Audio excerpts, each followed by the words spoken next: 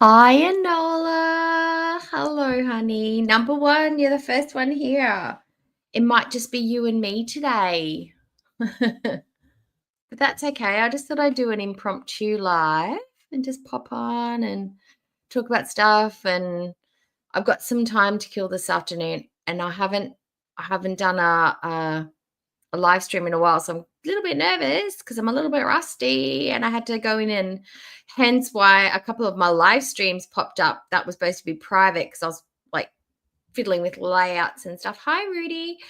Um, and I was just trying to get back into the swing of things, and it popped up on YouTube that I was going live when I wasn't ready to actually go live yet. So sorry about that, guys. Sorry about that one. Hi, Sassy. Hi, how are you?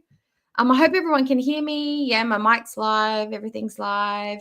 I have been missed. I've been busy, guys. I haven't had the energy nor the time. I've been doing the videos when I can. Hi, Saban. Um, but physically, because I've been doing a lot more running, my diet, I've been working more. I just literally have just not had the time, and I've been reserving my energy for myself and everything else. And I'm so sorry.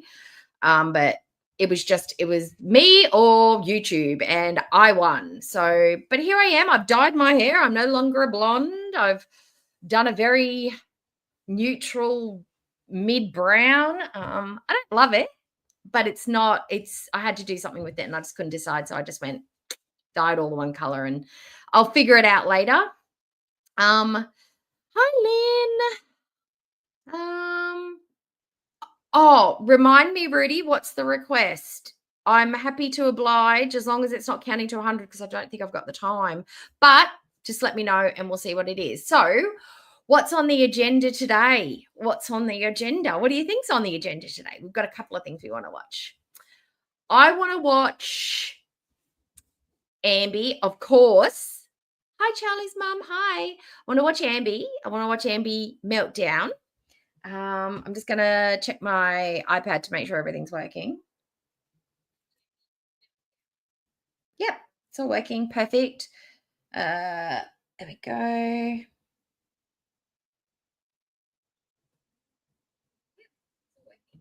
Oh, there. Okay, there. Sorry about that. That was a bit rude.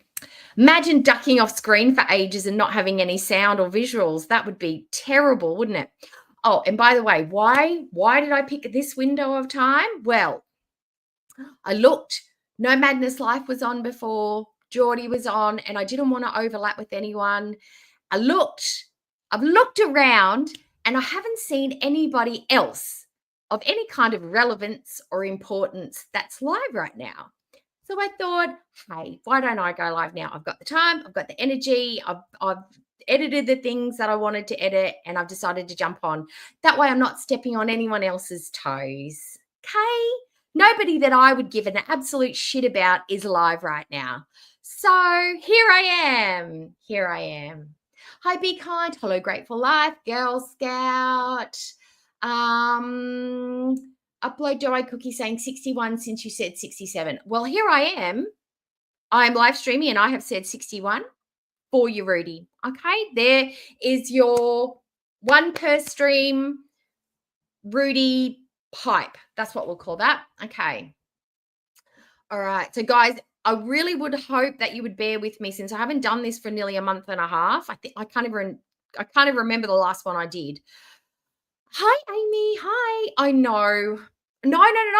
I have just started. Those other ones were what we'll say they were red herrings. They were accidentals.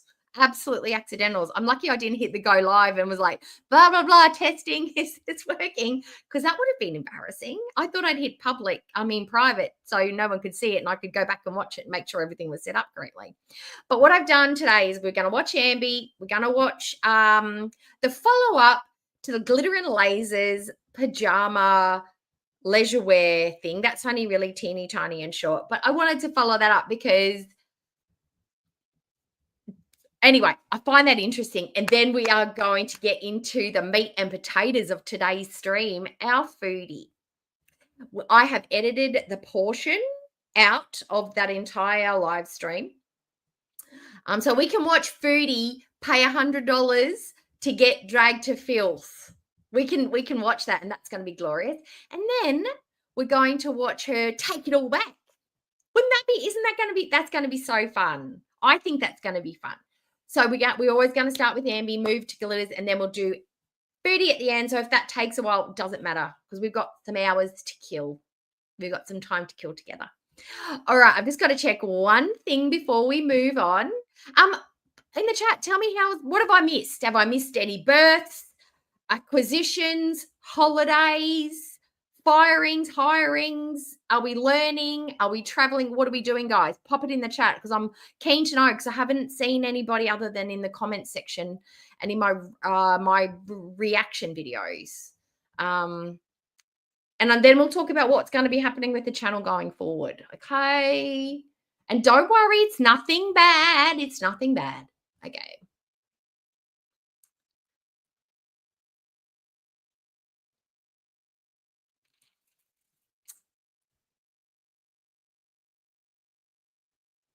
Yep, it's all good.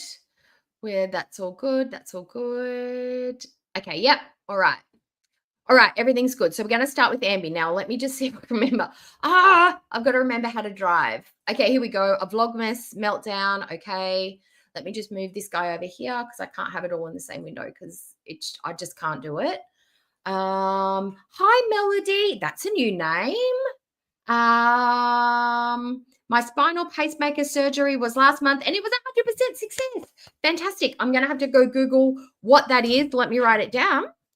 Spinal pacemaker. Is that kind of like a heart pacemaker, but for your, I'm assuming for the spine, does it have something to do with your like spinal fluid or electrical impulses in your back so you can feel stuff? What is that? Explain it a little bit more. Spinal, what is it called? Spinal pacemaker. Sounds like it might hurt a little bit, like there's a bit of a recovery time for that. Wow, spinal pacemaker. That if once that gets up and working and everything, that's probably going to be a life changer, no? That's amazing. Controls your bowels and bladder, signal to the brain. Oh, if that ain't a handy dandy alteration to the body, that's going to be pretty awesome. And Lynn is 5 years cancer free. Lynn, does that mean now it's been 5 years that you're sort of like your checkups reduce and they consider you like literally out of remission? Isn't 5 years the 5 year window like the non-remission sort of like stage? Oh, I'm looking over here when I should be looking over here. Yeah, isn't that your window? I can't remember. It's been a while because yeah, everybody cancer. I haven't had cancer in the family for a little bit. But as far as I remember, I'm looking fabulous. Why, thank you, Amy. I'm feeling a bit blah at the minute, actually, because I've got a bit of an upset tummy and a bit of we've got COVID running through work and RSV and influenza. But thanks very much. Up until like a day or two ago, I was feeling on fire. I was feeling really, really good. But thank you. I think it's because I'm fitter than I've ever been and motivated and things are happening. Things are moving along. Yay, cured. It's considered cured. That's fantastic, Lynn. If that's not a good thing to sort of like come across today, I don't know what is. But anyway, let's move on from Lynn's fantastic news and Be Kind's brilliant news and move on to Ambi's not so brilliant sort of like moment in time. Okay, where are you? Let me get here. Okay, I've changed my camera angle thing, so I've got to try and see if this is going to work the way I've tried to set it up. Vlogmas meltdown. Yep, and then I'm going to change this. Is it going to work? Yes, it will. It should do. Shouldn't be too invasive. Now, look, I'm still fiddling with this. If you can't hear stuff or see stuff, because I've changed the angle or something, please let me know. Put a hey dickhead in the chat. That would be fantastic. I'd really appreciate it. Oh, yeah, the flu's been shocking. 2 members, I mean, the whole COVID thing is like, it used to be like, 2 weeks and can't come to work and masks. And now it's not so like literally you can be at work with the vid. So It depends on how poorly you're feeling. But let me get this going. Let me see if it's going to work. Let me know if the volume's a bit wickety-whack and I'll change it. Hey guys, welcome to another day of Vlogmas. So I wanted to... Before we get too into it, can you hear it? Going into germ season from the Christmas shopping and touching all the things in supermarkets and shops. Yes. Yes.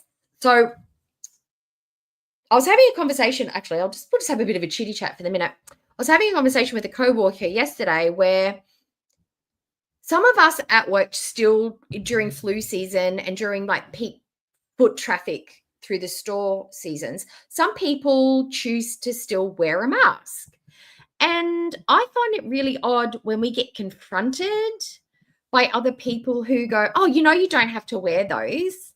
And we're like, yeah, we know. But, for us and for the other customers, we sometimes choose to wear them depending on what's going on in store and what's going on with our families. It's not just a matter of we're worried about you giving us stuff. We are worried about giving vulnerable people stuff. So I just find it a little bit strange that people are so still against the idea of masks after what we've all been through. And I think the education that we've got behind masks now is like,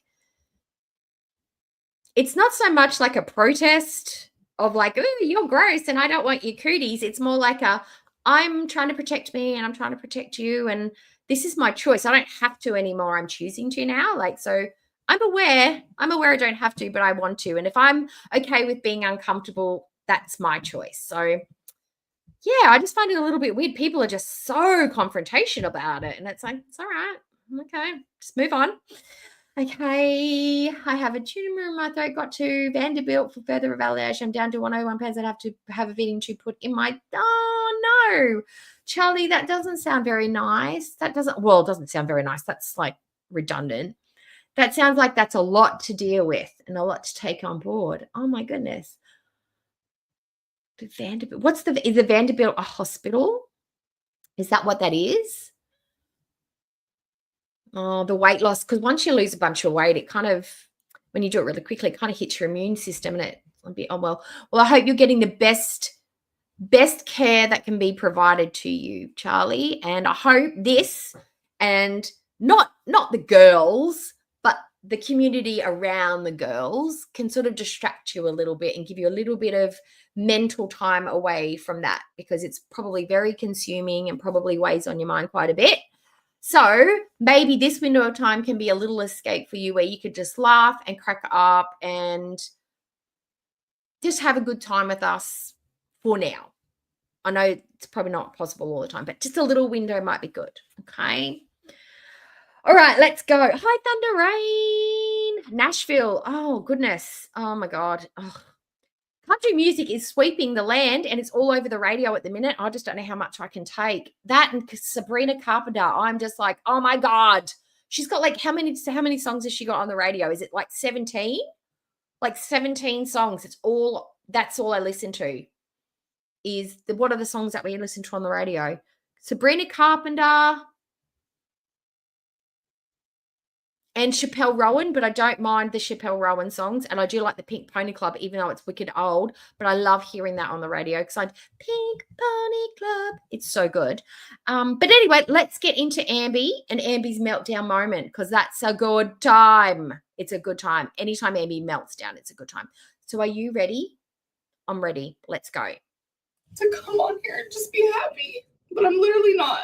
Like, I try my very hardest to, like, keep this side off of YouTube, where I'm literally having breakdowns because of how much I miss Rarity. And it's like I have so much going on right now between like things with like my dad, my brother, someone extremely close to me that like ultimately like changed my life as a teenager passed away. Like it's just a lot right now. And it's like it's snowing and all I can do is think about Rarity because like I know you guys don't want to believe it, but we have put in so much fucking effort. Oh no, sassy. Shush. Me and my bestie, because my bestie at work's into the K-pops as well, and we're walking around the shop going,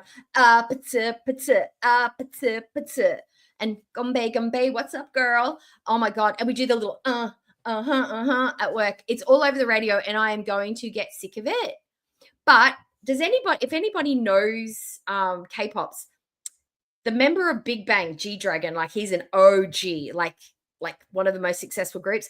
I think Rose, who is Australian, by the way, when she sings that her song, the middle bit, I reckon she sounds like G-Dragon rapping like she totally sounds like G-Dragon. It's so amazing. To find her. Okay. This is a lot. I'm sitting back going, this is a lot of energy to bring to the internet. And is it, I think this is all very fake. It's history on it. It's over the top. It's designed to prove how upset she is about the cat. I honestly do think she's upset about the cat. I do. I mean, whether she's distraught like this and putting all her time and energy into trying to find her missing daughter, i.e. cat. No. Do I think she should have uploaded this? Absolutely not. It's just made her look even worse. But I mean, is she getting up to, is she getting up every day, doing her hair, putting her makeup on to try and put on a happy face for Vlogmas because, dollars? Or is she just trying to get through her depression and like, I'm going to get ready. I'm going to get up. I'm going to have a normal routine. And I might be going out to all the shelters to physically look for my cat. So I need to look presentable and not go in a poop bun because they may not actually give me their cat because they might think I'm a crackhead or something. Do I have to dress up to get my cat back? I honestly hope she does get the cat back, to be fair.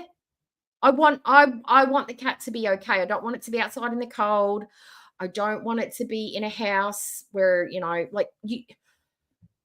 I think when a pet goes missing, you always worry who's found them. Are they treating the pet nicely? And you would hope that they are, but that's not always the case. And I think that's probably her worst fear, but I don't know. There's so many theories going around about what could be happening with the cat. I just think about where is she? What is she? Is she warm? It's just everybody knows this fabric because somebody's comment. Who was it? Beatrix? Was it Beatrix? No, it was Shelley. Hi, Shelley. Hello, Beatrix. Hello, Ellie. Anybody new that's coming in? I didn't see you. I'm hello, hi. This outfit should be paper thin by now. You know how when you've worn it and it's stretched, it just gets really, really sheer and really, really thin. This is worn through. I remember when she tried this one on. It's not a bad color on her, but what's happening? She's looking very, those little bells that you buy for your bird cage and you stick them in there. That's the shape of her. She's like a bell. She's gone from pear to bell shaped. It's all just accumulating on her hips and thighs and her stomach. It's just, you'd think she'd have massive boobs the way that she's gained weight, but no, she's actually built like a cello. A lot. This would not be a day that I would normally vlog. Oh, yes, it's definitely gotten in any sort of fashion. I genuinely feel obligated because I said I would. Hoodies. Kind of. It depends on where you live. In Queensland, probably not so much because it gets cold, but it doesn't get cold. It gets cold in Tasmania, Victoria, South Australia, the lower end of Western Australia, New South Wales, Victoria.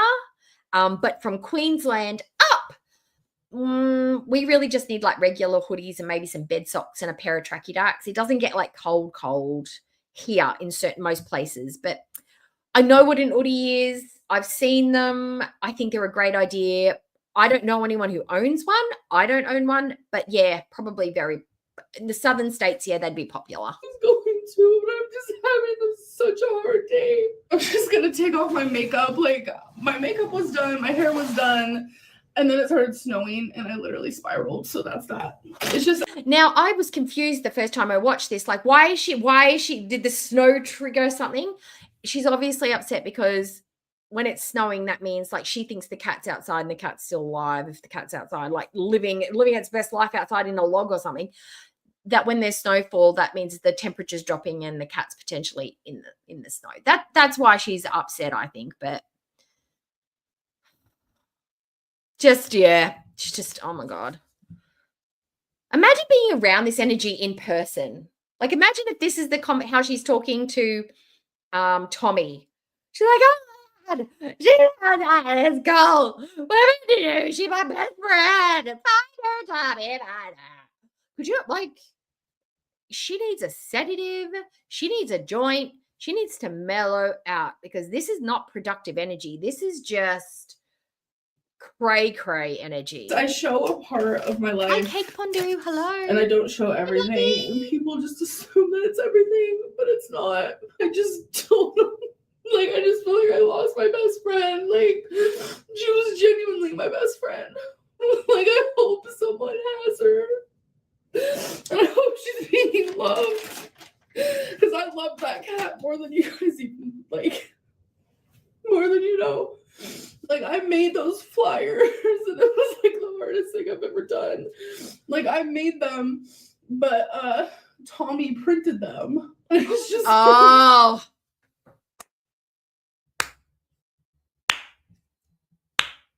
Tommy, what a superstar. Hit print on the computer, put paper in the printer to print them out, put them out on the poles. What a fucking hero. She had to make sure that Tommy was mentioned in the efforts to find the cat. That's going to totally stop us from thinking that she's a feeder and she's doing you harm. And this is all just a terrible relationship. Tommy printed the flyers, guys. She basically saved an orphanage from a burning building, did Tommy. I don't know. It just feels awful. And, like, all the searching we've done, like, I know I haven't vlogged any of it, but I'm not going to sit there and vlog that. It's literally so heartbreaking. And then, like, just because I don't vlog something means I'm not doing it. And, like, the eyes of so many people, and it just fucking sucks because I have put all of my energy into it. No, you put energy into doing your makeup, your eyeliner, straightening your hair. You put some energy into that. You put some energy into going to a Billie Eilish concert. You put some energy into editing and filming some vlogs that weren't cat related. Like, you've put energy into other things. You haven't put all of your energy. You've put your energy into this little cry by, and you've put your little energy in explaining Emily's issues away. You've put plenty of energy into other things. So no, you haven't put all your energy into it. Put a lot of energy into this ball fest. She is bawling. Now, she's dry-faced. The only reason her eyes are red is because she's been rubbing them. There's no wet. There's no snot. You know when you cry so hard, your voice gets thick. It's hard to swallow. You get the shakes when you're this worked up. Nah, this is Days of Our Lives, Marlena losing John energy. I've worked myself up into such a state, but I can't actually cry energy. Like, I love her more than anything. This is 2-year-old mum's not buying me the Barbie energy in the shops at Kmart. She's at Kmart, you've already got plenty of Barbies. You're not having another one. This is that meltdown. Like, my whole Vlogmas is just like constant, like, rumor after rumor after rumor. Like, even something as stupid as, like, Amberlynn has gained so much weight that she's using filters. And that's supposedly like proof that I just did a little Pepsi burp. Sorry about that, guys. Gross. I'm practically foodie beauty. I'm going to hide my face. Anyway, I apologize. That came out of nowhere. Why would you give a fuck if you are not using filters to prove that you're not using filters? Why would you take the time to sit down and film the screen that there's no filters added? And by the way, you can always remove them in the editing process. I don't think she did, but you can go into CapCut or whatever app she's using and just remove the filter and leave what's remainder and be like, here, guys, there's no filter on my video. That's not proof at all. But why would you fucking care? You have lost your best friend. You have lost your child. You've lost your baby. You've lost a family member. You loved her. You loved her. Why would you care about the filter accusation? In comparison to the cat being missing, that means fuck all. You could have saved that for February, March, April, May, when the cat drama's finished and you and Tommy have broken up. That could have been your next whinge fest. Don't use too many topics at once because you're going to run out of things to bitch about and complain about. You've got to spread it out, or you're just going to eventually be like, Legos, because that's all you've got. Legos and hairbands. Sorting my hairbands. Let's do it. Let's do it by size and color. Woohoo! It was fun hanging out with you guys. Literally, that's what it's going to get boiled down to. You can't waste all your cards at one time, Amber. Slow your roll, love. I'm using filters. Like, bro, no, I'm not. Gertie, like, this is what I look like at this angle, then at this angle head on. I've never used a filter. I don't know how to use a filter. Like, you guys literally constantly say, I don't even know how to edit my videos. Which, I do, but it's like, how are you going to sit there and say, I don't know how to edit my videos, but at the same time, like, I edit them so well that I put a filter? I just feel like defeated at this point. I've been waiting for this moment. I have been waiting for this moment. Okay. So we've got someone sniping at the moment. I'm not going to say their name, but they know who they are. She's a pest. Guys, do you want to watch something different? I've got something prepared for such an occasion. It's an educational video.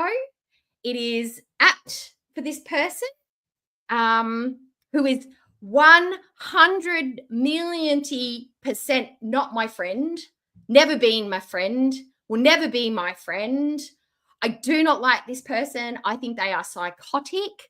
I think their live streams are the shittest in girl world. They are literally the personification of scrambled eggs. Nobody knows who they're watching. Nobody knows why they're watching it. Nobody likes the context. She can't take the hint when they don't like the stream or the subject, aka children. She doesn't listen to the chat. She's probably high most of the time, probably drunk as well, and is totally 150% disrespectful of her partner and probably the worst wife around on Girl World. You know, and, you know, she's an average cook, but you know what? If your husband doesn't like you, it doesn't really matter what you prepare for food, right? Yes. So this person, and you know what? The wicked thing is that I know exactly the words that this person wants to hear from anybody in Girl World. And I will never, ever, ever, ever intentionally say this because I know it's exactly what she wants to hear and I'll never fucking say it. So what I'm going to say is that I think you are a below average streamer. I think you pick the shittest content for people to watch. Nobody's interested in it. Do you know why people come to the stream? Because they like to talk to each other. They don't like, and you are a very messy, icky, grubby background. And it's like a little chat room. It's a little chat room that you can go to, like back in the AOL days or the Beehive days. You remember the little hive days that you could go and you could go off into a side chat room and have like fun little mucky conversations with people? That's what this chat's like. It's not about the content that this person is bringing up, and it's not the points in the conversation, which nobody understands most of the time anyway. It's because the chat like to play with each other. And it's just a nice little room that they can go and hang out with. It's like going to a trap house and having the back room to yourself. No adults are going to get up you. You can do whatever you want. You can say what you want. You can leave and you can come and you go, and there's no problems. That's why they go. Not for the content and not for the creator. But anyway, we're going to watch a very fun and informative documentary about a topic that is 100% relevant to this person. Are you interested? Are you interested? Because I'm fully interested. And because this person is into nostalgia, it's a nostalgic look at a very significant and pertinent part of their history. Let's get it. Let me just find it. Oh, this one looks good. Okay, we'll turn this one off and we'll put this one on. Okay, let's go. Oh, now this one, it only goes for a little bit. Now, this one is a trigger warning for everybody.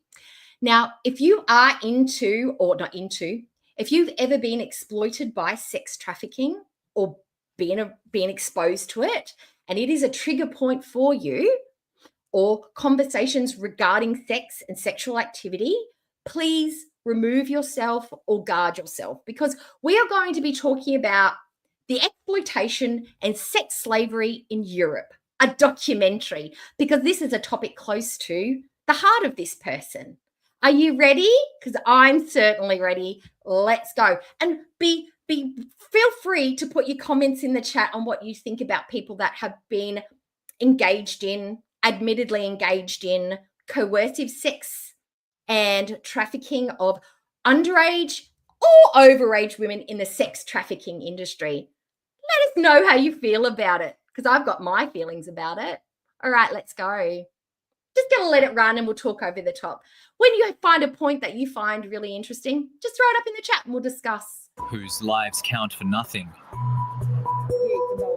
He put a gun to my head and said, "I'm going to shoot you."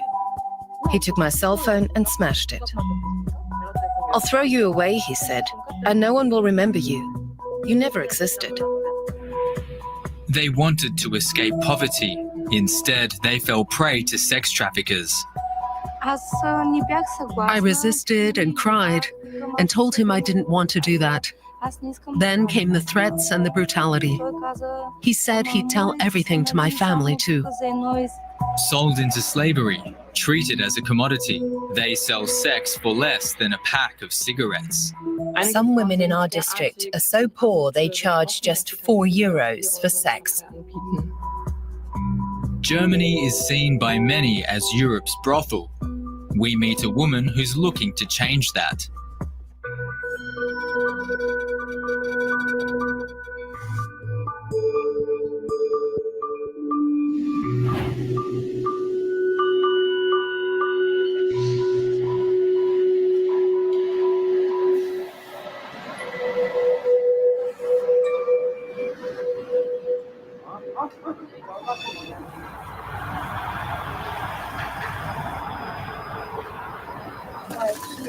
Julia Vega is a lifeline to them.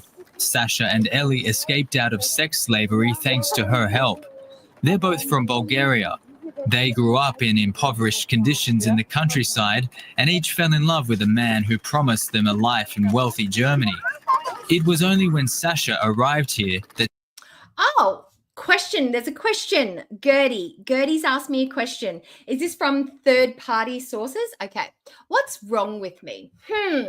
I don't know. Could it be that I have told this person over and over and over and over again that I don't like them and I'm not their friend and we're not connected in any way, shape or form? And that friendship is a two-way street and you can't be friends with someone if they don't want to be your friend. But it doesn't matter if you're friends with them in your brain. That's kind of stalkery, kind of obsessive kind of thinking. That's how stalkers, people who are mentally ill, think about relationships. Say a gentleman falls in love with a woman and she says, "Fuck off, I'm not interested in you. Never have been, don't want to be, get away from me, leave me alone." And he's like, "Oh, she's just got to be around me enough, she'll fall in love with me eventually." No, I'll never fall in love with you. That is the kind of thinking that it is.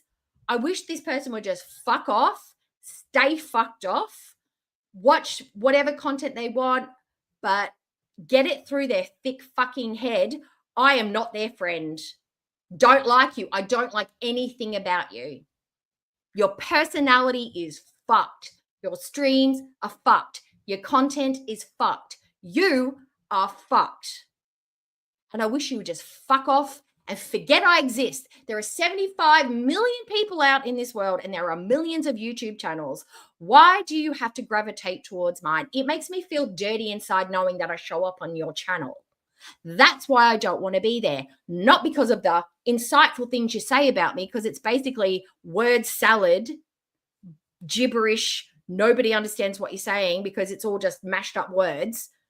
I just don't want to be in the same orbit with you. I want to be completely like removed, like a cancer, like a bad mole, like a wart. Just remove me and forget I exist. That's what I want, because it's embarrassing for me to be attached to you. And when you say I'm friends, people who don't know us might get the wrong impression and think that I fucking like you and I support you and I agree with the things that you say and do. And I absolutely don't.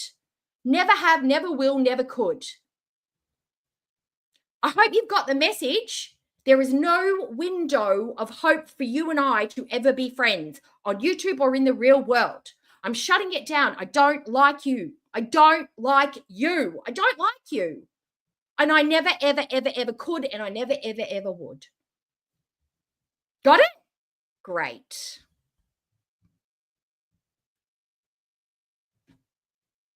That she realized she'd have to do sex work.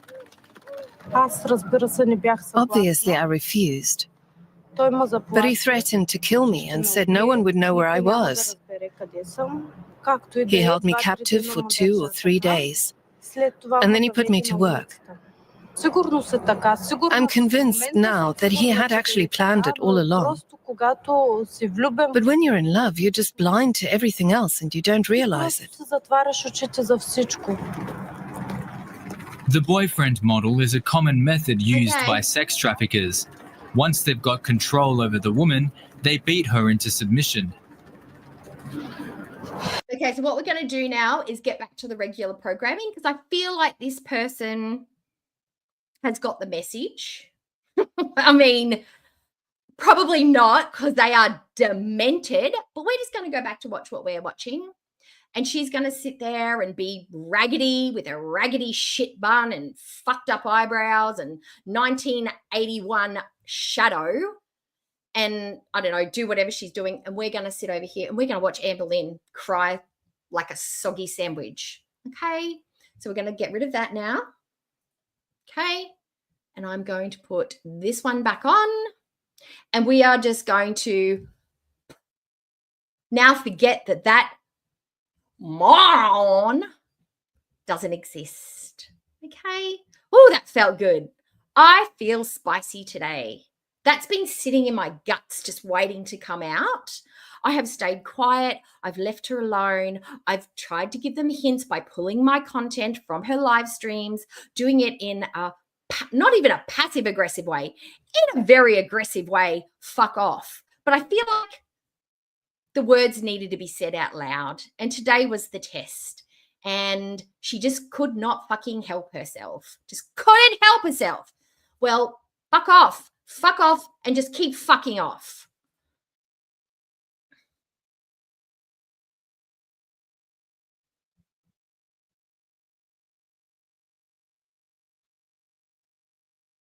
Hi, Candy. And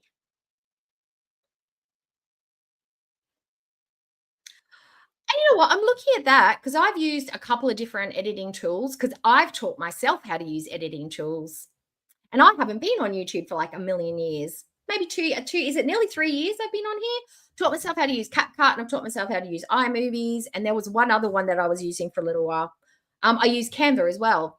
And that's none of them. So I don't know what software. Does anybody know what software she uses? Because it must be very basic because she doesn't use a lot of the tools on there.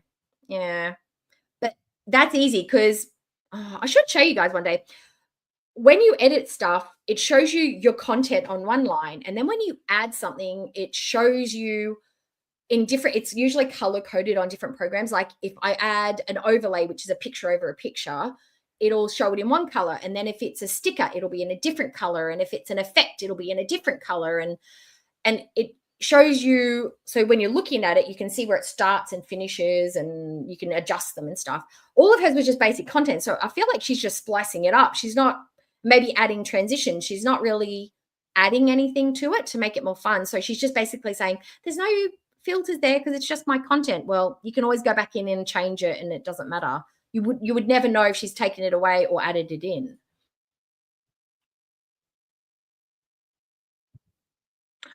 Is that the one from YouTube Creator? That is shit because I tried using it and I couldn't figure it out. It's awful and so laggy.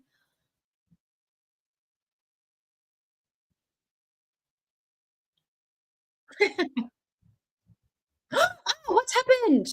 Where did it go? Where did it go? Oh, because I didn't share it. Okay. All right. There we go. She's back. It's back. Okay, now we'll go back. Right. Here we go. I'm about to show you. People think that there's a filter. Here it is.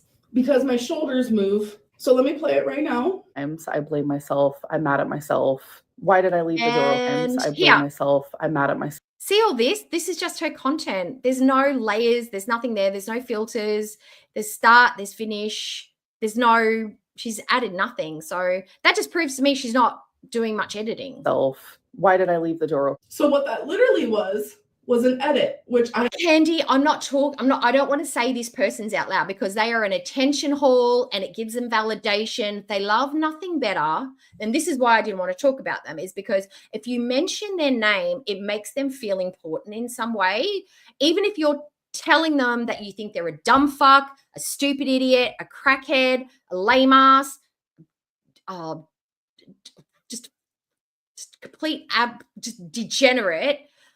Like, oh my God, she said my name. We must be friends. Oh, no. They don't hear the bit that all they know is they're talking about me because I'm a star. They're talking about little old me. They must love me. No, they don't.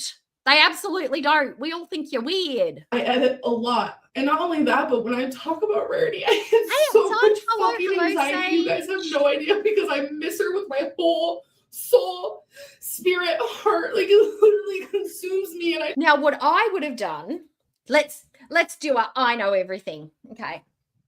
If I was a famous YouTuber with all the clout that this one's got and the platform that she's got, I would be wearing a shirt with my cat's picture on it, with a contact number or a contact website. I would have probably maybe set up a website, got a domain name, Find Rarity Cat, Amberlynn Reed, with my link on it.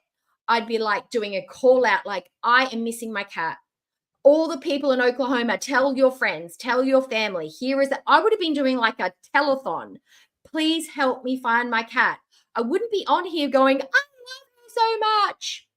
Don't you see how distraught I am? Here is the proof that I'm upset. I would be using this platform to try and find my animal. I would be doing shorts. I would be doing a, please help me find. This is the circumstances. Please be looking here. If you want to help me, this is what you can do. Like, I don't want money. I just need resources. I need feet on the ground. I need people with their eyes peeled, looking around, not wah like a baby.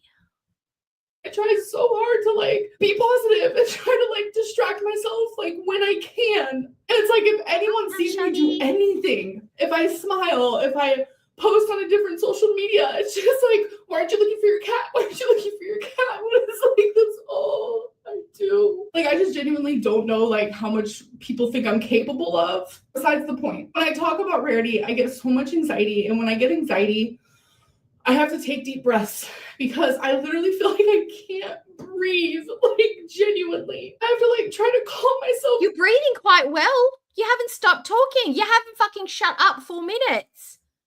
You can breathe. You're breathing quite well.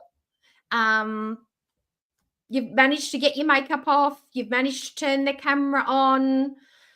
Like, you're managing quite a bit. Yeah, I mean, you breathed all the way through the Billie Eilish concert. The depression didn't kick in that day. The anxiety wasn't there that day. You managed to subdue it enough to go to the Billie Eilish concert. Down, and it's like, I didn't want anyone to know that in that clip I was having a lot of anxiety. I want to seem strong. I want to seem capable. I want to seem okay, but like, I'm literally not. So I decided to edit out a moment where I was like, Amberlynn, take a deep breath. Oh, going around the neighborhood, every single neighbor would know what my cat looks like. I'd be putting new ones up. There's actually a tree down on the walk path where I am with a little cat on there that looks a lot like mine, but their cat's black, and the little cat was called Smokey, and it's missing. It's got the name on it. It's laminated, so they've actually gone and laminated all their signs so that they're weathering quite well. And some dipshits come along with like a marker or one of those wash away, ones that don't wash away, and put crab bait.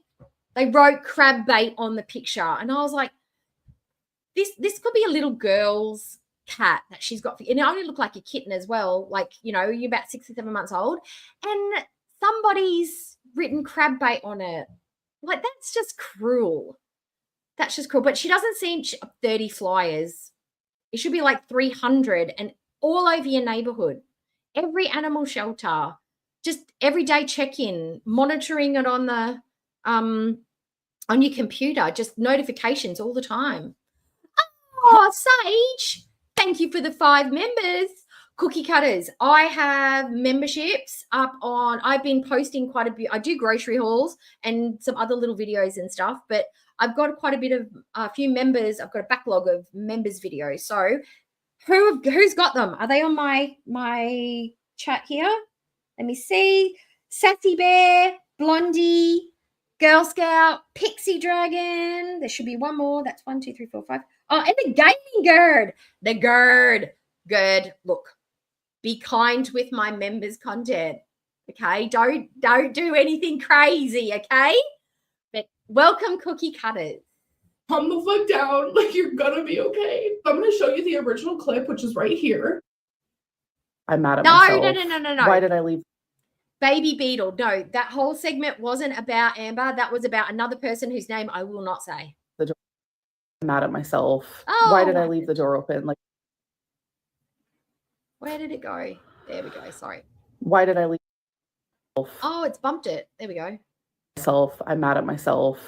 Like, calm down. I'll be back. Okay. I've calmed down a little bit. Not much. Today is just really hard. And this is all I can give. This is literally all I can give today. Like, I don't have the capacity to give right now. I'm just feeling kind of like defeated. She's forced. See, this is it. Coercive friendship. I reject. I deny your friendship, lunatic. I don't need friends like you. I don't want friends like you. You are not. Hear me when I say this loud and fucking clear. You are not my friend.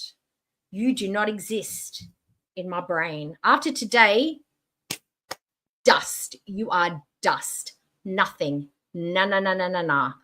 The only time you will know that I'm around is when I pull my content from your streams. That's it. That's it. But no, we are not friends. Never will be. Ever, never, ever. And I want to do something I said I was going to do. Upload the 1st through the 25th. And do I want to post this? No. But I literally cannot muster anything else in this moment. So I hope that I come back tomorrow with... I'm wondering how many of Amber's watchers and viewers would have preferred her not to do anything at all. Rather than put this up, which would... The people that care about Amber would be like, oh my God, she's having a meltdown. Oh my God. And people who see through her bullshit are like, oh my God, this is gross. This is absolutely nuts. Why did she post this? This was useless content. Why did she post this? Her reasoning. I've got to keep up with my Vlogmas commitments. No, it's because December revenue. This is an exciting storyline for her. People are going to watch it. People like me, we are watching it. Ugh, it's gross. They're both gross. Her and Foodie are just gross. Better spirits. I'm sorry for this, but this is just like reality right now. And yeah, I'll see you guys. Dohiki. Oh my God. So she's annoying you as well. Fucking hell. She's nuts. In my next Vlogmas. Thank you for spending this one with me. Wowzers. Okay. So that was all fun and good. I'm sorry, guys. If my yelling and shouting upset everybody, I'm sorry. I had to get it out. I had to take the opportunity to say it because I'm not usually someone who shuts up and just takes the crap. I tried being mature. I tried not being aggressive. I tried giving her all the hints. I really, really, really did. And I tried being upfront. But when that person's too dense and too dumb to take the hint, you just gotta say it. Just gotta say it. I couldn't be maturer anymore. I couldn't do it. I had to just be a bitch about it. I just had to. You're avoiding her quite well. Yes, I was doing great up until today, but I knew as soon as I went live, she can't help herself. She can't help but sniff around other creators. I don't know why. I don't know why. I don't know what's wrong with her. I'm not a doctor. I can't diagnose what her many facets of mental illness on top of her alcoholism and Vicodin habit, I think. I don't know. Who knows?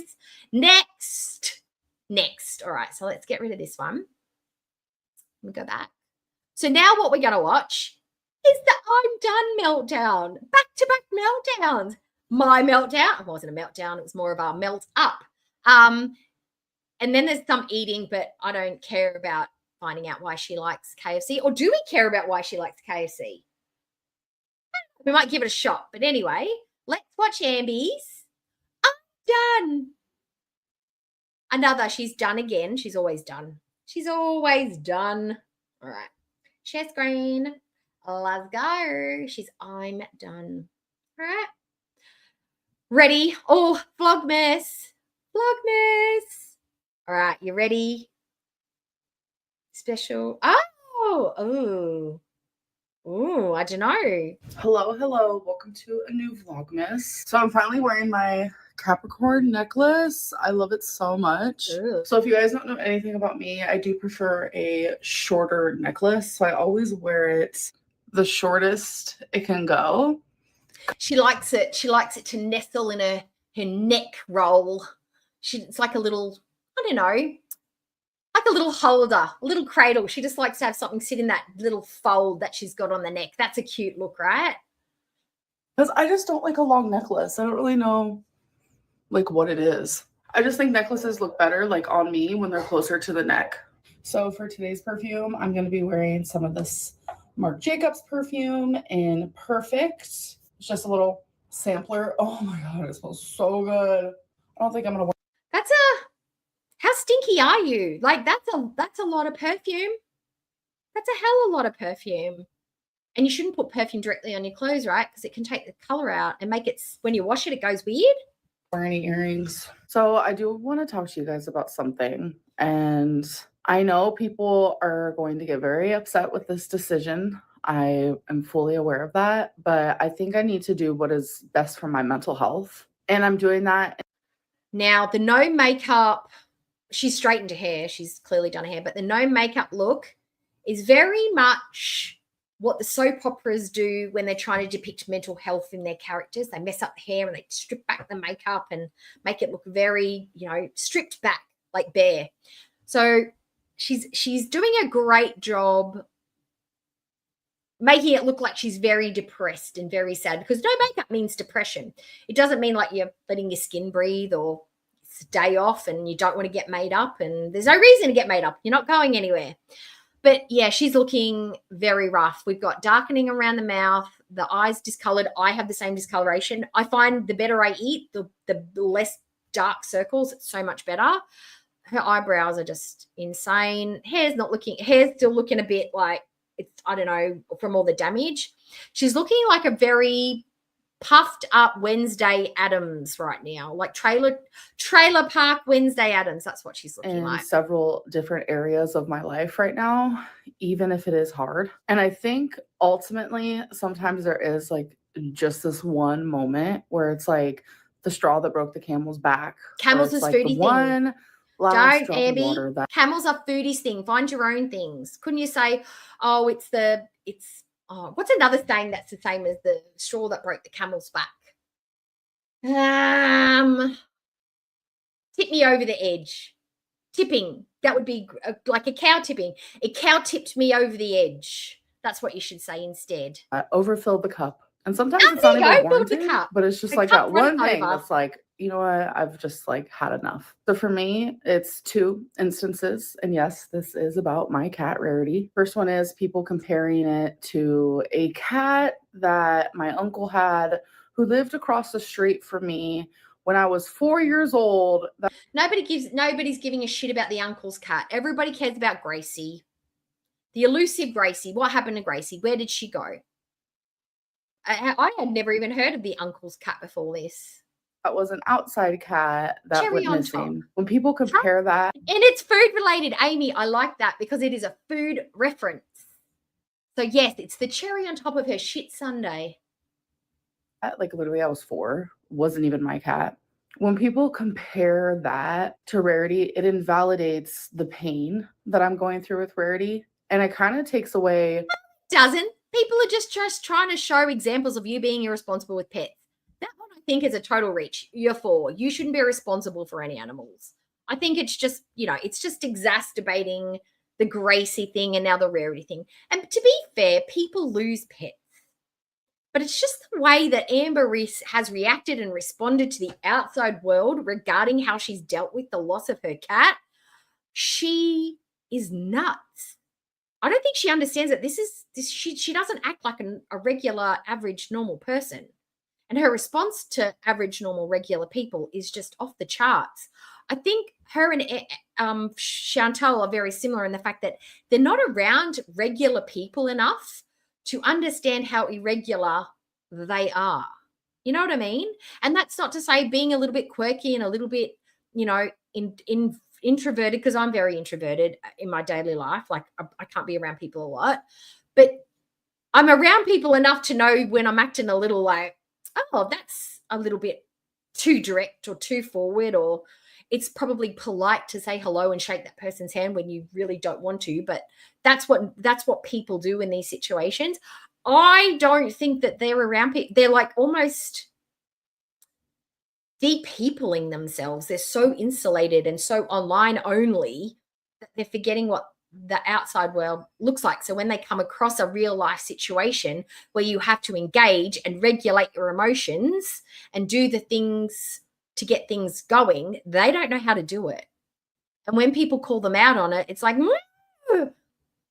they just buck up and act out. Everything that I've shared about this situation, this whole thing has been absolutely heartbreaking for me in more ways than one. I have lost a fur baby that I considered, my daughter. Like, I can't have real children. That was taken from me when I was diagnosed with. Now, I'm a cat lover. I have a cat baby.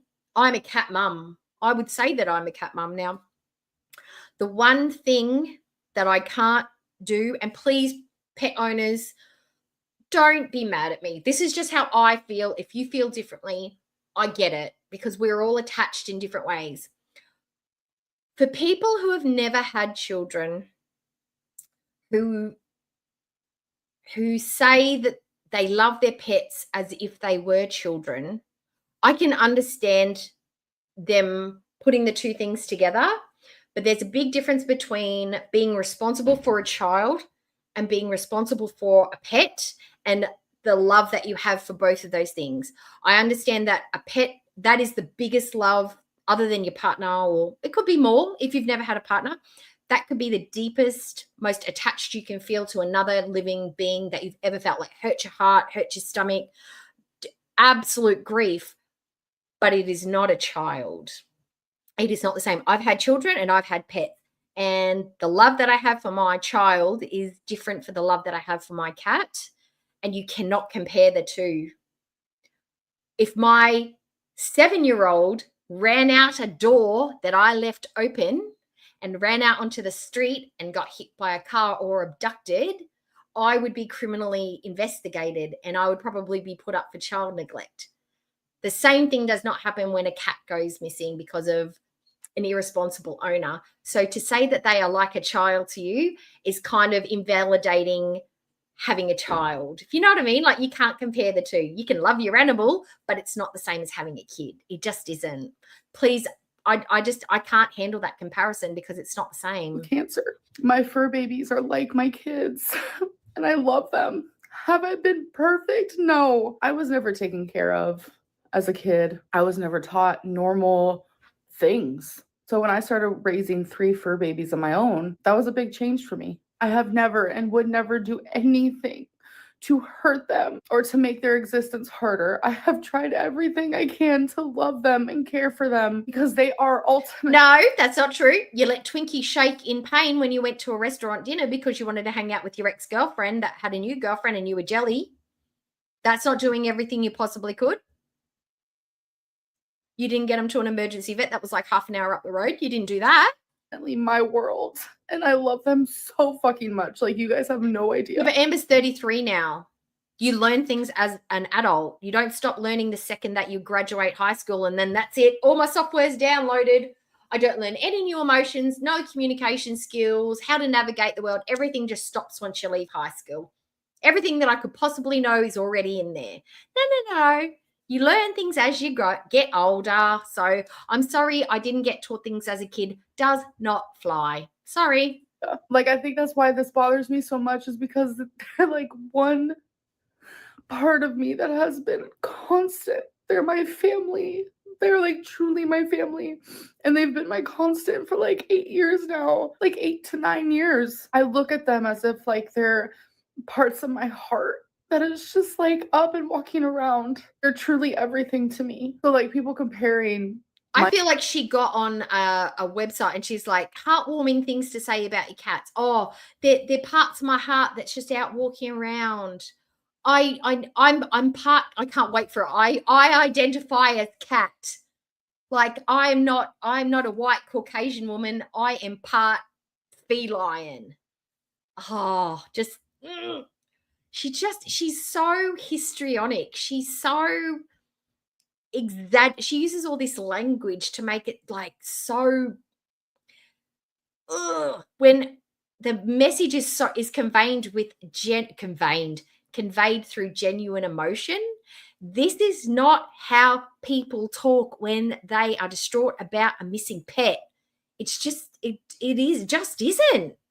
My uncle's cat, that was an outside cat from when I was 4 years old, to this situation is just like a lot for me. And then the whole yes, that's correct, Girl Scout.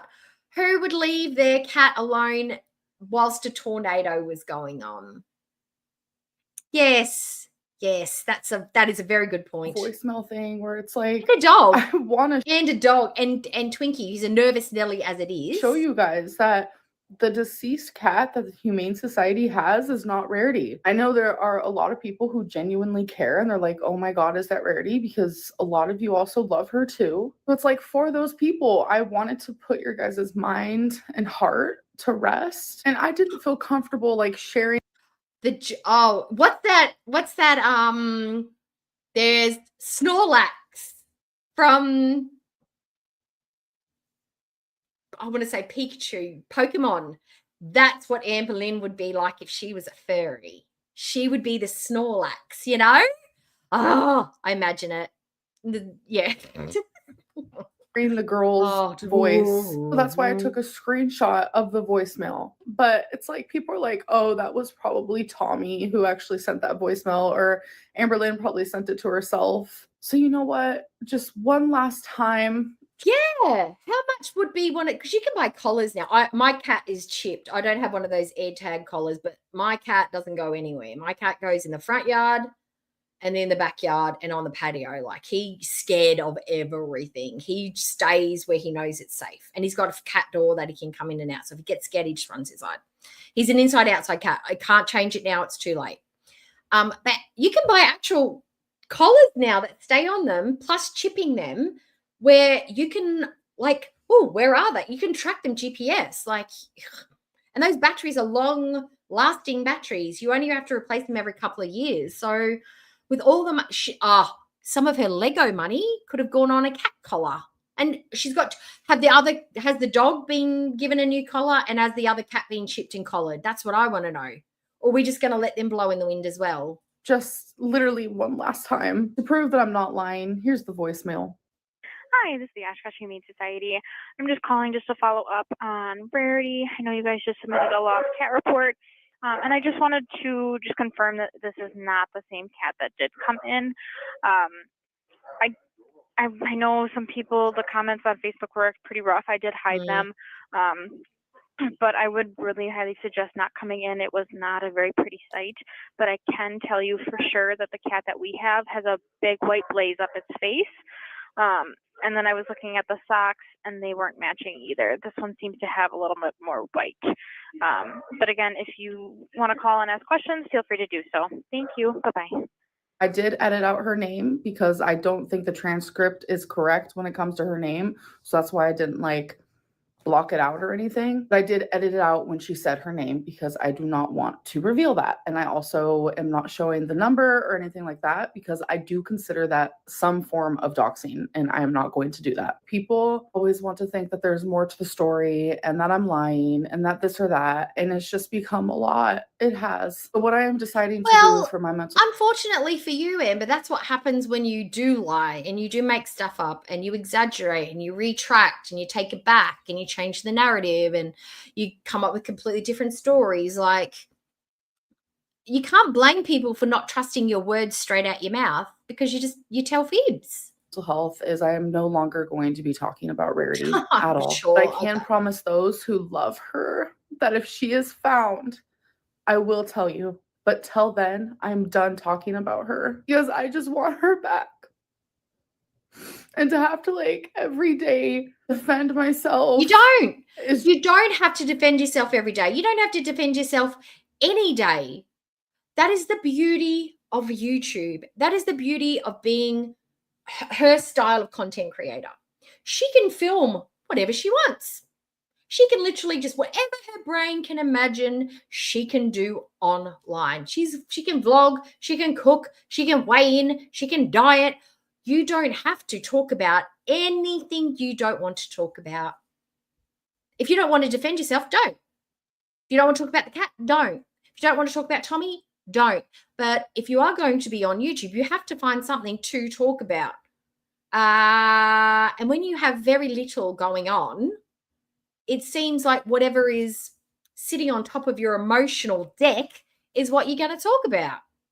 It's just exhausting. I'm done defending myself. I feel defeated and I feel exhausted. And Stop listening to the haters. Stop going into comment section. Stop reading everything. Stop watching Geordie. Stop watching Pulpy.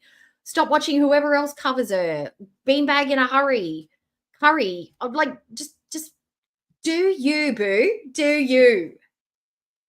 And it's not good for my mental health. Vlogmas has been depressing because I have been depressed. I'm literally going through a lot right now. Rarity is at the forefront of my mind, but like there are other things in my life. I don't want to like say anything personal, but things with like my dad, my brother. Oh my God. And yes, No, Sage, could you imagine?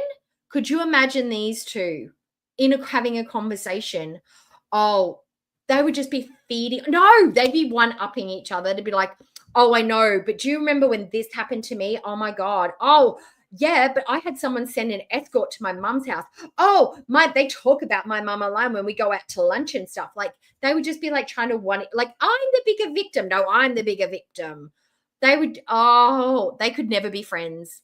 There's as big as they both are, there's not a room big enough to fit both their egos in it. They wouldn't be able to. My foster mom passed away, and that's hard. Like, she ultimately changed my last 2 years of high school. She became a foster parent specifically for me and my brother. Like, I loved her dearly. Like, if it wasn't for her, I don't know, like...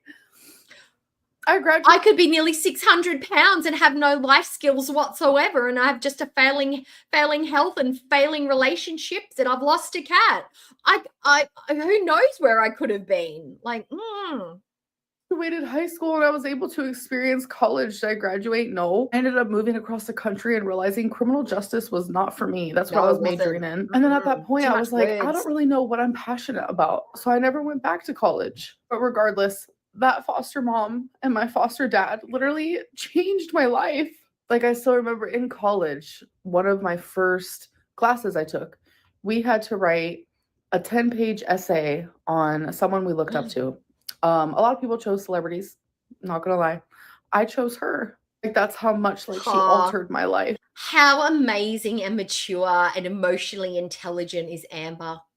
I didn't pick a celebrity or anyone famous or anyone that I stan. I picked my foster mum.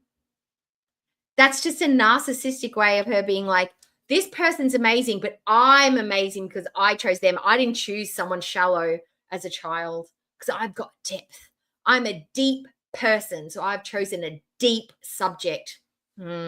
She's amazing. We all just miss how amazing she is, guys. If in a good and positive way. And those are just the things that I'm like willing to share that I'm currently going through. I don't want this Vlogmas to be depressing because I like to go back and look at old Vlogmases and to know that this one has been just like miserable for But me. Amber, you don't have time to go back and review old content because you're busy looking for rarity. You are putting all of your emotional and physical energy into finding rarity, correct?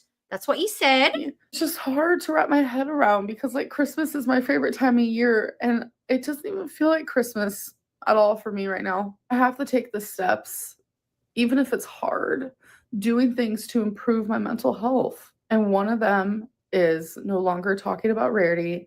And I'm tired of constantly trying to like defend myself, improve myself. Like I just can't do it. She could have just come out with a video. Everyone's correct. What they found online is true. The cat got out. The cat is missing. We're all very upset. We are focusing highly on trying to get her back. We're doing all the usual steps. We would appreciate if everyone just stopped spreading the rumors. The cat's missing. We are looking for her. End of. Final message. I won't be talking about this again.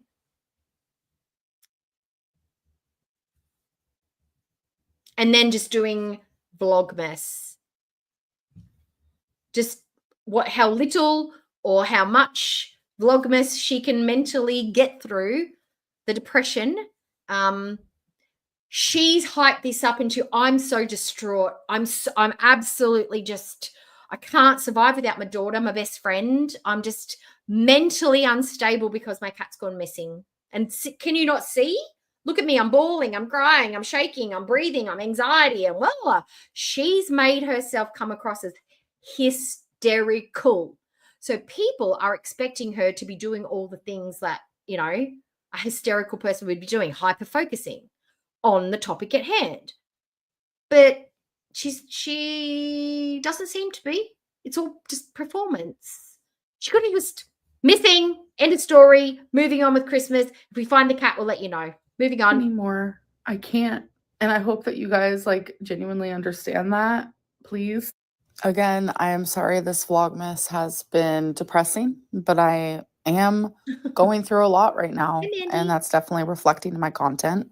And I hope that to change soon. But I do hope that you guys enjoyed this Vlogmas. Thank you for spending it with me. And I will see you in my next. Nobody's enjoying the Vlogmas. People are watching it, but they're certainly not enjoying it. Okay, so now,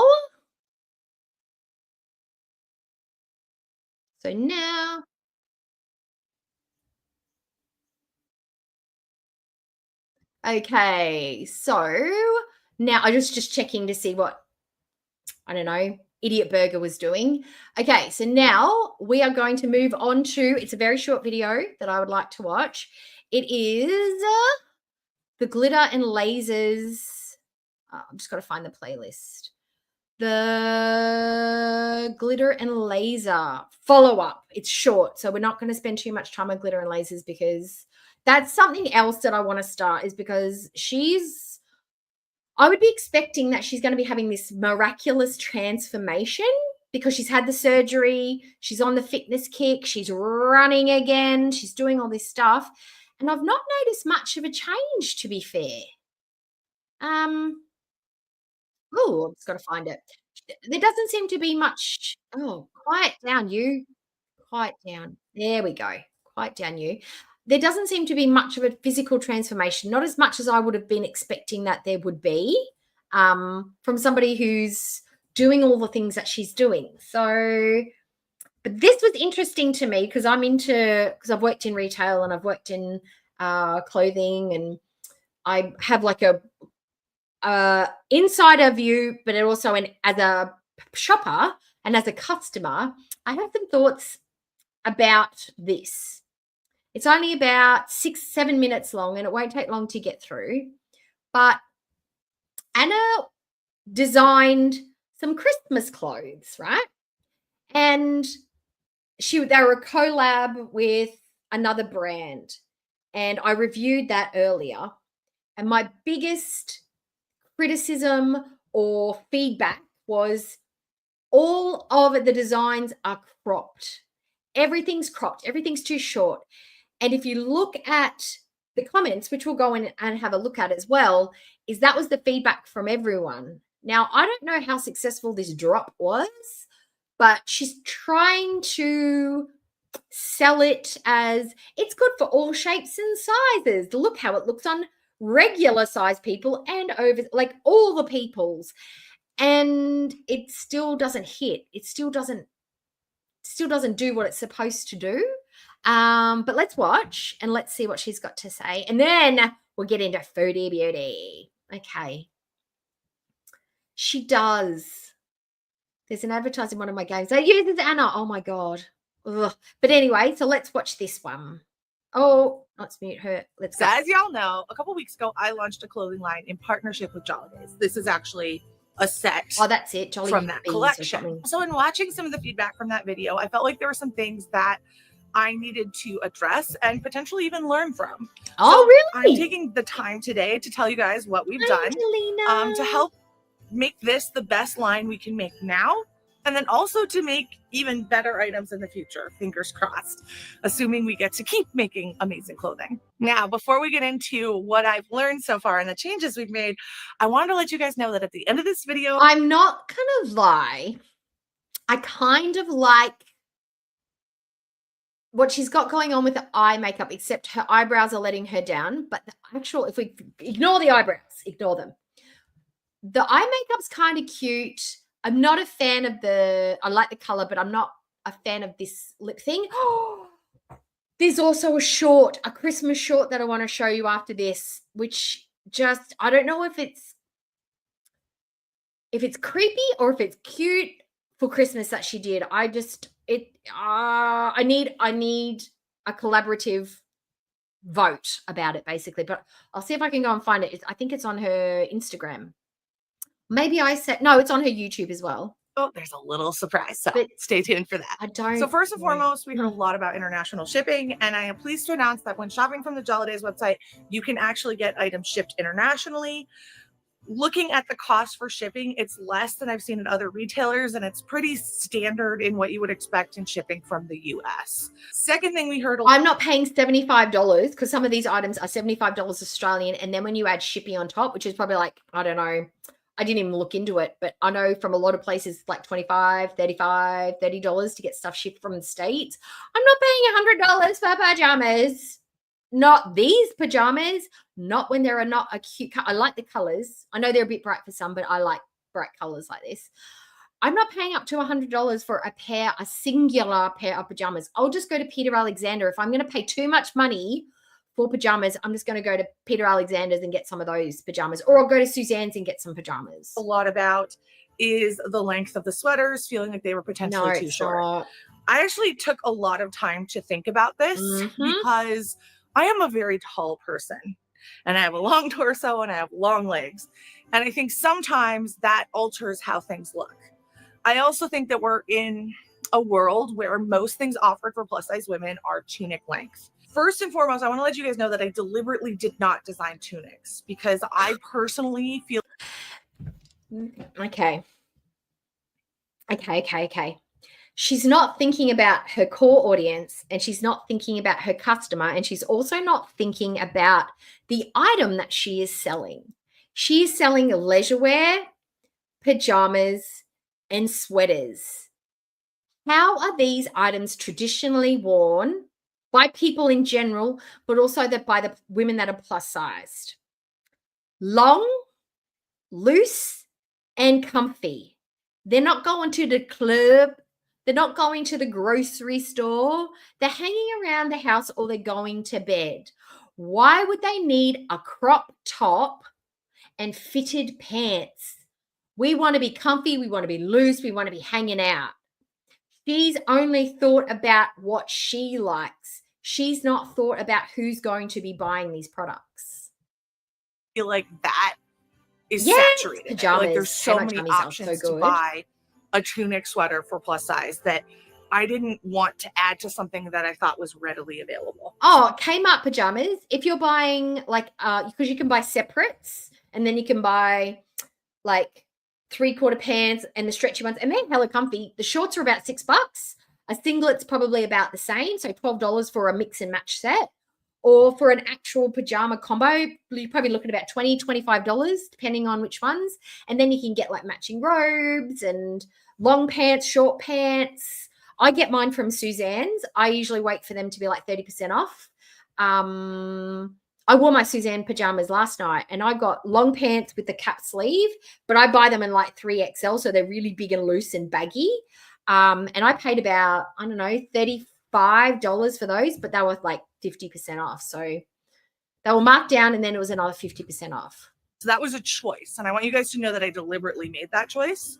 Because that you said, designed them poorly. I'm also very tall. So one of the things I wanted to see is these sweaters on other bodies. So I could see like, hey, do we need to add some length? So we did get together. So this tells me she did no creative process with the people developing these pajamas. They didn't put them on an average size fit model, and then they didn't adjust the sizing for plus size, because that's normally how you make them. You have an average size. Like most brands usually use, in Australia, use a size 12 or a 14 to develop their brand. They put the clothes on them and then they pin them and fit them for that. And that's how all the clothes roll out, depending on what kind of cut, relaxed, fit, streamlined. Some brands, when they have very petite sizes, middle sizes, and then plus sizes, they'll have 3 different models. So they'll start with a petite, which is 5'4" and under, and then they'll have like an average size, which could be a 10, a 12, a 14, 8, depending on what country you're in. And then they'll have a plus size, which has got a slightly different cut. So that just tells me that she's gone, this is the cut for everyone. And they've not tried it on different body types already. And she didn't have anybody in the marketing or the development team say, pull her aside and go, look, Anna, we've had a little bit of feedback from the team and we're a little bit concerned about this crop cut. What are your thoughts? How would you feel about amending the length?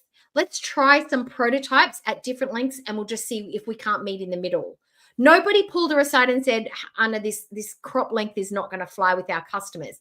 Nobody, not a single person. They're a group of girls, which you're going to see here in just a little bit. They're going to introduce themselves and then we're going to show those sweaters on those bodies to get a better idea of how these fit. Yes, I like those. I walked away from this personally believing that this was the right length. And just to give you an idea of how we got to this length is we did look at what typically sells in stores. We did look at what was available in larger sizes versus what wasn't. And we kind of decided on the length there.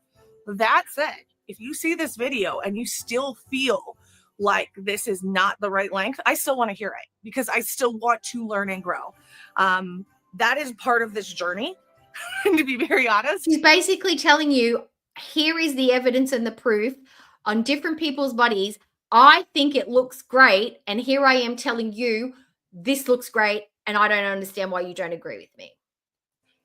I don't know what I'm doing. I'm learning and growing through this process. But it's and a the only way I'm gonna collaboration. get better. I don't understand. It's a collaboration. Nobody walks in and goes, complete newbie to the fashion world, to designing, to making clothes. Here is a sketch pad. Here is a designer. Just sit down, draw what you want, and we'll make it. That absolutely does not happen in a collaboration with another brand because the brand wants to make money. They gave notes. I bet you any money they gave notes. But she was just, I don't know how this happened.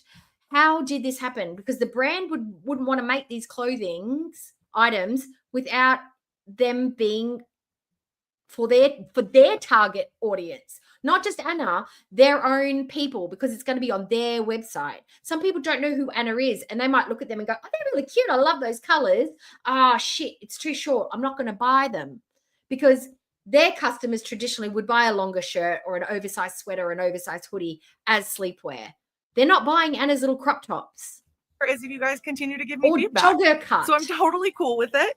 And I feel like it's why I started all of this was to create things that I felt people would love. So without further ado, we're going to jump into seeing those items on the different bodies. And I'll have each of the girls introduce themselves. What's really interesting is they are all people who follow me online. I just did a model call. Oh, so my God. Wearing the clothing. Oh, my God. Oh, my God. Okay, so they're going to be completely unbiased in their feedback. They're not going to be like, I'm sorry, Anna, but I really don't like the hemline, or I'd like a little bit more coverage for my front, or I'd like them to be a little bit longer, especially if I wear tight jeans or leggings. They're not going to be completely, they're going to be like, oh my God, the fabric's so amazing. I love these colors. It's such a cute design. And you know what? I specifically like this shorter length because I really hate long shirts. I really like it when my shirts don't cover the bit that I'm really, really hyper-focused and a little bit, you know, protective of because I'm self-conscious about it. No. I love it when it's up high around my hip bones and it lets my apron hang down. That's my favorite part about a too short shirt. These are not professionals. So all I ask in the comments is to be kind to these girls because they are showing up and providing, you know, their bodies as a way for you to see this clothing in a different way, and they deserve respect. You want to come for me? Go for me. Yeah, let's not body shame the girls who are doing this because they're obviously stans of Anna. And I'm sure they're probably going to look beautiful and they're going to be feeling themselves. Focus wholly and solely on the cuts of the clothes. That's what we're doing. I don't care. Please don't comfort these girls. Please be kind to them. Please understand how it would feel if you did something brave and somebody said something mean to you. That's all I'm going to say because I think they're lovely and adorable and super cute and I can't wait for you to see them. So with that, let's get into it. Hey guys, I'm Mallory, also known as Mal the Model from Rocky Mount, North Carolina, and we love a little llama love. Over the holidays, I enjoy boxing and gift wrapping with my family.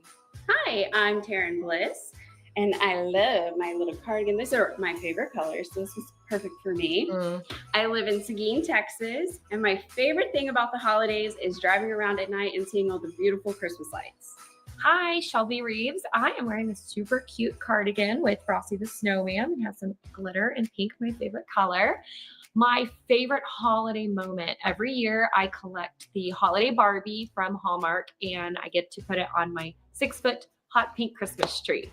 Hey, my name is Bella. I have this beautiful cat Santa Claus cardigan on with the ornaments over here. It's super colorful and I love it.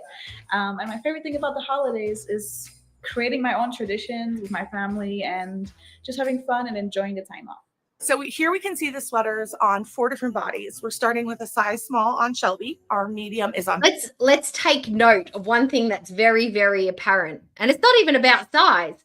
These women are wearing jeans that fit them, that are a flattering cut. She's got a boot cut. She's obviously an hourglass. The lady with the purple with the llamas. Our size XL is on Mal. She's got a pair of wide leg mom jeans. I think she's even got cargos on. Like she's got a wide leg, like these pants suit her. I still feel like a longer hemline would be okay, but I love this color on her, by the way. It does look really cute. I do like the llama. I actually like a lot of the sweaters. I just hate the length. And I have noticed that 1 or 2 of them are wearing a bigger size, probably for the extra length. They are a lot looser on these ladies than they are actually how Hannah wears them. You can tell they're a lot longer because the arms are longer. That's relative. Like the bigger your shirt, the longer the arms because they think you're taller. Yet they're wearing them a little bit looser than Anna wears them, and wearing them looser makes them a little bit longer. They're a lot longer on these ladies than they are on Anna. And then we have our 2X on Taryn. She's got each of these girls has a different body, so you can kind of get an idea of how the sweater might fit for you and your shape. They also all have different sized and length torsos, so that also affects where the sweater hits. I particularly have both a long torso and long legs, so it tends to be a little bit shorter on me. I think. Yeah, but why are they so tight on you? You have shorter ones and tighter pants because you are wearing a size or 2 too small for you. A great example of someone with a shorter torso is Taryn, and someone with a longer torso would potentially be Mal. Now we're going to take a look at the same thing on the cardigans. So again, we're going to have Shelby in the small, Bella in the medium. She really is working hard to convince us that this length is not awkward and weird for a lot of people. She's working like it's not weird, guys. Look, it's totally flattering. In the XL and Taryn in the 2X. And you get to see where this cardigan hits on their bodies, keeping in mind that everybody does have a different length torso and a different height, and they all have different body shapes.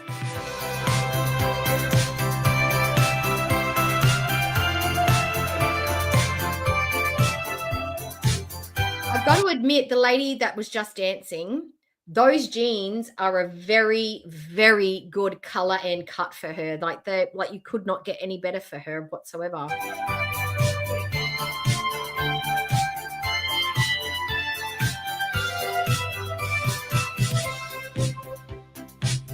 See, no, I'm sorry. I'm sorry, but this one's too short. It's too, if she likes it that length, but I can guarantee you most women would not want to wear it this short. They just wouldn't. They'd want to wear it mid-thigh, like an oversized boyfriend cardigan. Wouldn't that have been cute? Like a lot of these would have been so nice in an over the, or, and if you wanted to make it sexy or cute, you could have done it in a really deep V and put a shirt underneath it. Like you can tweak it so it's a bit different, but she fucked up on the cut. Just admit it. Like those jeans look so good. So now on you see her. the sweaters on a whole bunch of different body types, and hopefully that helps you make a more informed decision about whether it's right for you or not. Again, I still want. From watching that video, would anybody change their mind about the length of the sweater being not what they would wear? Not me. I wouldn't wear it. It's too short. My butt's gonna stick out. Not that it's huge anymore, but my little apron that I've still got as a leftover from being overweight would not cover it. It would. I still have my little bump there that not many people can notice, but I can notice it. I can feel it. I can see it. That's why we like to wear longer ones, because it sometimes covers the things that we don't like. And women that are a little bit overweight, that is why we sometimes wear oversized items, because it does give us a feeling of security. That is who her audience mainly is. Women who are in the same sort of like struggles, who want a little bit of fashion inspiration, are looking to Anna for that inspiration. And if you read her comments on these, absolutely most people feel the same way. I want to hear your feedback, and I still want to learn and grow with you. Yes. So thank you for taking the time to tell me when you have reactions to them. And also thank you for just giving me space in your day. I really, really appreciate it. Okay, so let's read the comments now. Can you see the comments? I've got to try and line them up so I'm not blocking the comments. Okay. So I can't make them any bigger, so I'll try and read some of them out to you. Okay, so the first comment, I'll do it sort by top comments, okay? This one's got 56 likes. Excuse my squinting. Okay. I'll move the microphone away so I'm not yelling into it. Here is my issue. I just went and looked over the website. There is zero info about this company. That's shady. There is at least 3 other sweater cardigans with those llamas on them, which leads me to believe that you didn't design the cardigan. All of the sweaters and cardigans they made outside of this collab have the same details you claim you picked out to make these sweater specials. They have cute design buttons. Okay, so that's probably because doing a collab, you are using the same suppliers as the people that are manufacturing them. Like obviously they're not going to like bring in a special zipper just for Anna, right? So they've probably given Anna, these are the elements that you can add to your sweaters if you want, blah, blah, blah. Here's all the buttons we've got. Here's all the shiny metals. These are the tools that you've got to play with, because that's who their suppliers, and that's what their suppliers have got. So, and it's also part of their branding. They're going to use those same hardwares and stitchings because they're not going to build a special machine just for what Anna wants. But I could see how that would come across as shady. It's good you are listening, but as a plus size woman, I would not be comfortable wearing any of them in that length. I definitely need them to be longer, just down to the bottom of my stomach. Curious why you mentioned all the other model sizes, but neglected to say which cardigan size you're wearing. Ooh. Thanks for asking. The sweaters are too short or all. The style creates a box look. How about longer, but with a waist and a slight flare at the end? The length hitting right below the natural waistline. I think it would provide a more feminine, soft style. I think the issue might be that you're just white labeling something instead of creating from scratch. You don't have much wiggle room when you white label, which is basically just slapping your name on it. Too short. And I applaud you for making this video and addressing the concerns. I appreciate you generally wanting to know and caring about the subscribers. I still think the sweaters and cardigans are all too short. Balance between cropped. It's all basically saying too short. It's not flattering. Too short. This one's in all caps, so I must read. It's not flattering to have your stomach hang down under a sweater or blouse, which is why I would not purchase one. Yeah, basically, it's all just, I'm not plus size and average height, but those are all too short for me. I like that because it's not just tall or short or women with a bit of extra weight on them that are just like, they're too short. But you know what? Nobody's saying they're ugly, they're gross. Maybe some people don't like the colors. Nobody's talking about the designs being bad, the ideas being bad. It's just she's put no thought into it except for what she likes to wear. That's where I have the problem. If you are fortunate enough to be asked by a brand to collab, you would want to make bank from it, because that's the purpose of a collaboration. It's not to have freedom of expression. It's to give a product to an audience that is obviously seeking something special, and a brand to collab with a creator. To collab with a creator that thinks that fits with their sensibilities. So they are doing that because it's going to be beneficial. It's going to be profitable. So why would you waste that by going, I'm going to make a line of clothes that only I'm going to buy, that only I like, that nobody else would feel comfortable wearing except for me? And she knows this because her audience is always telling her, it's too tight, Anna. It doesn't look like it's the right size, Anna.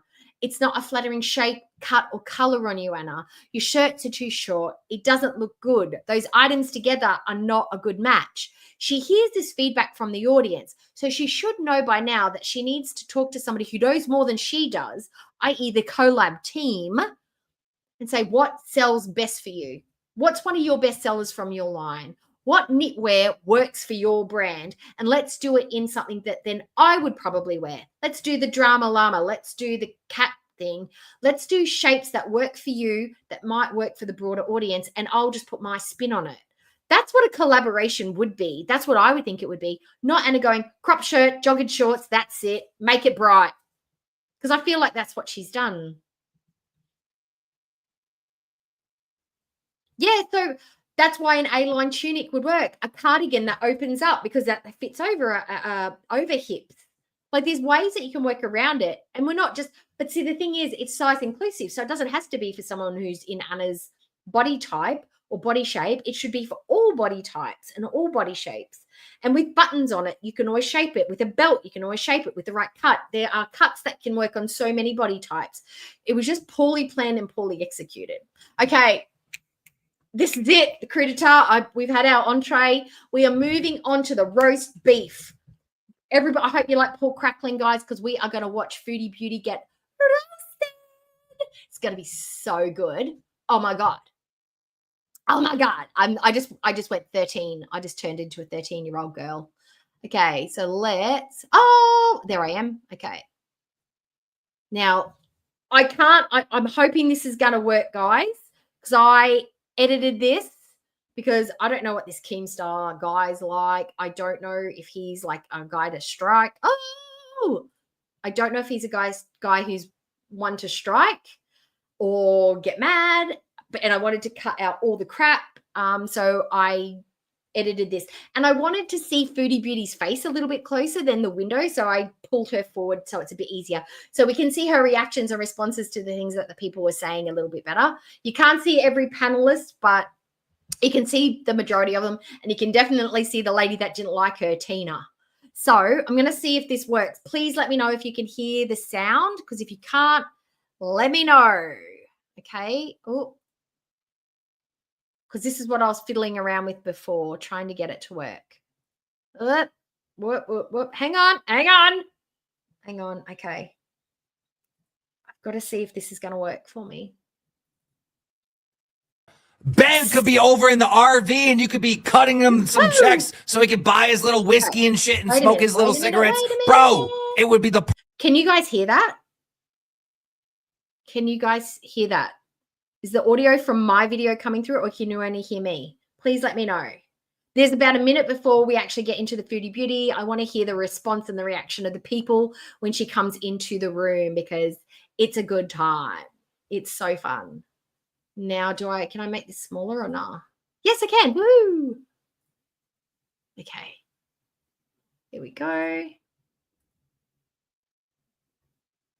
Ah, yes. Okay, I can get rid of that now. It's just us hanging out. Okay, where's my StreamYard? Here. Loud and clear. Perfect.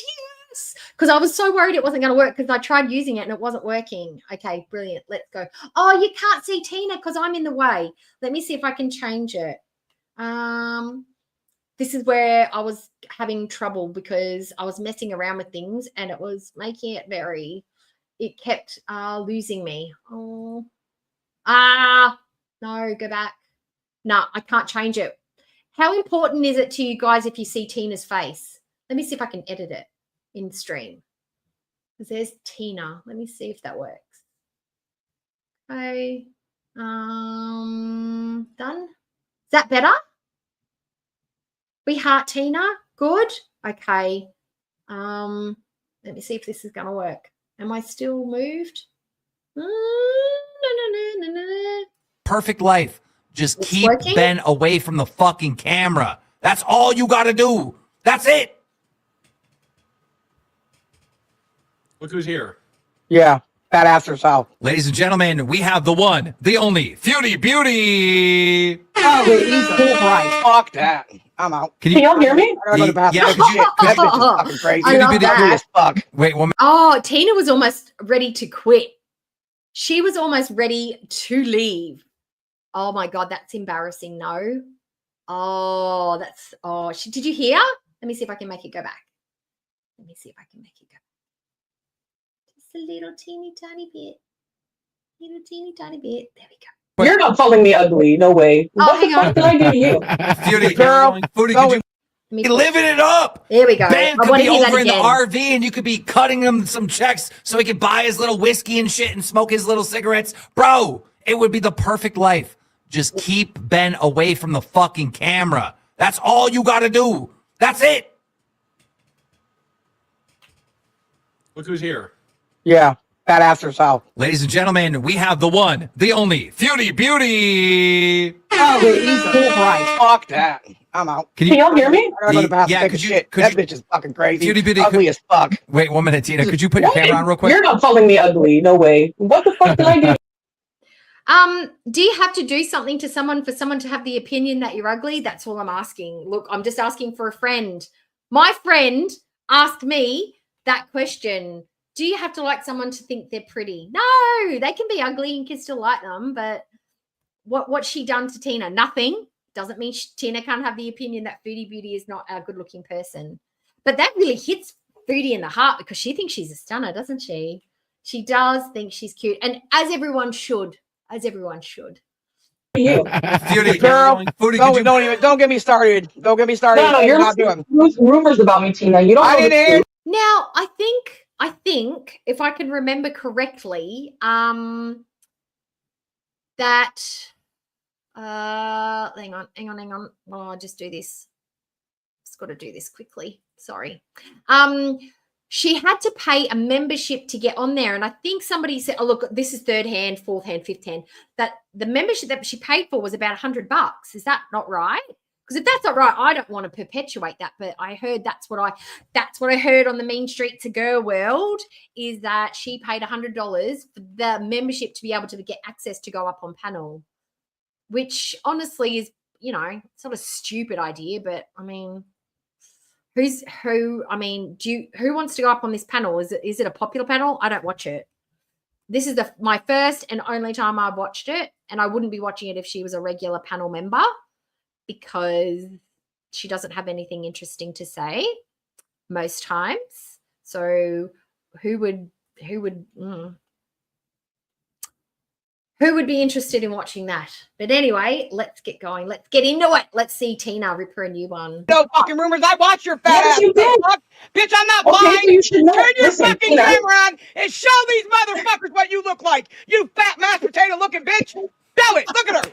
Oh yeah, hurrah, hurrah, kumbaya. Another fucking Canadian fucking cuck. Get the fuck out of here. I'd rather keep Grace than this one down here than that ugly bitch. I agree. You agree? Listen, okay? Yes, I have seen pink your eye or pussy. something. You need a weed eater, bitch. You need a weed eater. I got a picture of your pussy, bitch. Get a goddamn weed eater. Mike, I'm not doing it. Wait, time out. I'm not working with that bitch. Wait, time out, Tina, stop for a minute. Foodie Beauty, is your box really on? Tina has some strong feelings. Look, and I love a woman who has strong feelings. I don't know Tina. I don't know if Tina is racist misogynist.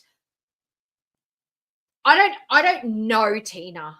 I don't know her history. I don't know whether we stand Tina or not in the everyday, in the day.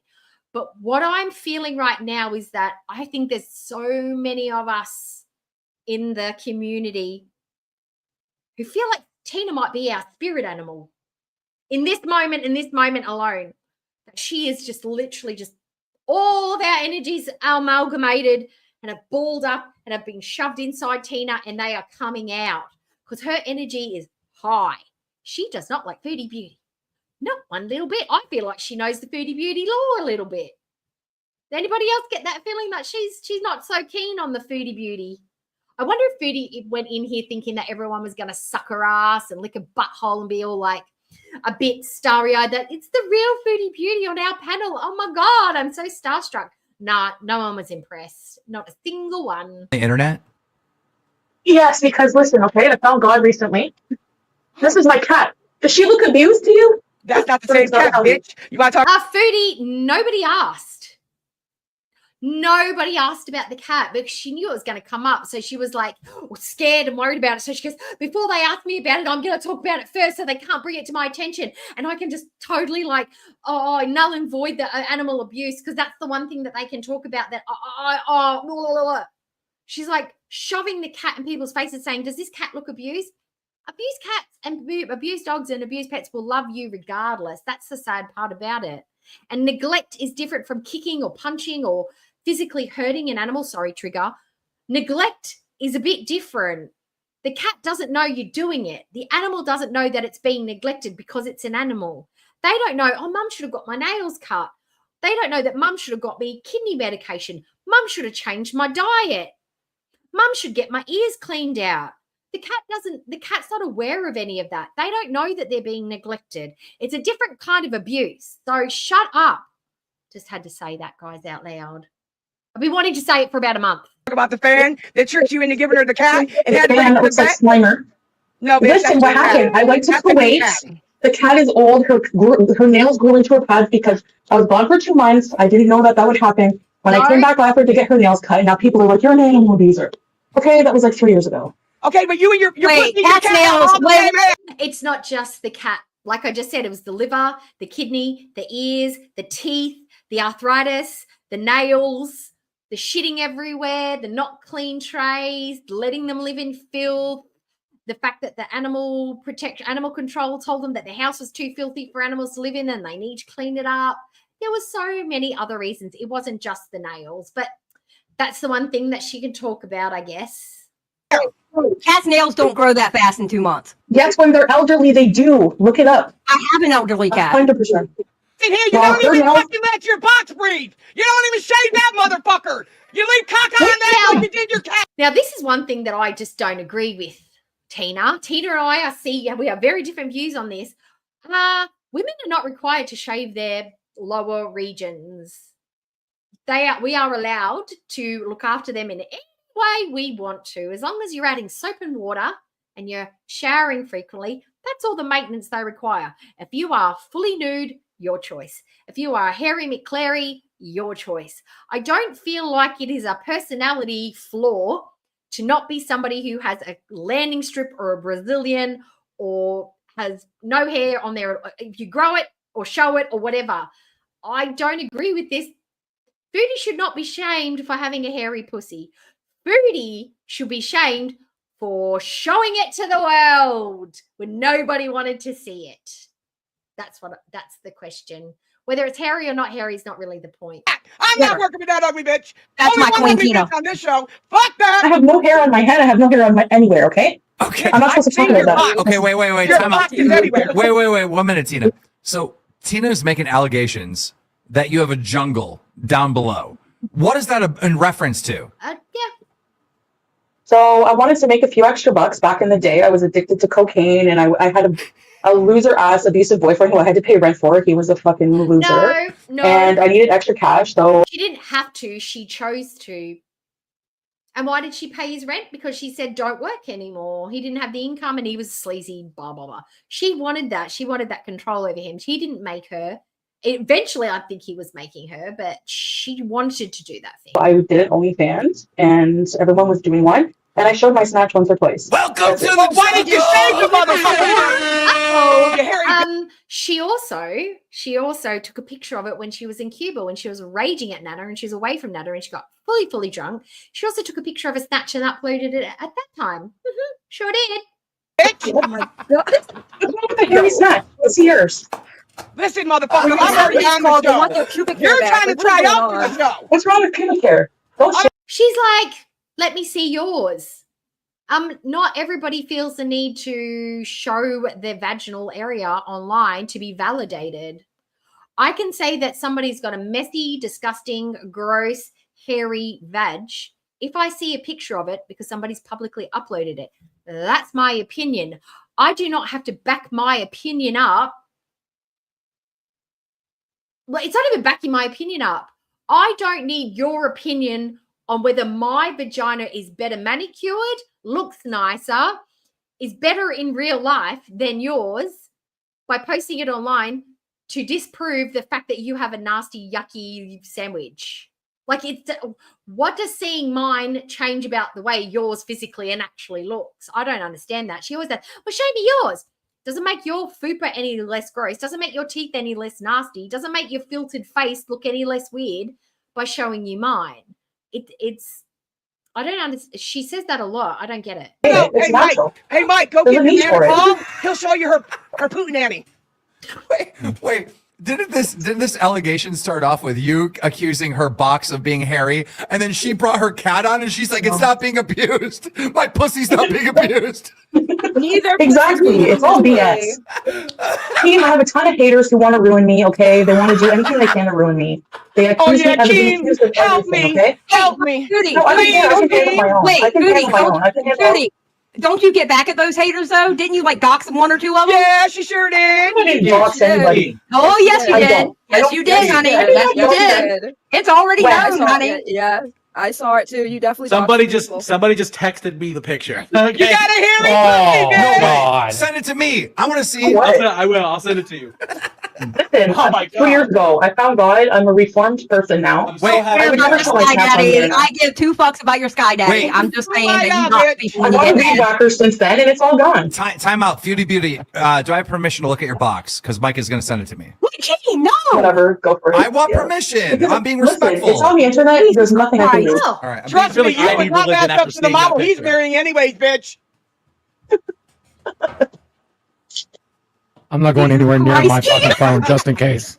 I'm gonna pray before I go to bed. Why did you do that to yourself? That's so. Fill out the chair onto the porch. Look, I agree. It was a bad decision. It was bad, okay? I would never do that again. Here we go, guys. This is a new one that I built. I put together. Now you're going to be able to see Tina. I've been trying to figure it out for the last 12 minutes, and I'm just trying to do it on the sly, and I couldn't figure it out, so I just changed it. Sorry. But now we can see Tina fly. Ready to go. All about fucking spreading for bread, bitch. Because you put some mousse on it, shave it, cut the hairs. I mean, what the I want to point this out. I got no hate for somebody that wants to. I got no hate for a woman that wants to use her body to make some money. Whatever. The life's hard as it is. Everybody has a different struggle. Everybody's going through something. Make your money while you have it. As long as you can sleep with yourself, whatever, right? To judge somebody based on that is being kind of petty. Oh, hey, you yeah, there you go. Thanks, do you shave fat your bush? motherfucker. You judge me on everything I say and do. But yeah, because I don't know the history of with Tina, but Tina's got her own stuff going on. But the fact is that Foodie Beauty is not that, in her mind, she's not that same person anymore. She's now sitting there on screen in a hijab as a self-proclaimed Muslim and has all the and she's I don't talk about that. We don't do because I'm a trad wife and my husband and I can't talk to men and that's disrespectful and he's given me permission. She's now sitting there laughing in on the joke, talking about her sexual organs with men in a public forum in Kuwait. She's not in America. She's not in Canada. She's not in a country where she's free to say and do all these things. She's saying these things in a country where it is frowned upon. It goes against the moral code and like the I don't know if it's cultural, but her religious code. Isn't there a morality police in Kuwait that she could actually get in trouble with for saying and behaving, doing this could get her in trouble. Like, really bad trouble. So, I mean, they can say and joke them around whatever they want to, but Foodie can't. Foodie is restricted. And she's restricted in a couple of ways. She's married, shouldn't be doing it. I wouldn't be doing this if I was married, and my husband would be like, you can talk about whatever you want. I wouldn't do it because I feel like it's a bit ick. It's a boundary for me. Like, I don't want to talk about my sexual bits with strangers like that. But Foodie's sitting there and representing the Muslim faith, whether she wants to or not. People watching her are going to think she's a Muslim. And this is how Muslim women act and say, it's like, well, they're a bit more modern than we expected. I would never expected a modern woman to joke about her OnlyFans and be okay with people looking at her vagina now in her present, not her past, but in her present. This should have been a conversation. It's like, okay, guys, yes, I've done certain things in my past that I'm not proud of.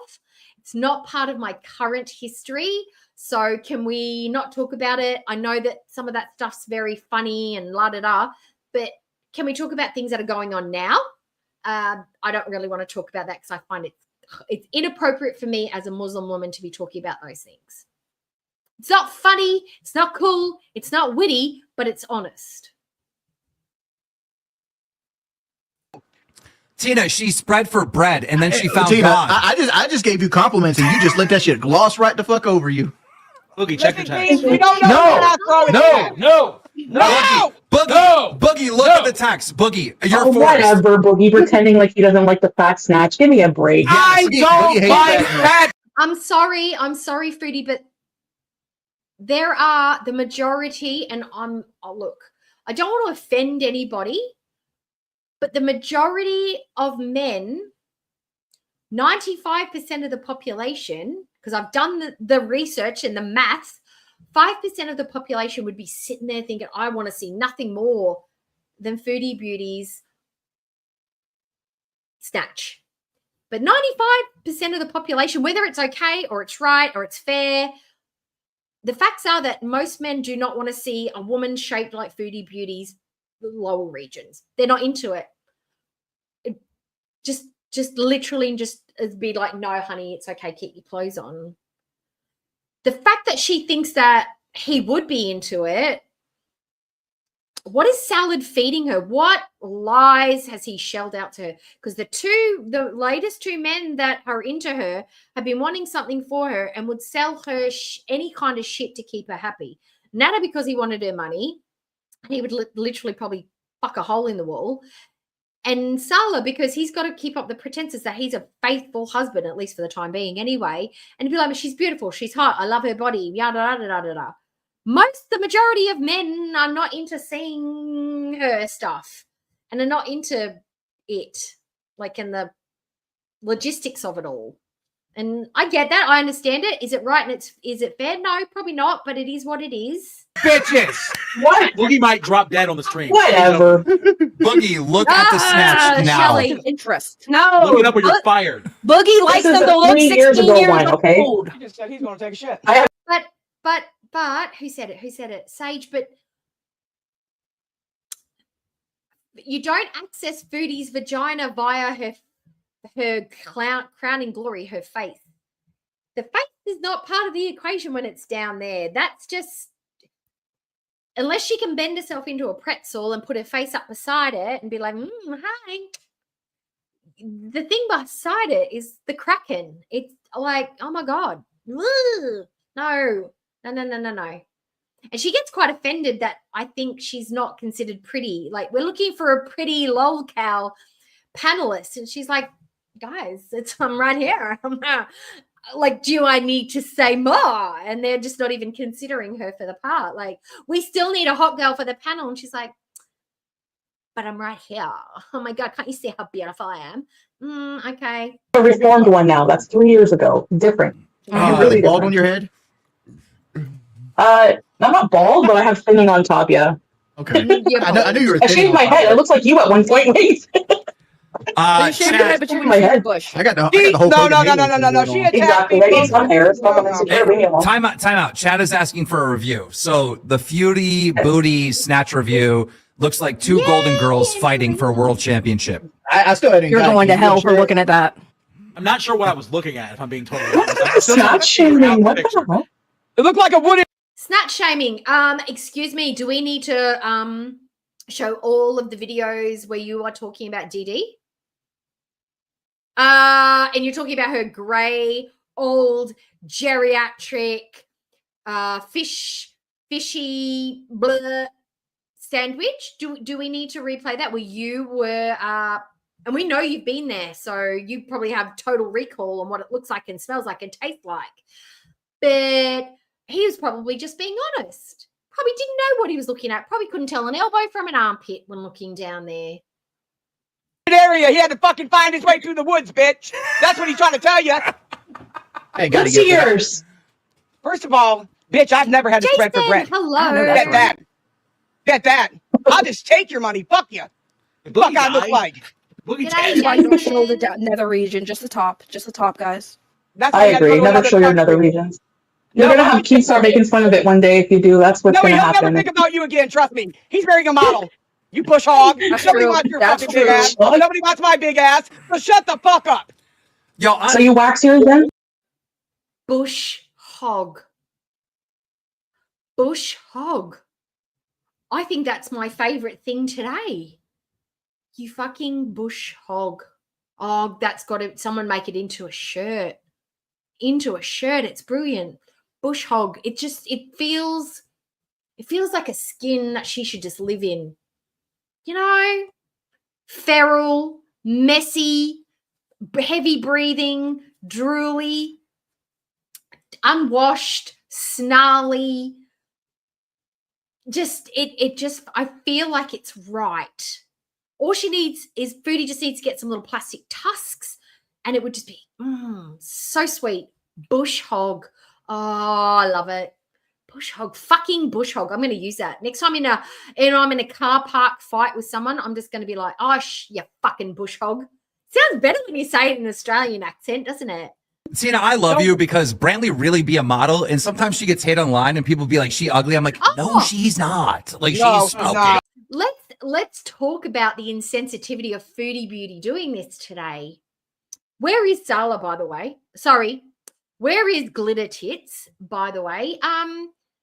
His country is going through a political upheaval. The regime that's been in place for the last 50 years, the president, the dictator / president of that country, and he only got that position because his dad died. So he just took over. So it wasn't even voted in. Well, maybe, I don't know. But dad was the president. He's now the president. He's left. And now the rebels, who have a link to, I'm not going to say it, but rhymes with Halpadia, apparently broke links, but they're an offshoot of that group, has now decided that they're going to try and be the boss of Syria.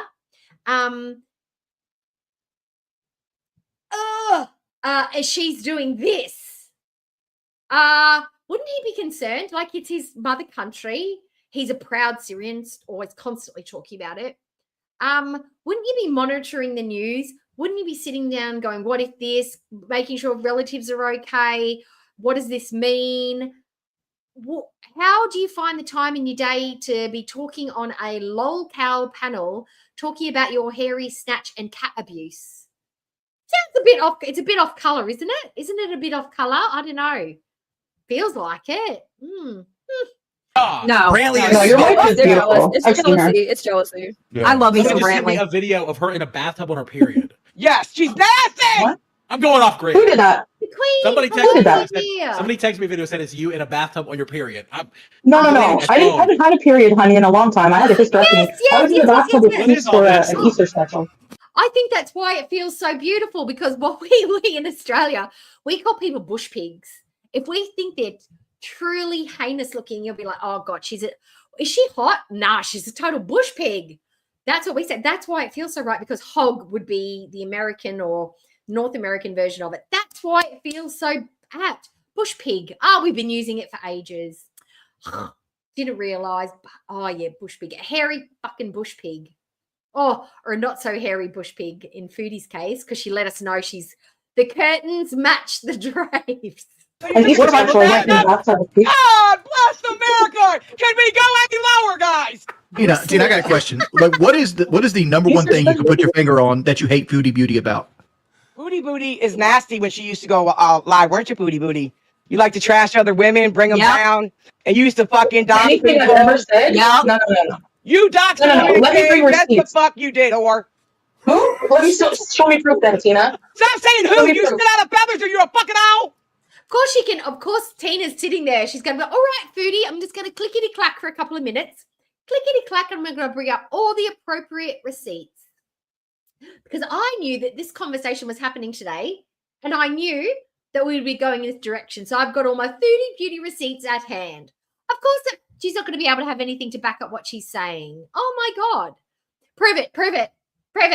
She could probably prove it in a upcoming stream, or if Tina has her own channel that she could do like a little video on. But in this moment, Tina can't provide shit, and Foodie knows it. Show me proof. Are you a fucking owl? You know what? I'm going to talk to my boss for a minute. Shut up when I talk for a minute. Shut up, man. I'm going to punch you on the computer. Shut up. You listen. You don't know what to do. You fat Bring it on. I only ever defend myself against Gore World. They're bunches of pieces of shit. I only defend myself against the fucking degenerate. You're jealous of them. Jealous of what? How was defending herself against all the stuff that she did to Dee Dee? How was that defending herself against Girl World? Dee Dee swooped in and scooped up her crackhead, her favorite crackhead. What about Dee Dee's mum? She dropped Dee Dee's mum, and she said some pretty nasty things about Dee Dee's mum. She said some things. The men that she talked about, the guy with the small dick, the guy with the smelly cheesy dick, the 3 little black bees, they weren't part of Girl World. She talked pretty nasty about them. She's come for people in the chat. She's come from people in other chats where she's seen comments. She attacks people from profile pictures. Foodie Beauty's not just always defending herself against Girl World. She just attacks. She is a rabid bush pig. That's what she is. She's a rabid bush pig. Jealous of who in Gore World? They're all fucking uglier. 100% uglier. And fat. And they just. But what does being attractive or not attractive, or more attractive or less attractive than Foodie got to say with the truth of the words that are said? I don't have to be prettier than you to have my opinion on you. You don't have to be more attractive than me to have your opinion on me. Opinions don't have a beauty rating. It matters naught. To me behind an avatar, so they can all suck my dick with the balls. That's all they can do. Exactly. And you know what? I've never done anything first to them that they haven't done to me. So, okay. So you did dox them. So you did dox them. No, I didn't. Who did I dox? You did. You didn't dox Charlie? You didn't dox Charlie? No. You did. Charlie, what did I dox? You didn't dox Charlie, and then also compared to like a gorilla? No. You didn't? Those videos are out there. Yeah, they're out there, Foodie. Now, this is one thing that I am not aware of, and I've not seen videos. I've not seen this storyline. I knew there was drama with Charlie Gold, but I didn't know about the Harame thing. I didn't know about the gorilla reference. I don't know if Foodie laughed at the joke, got the joke, specifically made comments. Like, I don't know about that. I don't know whether that is a story that's been built up to try and attack Foodie and like has a reach, attach her to that, or if she was actively in that chat being like, yeah, say bad stuff about Charlie Gold. I totally agree about your passive aggressive or totally aggressive or absolutely out there, completely 100% obviously racist remarks that I'm going to back up with my support. I don't know. If there's videos out there, maybe we could go watch those. That would be fun. Does anybody have those? Does anybody know? No. First of all, somebody named Harambe. Listen, bitch. Somebody named her. Listen, let me fucking talk. Okay, let me defend myself. At me sideways. I'll show my hands all I want. I'm not fucking afraid of you. Listen, okay? You might have a chest tattoo and think you're bad, bitch. You're not calling me ugly. No way. Oh, shit. I went too far back. Oh, my God. Oh, my God. How far were we? Hang on. I was just asking about it. I'm not trying to. Means you know about this, or like Boogie, like response. I hated Marty because Marty. Here we go. I apologize for any racial microaggressions. I am not racist. Oh, yeah. Listen. Wait, you really called a black? Wait. Okay, here we go.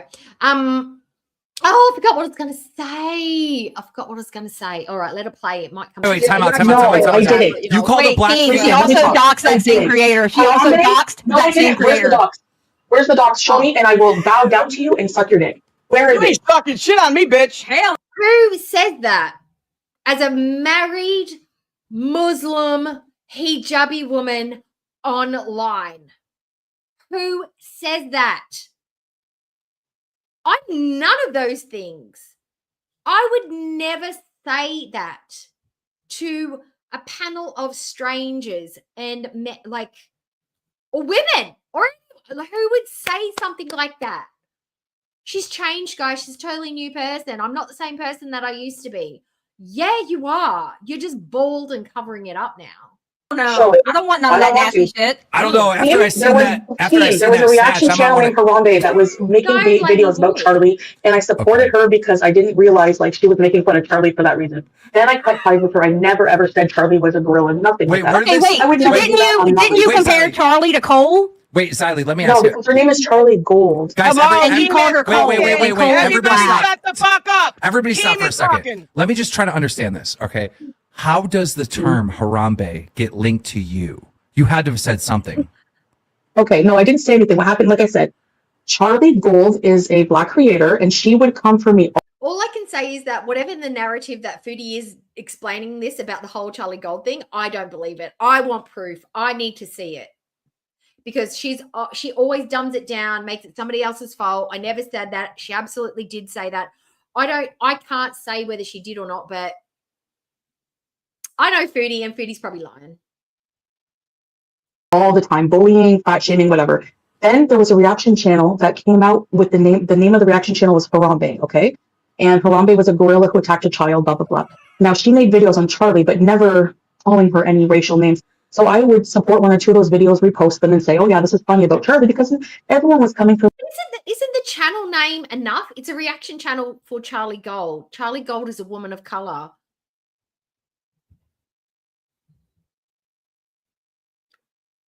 I mean, other people obviously made the connection. Why wouldn't Foodie? Foodie is an educated, worldly woman. She would have got the joke. She's got humor. She's got savvy. Why wouldn't she have understood that that was a slanderous connection that she's made towards Charlie? She's not that naive. She isn't, but she pretends she's stupid when she wants to be. Yeah, I had no one to back me up, and then people were starting to say, you're backing a racist, and then I thought, okay, the gorilla maybe it, isn't good to associate with that because maybe she does mean something racial, and so even though she said she didn't. That's a good point though, Enola, isn't it? She didn't get the connection of the Harambe thing as a Charlie Gold reaction channel as a deliberate racial insult towards Charlie. But Foodie Beauty is, what's the word? Nuanced enough to do an apology video eating fried chicken from Popeyes in front of a backdrop that was Popeyes. She's nuanced enough, to do something like that, but she didn't get the reference about the Harambe thing. Okay, totally believable. I totally believe Foodie, totally believe her. And that was a long time ago. I apologize for any racial microaggressions. I am not a racist person, and I think sometimes we say things that are like racially microaggressive and we don't realize it as white people, and You speak for yourself, bitch.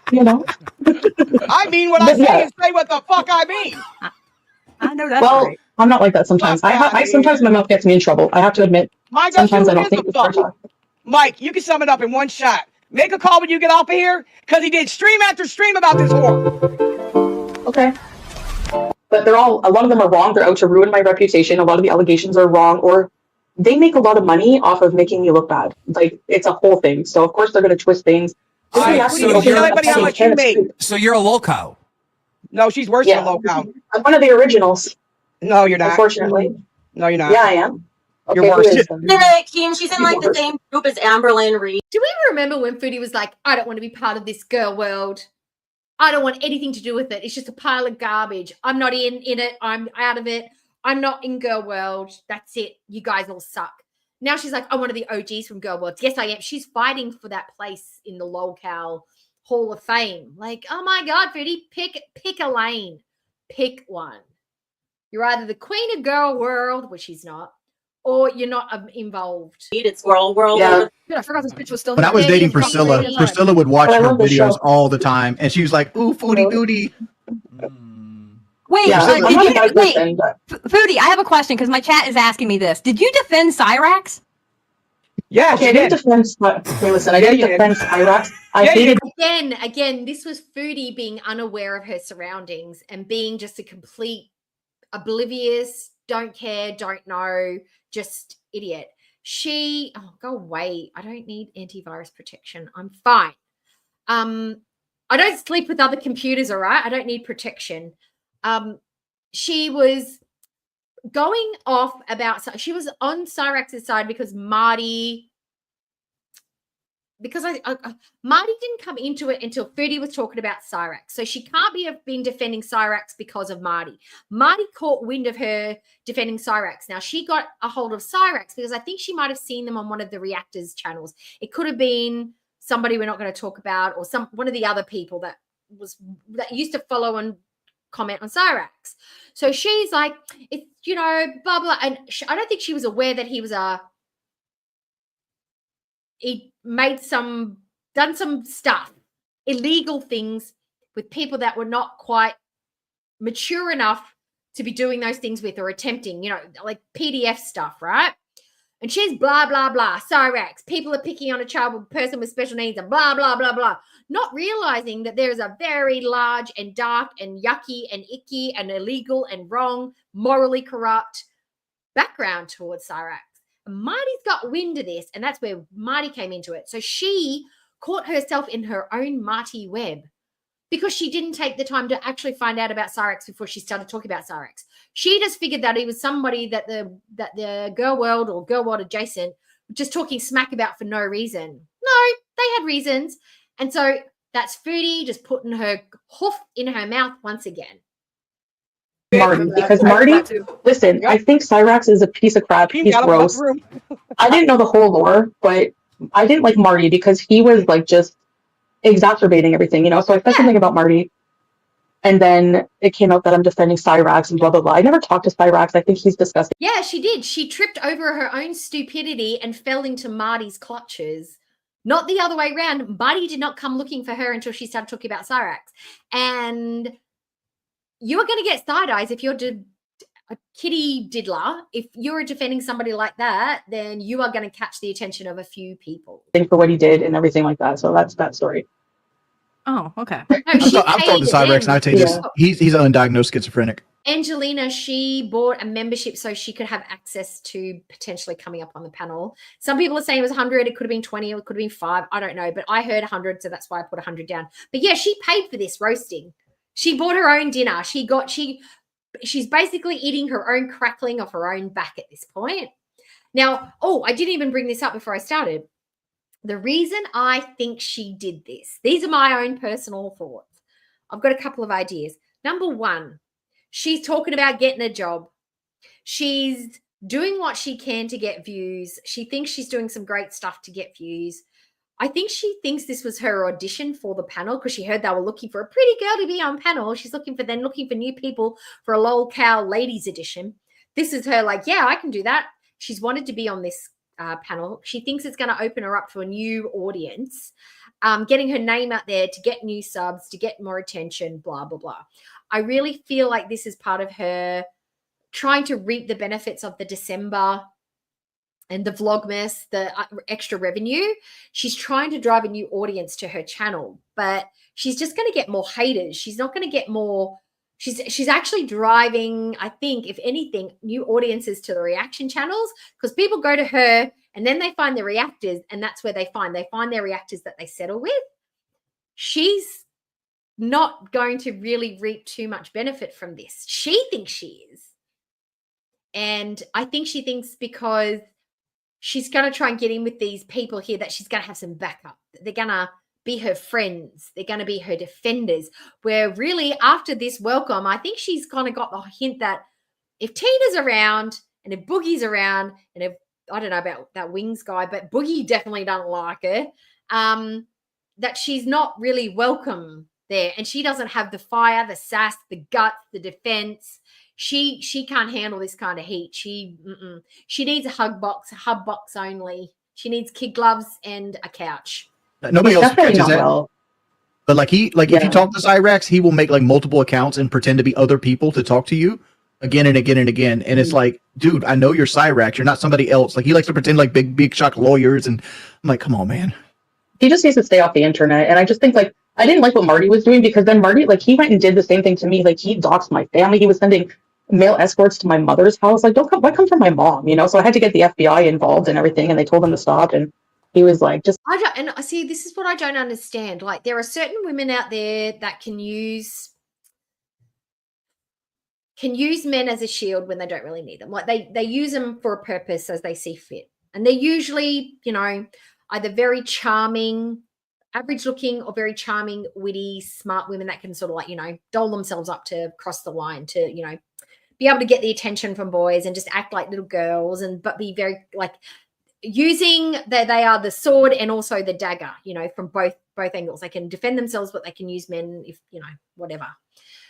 I don't understand where Foodie feels like she's one of those women.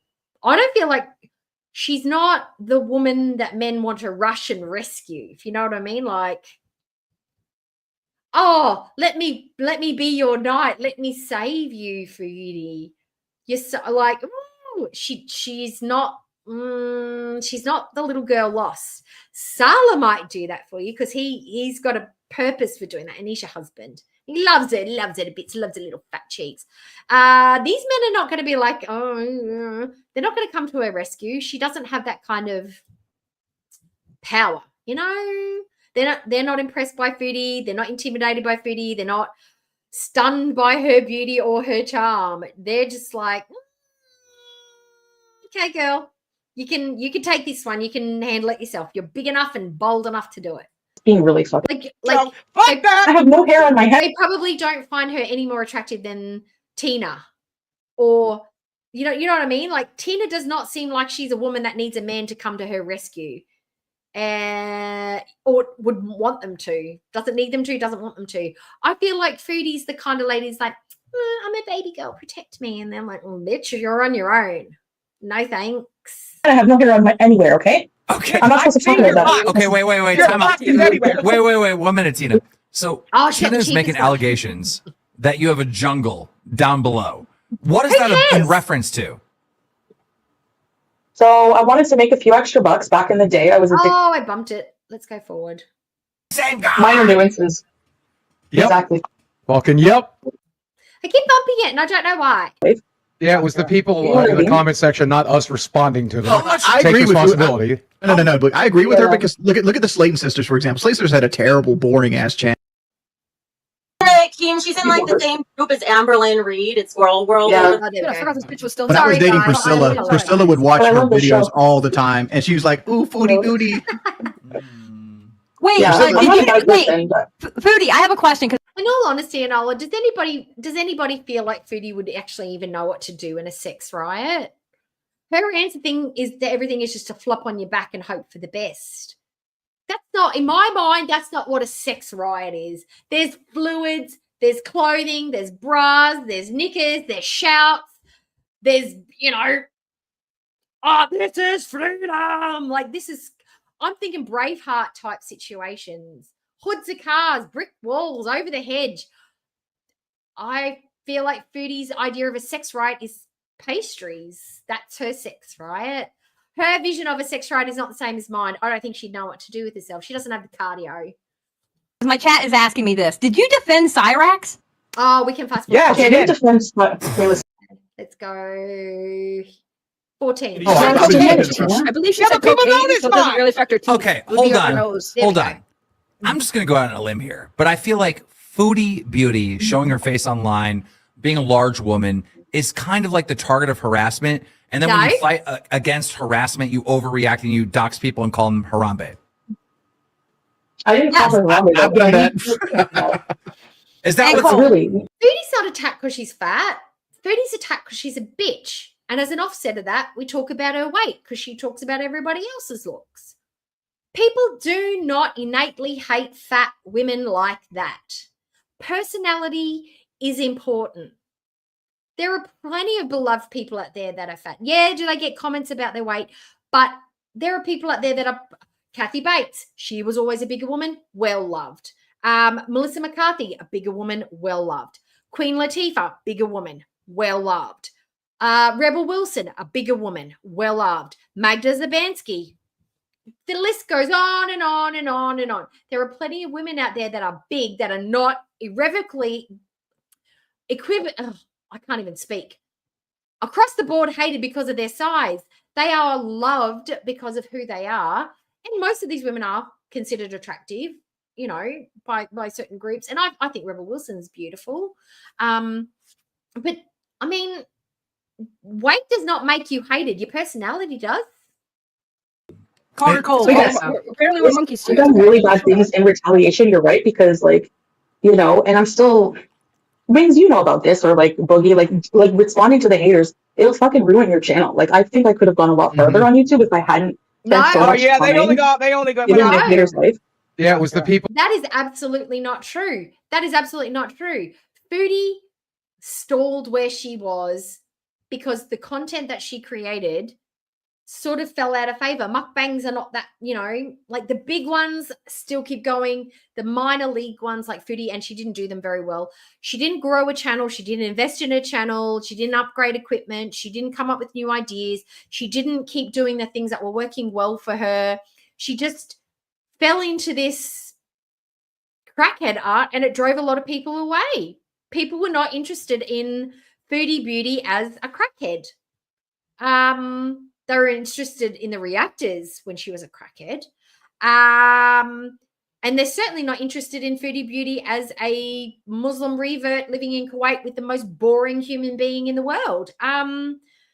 She could not have gone much further than she went with her content because she was not part of the creative content. She lucked out with the crackhead era. Otherwise, if crackhead era never happened, she would have, I think her channel would have just wound down a lot faster. Simple. And the fact that it was during the vid time, that's when people were really investing time in YouTube. The views went up because of Corona. And then what she was doing at that time, it was like lightning in a bottle. That lightning is gone. It wasn't her creativity that got her the $20,000 a month. No. That's rubbish. In the comment section, not us responding to them. I Take agree responsibility. with you. No, but I agree with her because look at the Slayton sisters, for example. Slayton sisters had a terrible, boring ass channel, but they got a TLC show because they didn't have as many haters.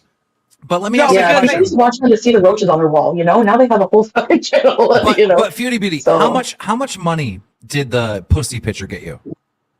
Do you remember? Like a rough idea? Actually, I was making like enough that I had to like declare it on my bankruptcy. Like I was making like, I don't know, I was making like $900 a week or something on OnlyFans. Okay. It's not bad. I only posted a few feed pictures. Like, people would message me and talk to me and like, yeah. Did you take food stamps when you wanted to show your vagina and they didn't have any? Does anybody believe that Foodie Beauty was earning $1,000 a month, almost $1,000 a month from her OnlyFans? Does anybody believe that?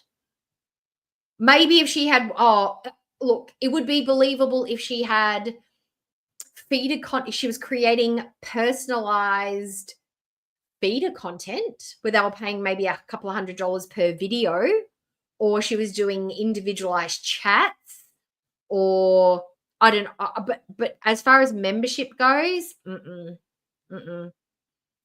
If it was $10 a month, that means she'd have to have 90 subscribers.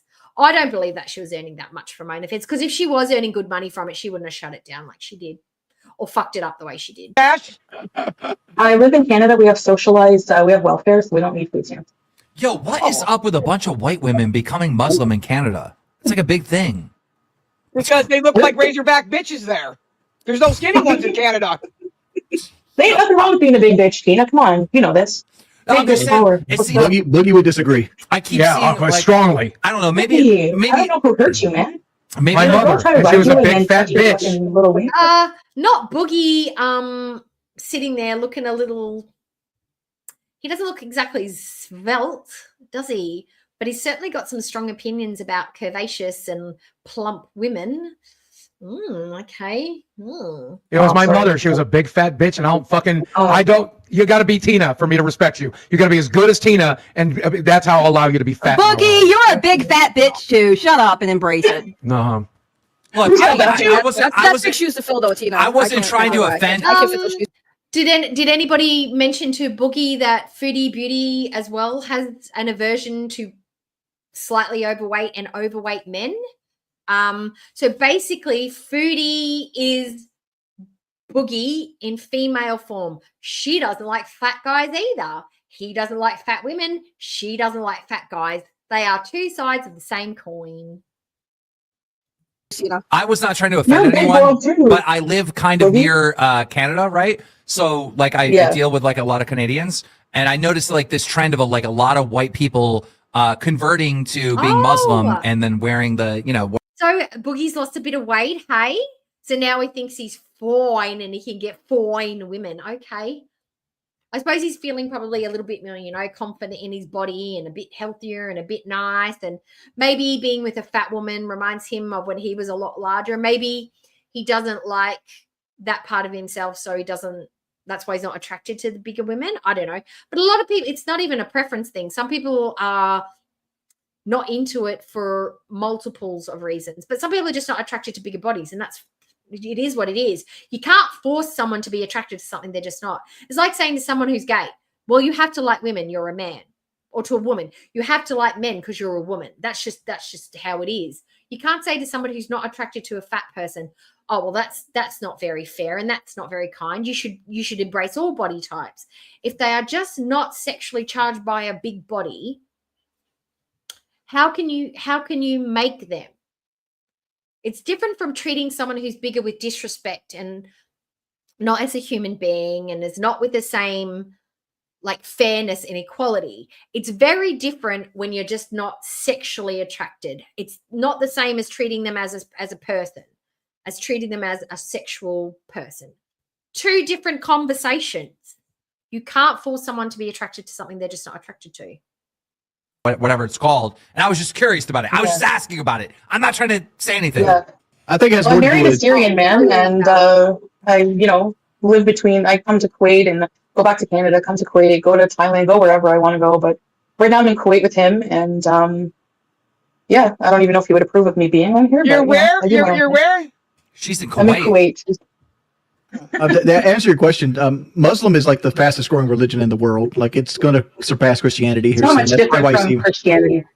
They're both it's not really different. They both serve the same Abrahamic gods. Yeah, like it's just a new religion. Bro, that's what bothers me with religion is everybody's got the same God. Who cares about the prophets? Like, bro, it's the same God. It's the same God. Minor nuances. Yep. Exactly. Walking. Yep. I have some thoughts on foodie. Look, I'm not religious. Like I'm not religious, but I respect that people are and they have faith.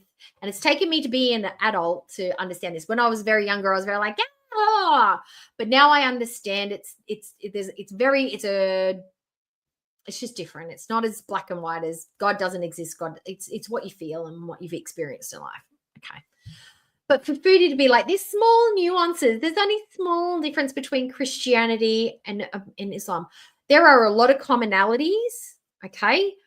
But the way that Christians worship and the way that Islam, specifically also in the country that foodie lives, and what the expectations for a practicing Muslim is,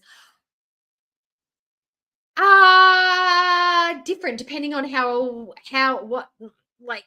it's fairly, you'd have to be in a pretty rigid faith for Christianity to have this sort of like routine and what's expected, like praying 5 times a day for the Muslims. I don't think you're expected to pray 5 times a day for a Christian. Maybe at meal times you say thank you for the food and blah blah blah. But there's certain expectations that are on practicing Muslims culturally, between men and women, the clothing choices, your freedoms, the way you live your life, the day to day. For her to just be like, there's no nuances. I would hate to put two very big religions next to each other and go, yeah, basically the same thing. I don't think that's I don't think that's right to do. Yeah, Beauty for being on the channel. Well, Becky, you're fucking already fired. Shut the fuck up. You don't matter. on the show. Let Tina let Becky have a say. Tina Go ahead, hates Becky. everyone. Let Becky have a say. Go ahead, Becky. So I'm not speaking from the hate show. everyone. I'm saying as a longtime viewer. She has, I think, the same sort of same sort of history as Wings in terms of having a ton of hate. She has a ton of channels that cover her, but that's exactly why she's so good. As a lol cow, it would bring so much viewership. That said, a lot of people hate her, so that's difficult. Yeah. And so that's a thing. But also, I think the only other difficult thing would be, and maybe she could say something to this if she wants, it might be hard to work with her. Like, I think she's nice, but she's very used to doing her own thing. But if she was easy to work with, I think she's nice, but she's very used to doing her own thing. But you don't think she's nice. You've watched her. Nobody thinks she's nice. I don't think Teardrop thinks she's nice. But she's so used to doing her own thing. She's not going to show up. What if the depression hits? What if she just can't roll out of bed? What if she misses her alarm? What if she didn't get a good night's sleep? What if she's hungry? She's not showing up on panel on time. She's not reliable. She can't even set a schedule for her own channel. How can she be an employee online for someone else? The fuck? No way. She would be terrible. But she put it so kindly. She's nice, but I don't know how it would be to work with her because she's so used to doing her own thing. Yeah, she's a terrible team player. That's why she would be terrible on panel. think she could bring a ton of viewership and a ton of coverage. You know what? I like it because you know what? But you'll have to probably give her a few bucks for her hijab wardrobe fund. So if you got a few extra bucks, I got my own fund. I'm a boss bitch, man. I can afford my own wardrobe. I think it could work, Keem. I think it could work. Listen, now this comment, when I first heard it, I thought, oh, is she going down in this Islamophobic vein here that could be misconstrued? She didn't. I think this remark, this is how I took it. I could be wrong. I don't know if she intended it this way. I think she was saying that Foodie Beauty's got a fucked up wardrobe and her outfit choices are a bit meh. She's a bit nannery. She's a bit dowdy. She looks a bit, I don't know, grubby. Maybe some spiffy new hijabs would make her look a bit better on camera. And maybe if she's on the panel, she needs a wardrobe update. That's how I took that comment. I don't think Foodie likes being told by other women that she's not particularly attractive. And I certainly don't think that she likes being told by women, especially to a face, that her outfit choices suck. But I'm glad that she got both of those today. I love it that it was said to her face more than anything. Hey, at least he won't have to buy a whole ass computer or microphone stand and $1,000 to her. You know, wait, you forgot about the C cord, the USB-C cord. Oh yeah, and the USB cord, and the USB, yeah. I have Becky, how the fuck are you still on your goddamn phone? Why are you still on your phone, Becky? And then I just went off camera to throw on some clothes. It's because I was in bed. Yes, I would have liked the animal abuse. Not that I like talking about it, but that is definitely something that is, what's the word? Oh, my menopause brain. Universally hated. People just cannot tolerate animal cruelty, and it's kind of difficult to talk your way out of it when there's so much proof and evidence online, especially surrounding Foodie Beauty. There's an entire hashtag created. I mean, it would be the same thing as like hashtag boogie faked cancer, you know, that kind of stuff. I think the reason they probably hounded the topic of her vagina, because it's probably more on brand for the panel, more so than probably the cat abuse. It's more funny, it's more adult, it's more topical, it's probably more humiliating. People are probably more interested in this person here, an ugly, overweight, pretend Muslim, to talk about OnlyFans than it is to talk about her past and potentially current animal abuse. It's kind of more the brand, I think. Maybe I don't know this podcast enough, but that's what I feel like. I feel like they're more interested in the vag conversation than they are in the cat situation. And it's not because they don't care about animals, but this is more, there's more jokes, there's more humiliation. They can get a bigger response out of her. She can stumble, fumble, blah, blah, blah, blah, blah, blah. It's just more topical, I think, for this kind of setup, more so than let's talk about how horrible animal abuse is. They're playing to the audience. Wait, I'm just walking comfy. I'm like just a so the computer set I up- got out of the bathtub for this fucking show, but whatever. Game, are you going to keep Becky on? I don't know. I don't know what I'm doing. All I know is Tina's the show. That's all I Yes, know. Tina is the show. Tina is the show. 100% the show. 100%. Tina's the show. Doesn't Tina get a say in That's who she all- wants to work with then? Yeah, there you go. Hell yeah. No, because Well, it won't be me. No, because I want to give Tina some challenges. I want to bring some people in that's going to really piss Tina off so we can see the real Tina.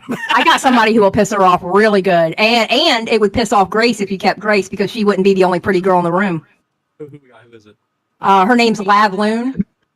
Look, I don't know who that is, but when I tell this audience that I want a pretty girl, like on the show, they all treat me like I'm fucking some creep. And it's like, bro, I'm running a business. I need some entertaining eye candy on there. Oh no, on the show. she's Like, that Grace, makes sense. Grace is really smart and she has that Lolita thing going for her, but I think the joking with the dad thing has gone a little, like, I don't know if they're serious or not. I was listening to you guys earlier and it really could be. I don't know. Look, I didn't watch the rest of this stream, but Foodie Beauty sitting there talking about, I don't know about the stuff with the dad.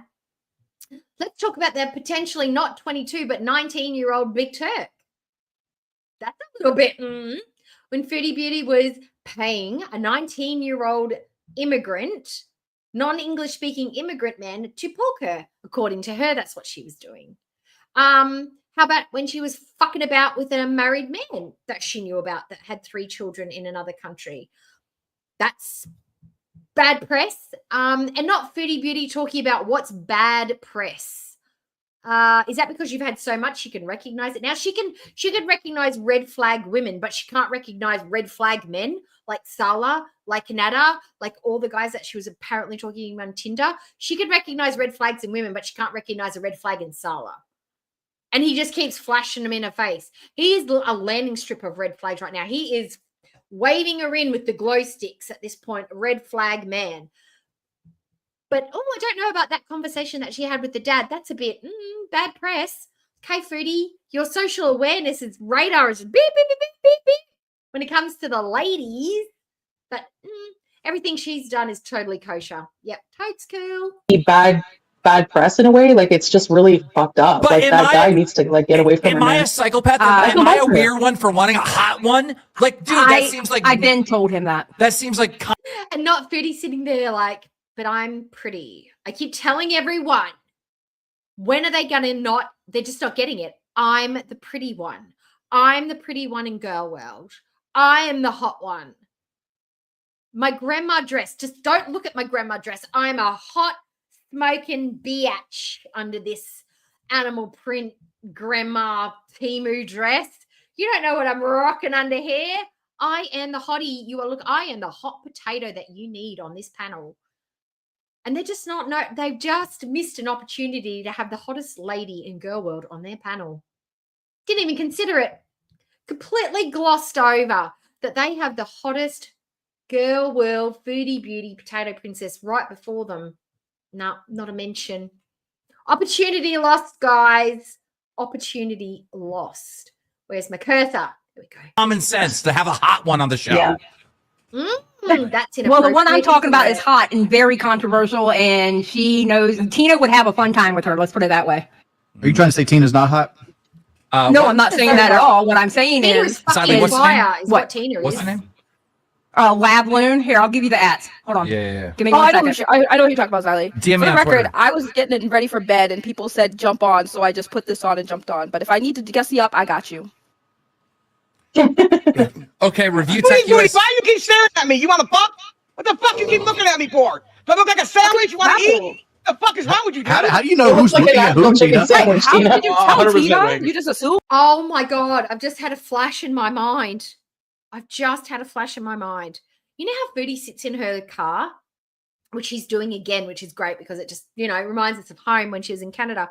And she's like, what's that person doing? Are they coming over here to talk to me? Don't come over here and talk to me. Who are they? What are they here for? I would love just one time, even though it would be scary as fuck and I don't want anyone to be traumatized, but what if one of those people came at Foodie Beauty with Tina's energy? They made eye contact with Foodie and they're like, what the fuck are you looking at? Why are you looking at me? Don't look at me. You look that way. Don't look at me. I would love for someone just to come at Foodie with that energy. It's like, why are you looking at me like that, you creepy creep? Because she's always like, she's like a meerkat. She's just on high alert whenever she goes out. Nobody gives a shit. You are just a fat lady sitting in a cherry. The tea go. They're all looking at you because they're just waiting for that car to burst into flames is what they're doing. Or they're looking at your cheap-ass hijab in your well-known Temu dress thinking, how did she afford such a vehicle? All right, Becky, I just sent you. She has 2 ats on Twitter. Boogie, you are echoing. Oh God. Yeah, you're Not echoing Twitter. bad. I'm not echoing for anybody else, or else they would have told me by now. Well, Okay, you're echoing so for let me All just let me get this out. I just sent you her at on Twitter. Oh, and I'm so proud of all of you. You've all been so kind and decent and nice about it. And not one of you have made fun of my new eyebrows. I have new eyebrows. They are not mine. They are purchased eyebrows. I have no product. I have no gel, no liner, no pencil, no nothing. I have had them created by a wonderful artist who does eyebrows. I have had them kind of tattooed, kind of microbladed, ombre tattooed in. I love them. I don't think they look weird. I think they suit me beautifully, but nobody has made any crazy comments about them, and I was so scared that you guys would. So I appreciate you all for being so kind and loving my eyebrows. I'm just going to assume that you didn't notice and just thought they looked completely natural, and I'm just being completely transparent that these are not my eyebrows. They are pretend eyebrows, but they're on my face, and I love them. So thank you for not making fun of them like I was worried you were going to. Let me get this out, Sally. All right, I have important breaking news. All right. Okay. 1, Becky will be on the first episode of Lolcow Queens, and the reason why Becky will be on there is not because she's a host. That has not been decided yet. But Review Tech. I honestly just got sick of my half brows. They were a lot more work than I needed. I knew a girl at work who got hers done. The lady did such a great job, and she had a special, saved me a couple $100, and I just went for it. And I got my touch-up done the other day, so they are complete now. So this is my eyebrows for the next 2 years, unless they fade away because I'm out in the sun too long and sweating a lot. USA said he is going to go on and be the first guest as long as Becky is there. That is his rules. So she'll be there. I don't know if she's going to be a host, but she is going to be there. Oh my God, I know. That is X-Fights or what? Explosive. I have not talked to him. I have not talked to him at all since I came on your show, except for sending him like one business email. So this is going to be wild. Why did you guys never do it though? Is it because he's you couldn't find it? No offense. I'm really curious. Save it for the show. Okay. You know what I think it is? I don't even think Foodie hates beautiful women.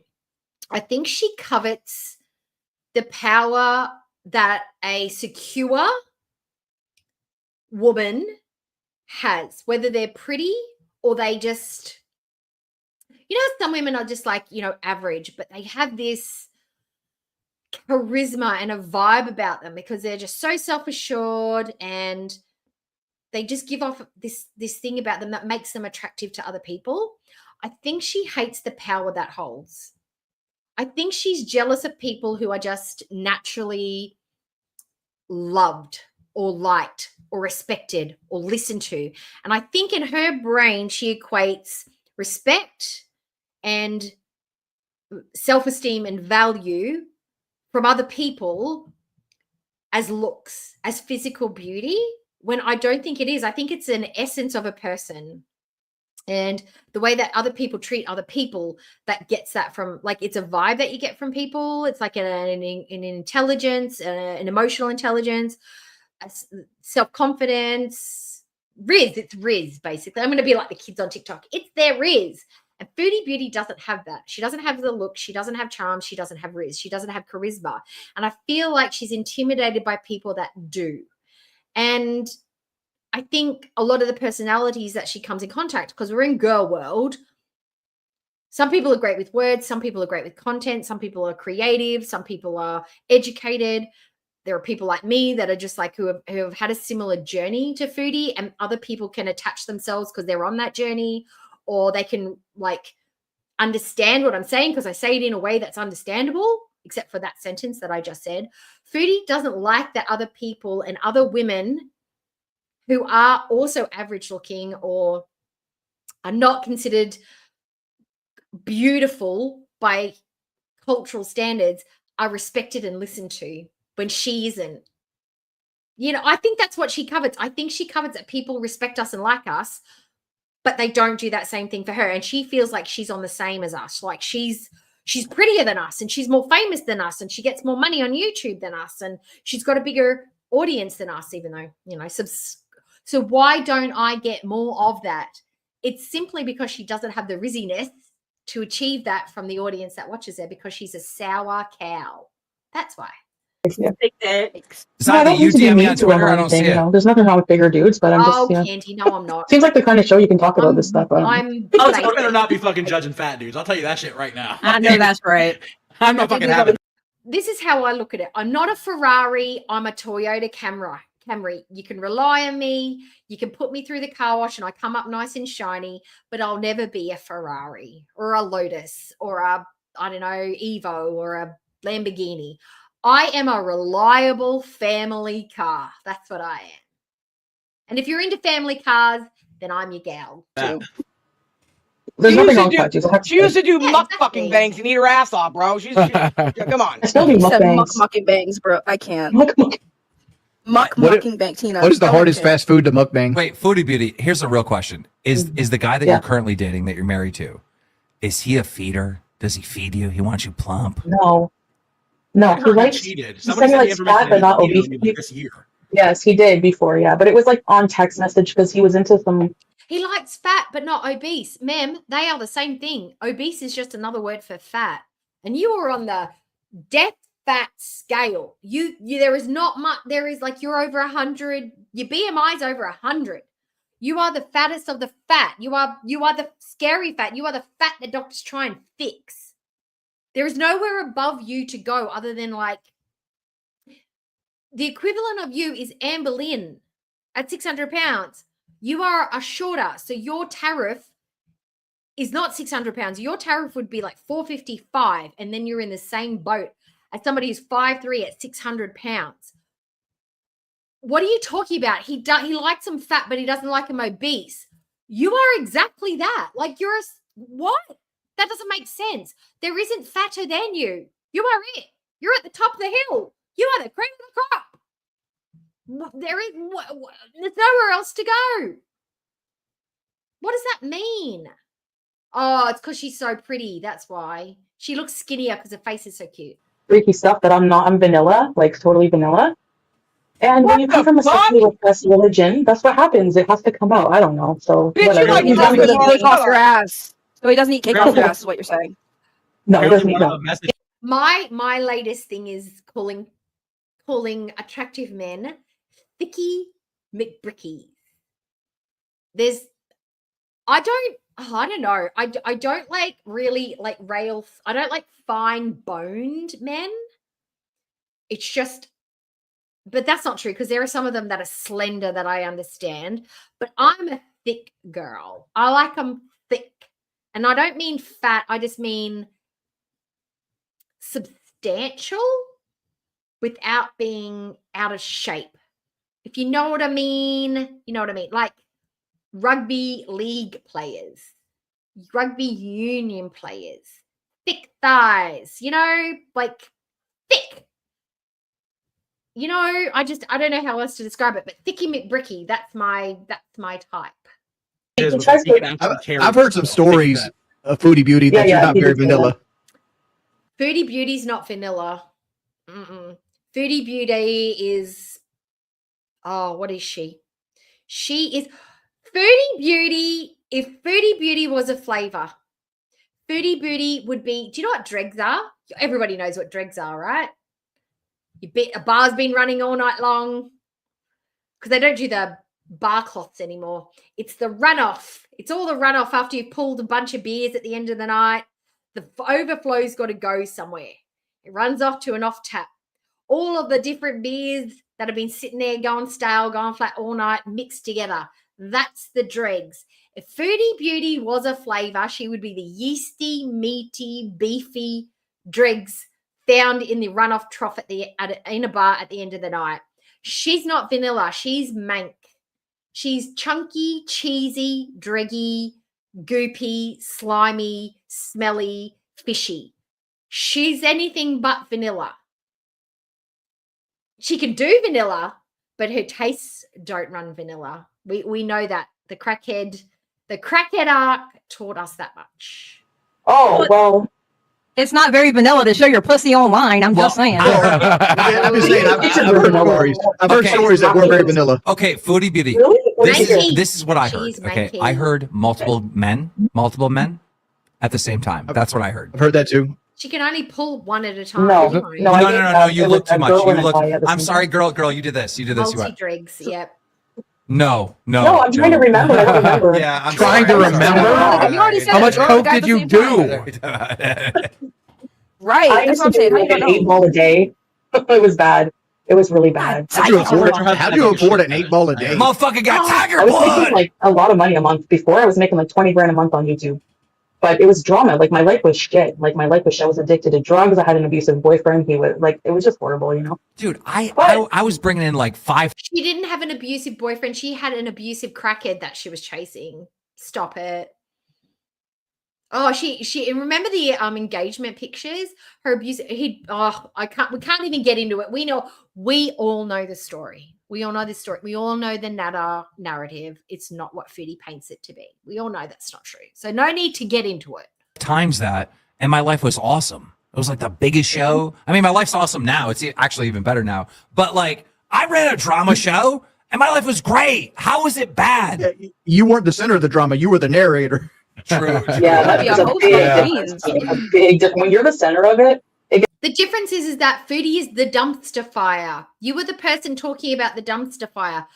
Often, talking about the dumpster fire, commentating is more fun than watching it. This is why people watch sporting events with commentary. If you can't be there, you're watching the game, you're sitting on the sidelines because you can't see the whole pitch. You can't see the field, the gridiron, paddock, I don't know what you're calling it. I'm just going to call it Australian stuff, the pitch, right? You can see 360. You can see what the trainers are running on and off. You can see who's getting drinks. You can see who's been sent off and who's in the tank and all that stuff.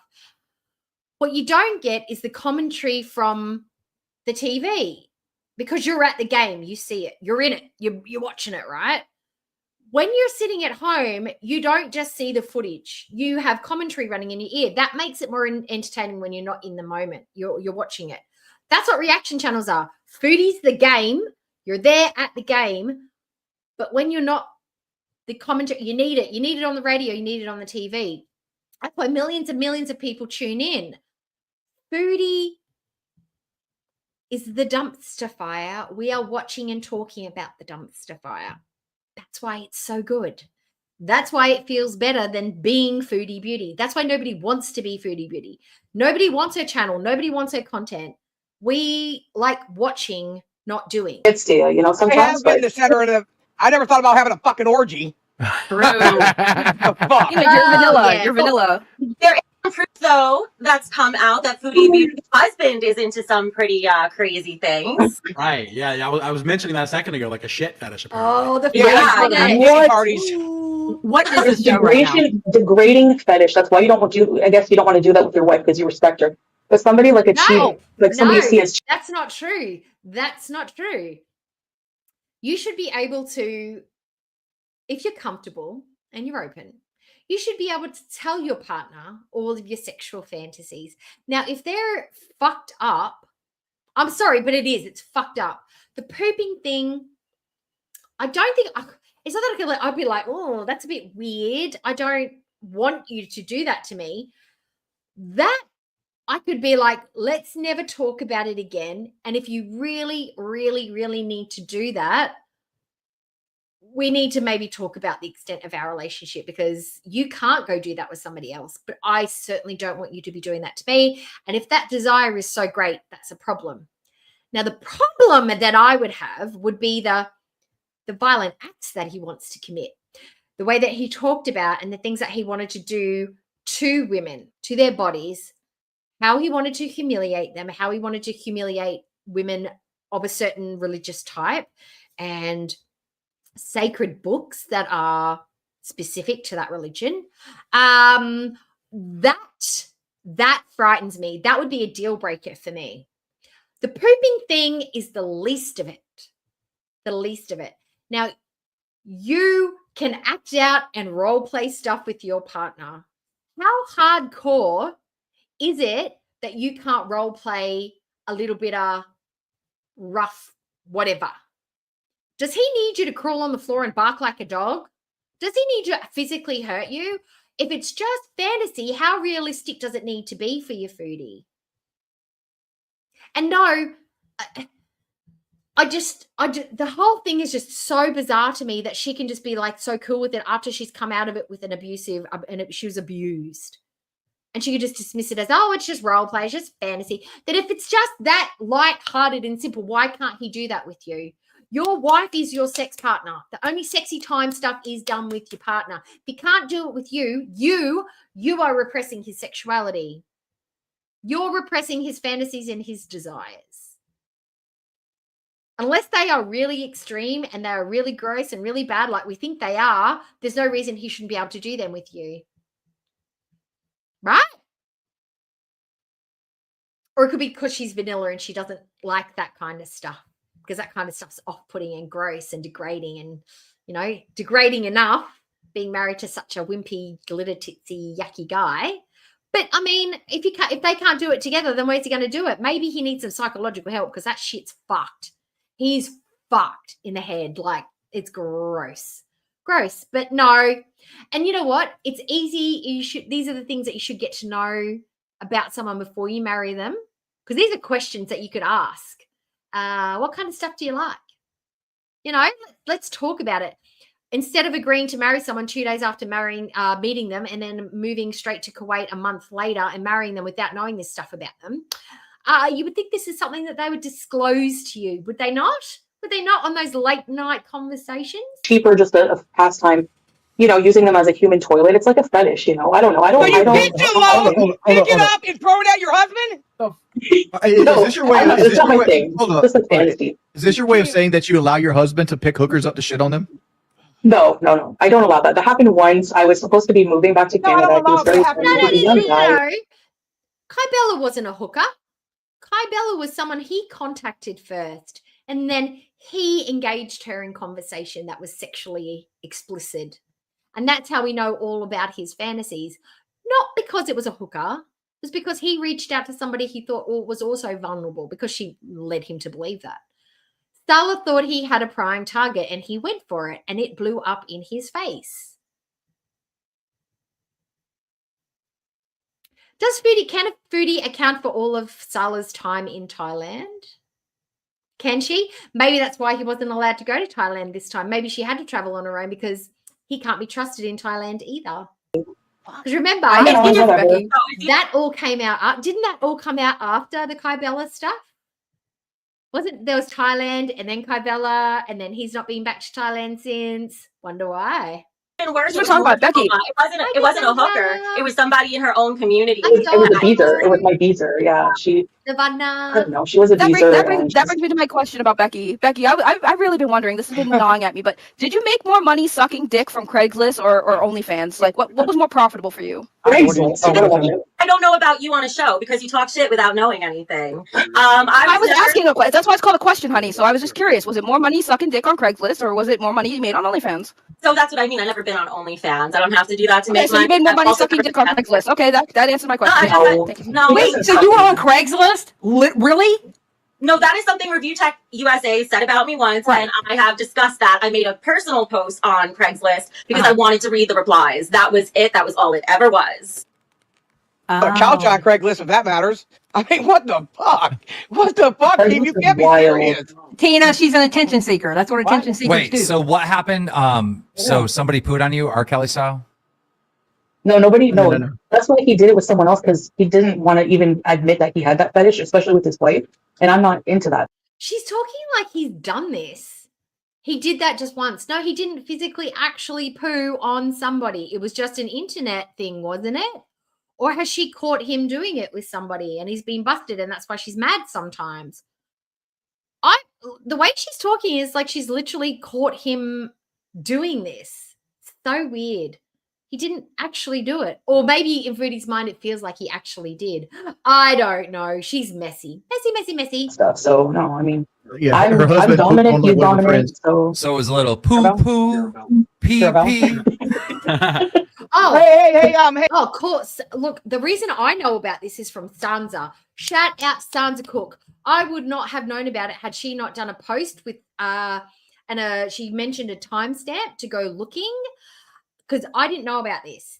No idea. And then I went looking and I'm like, oh my God, this is juicy.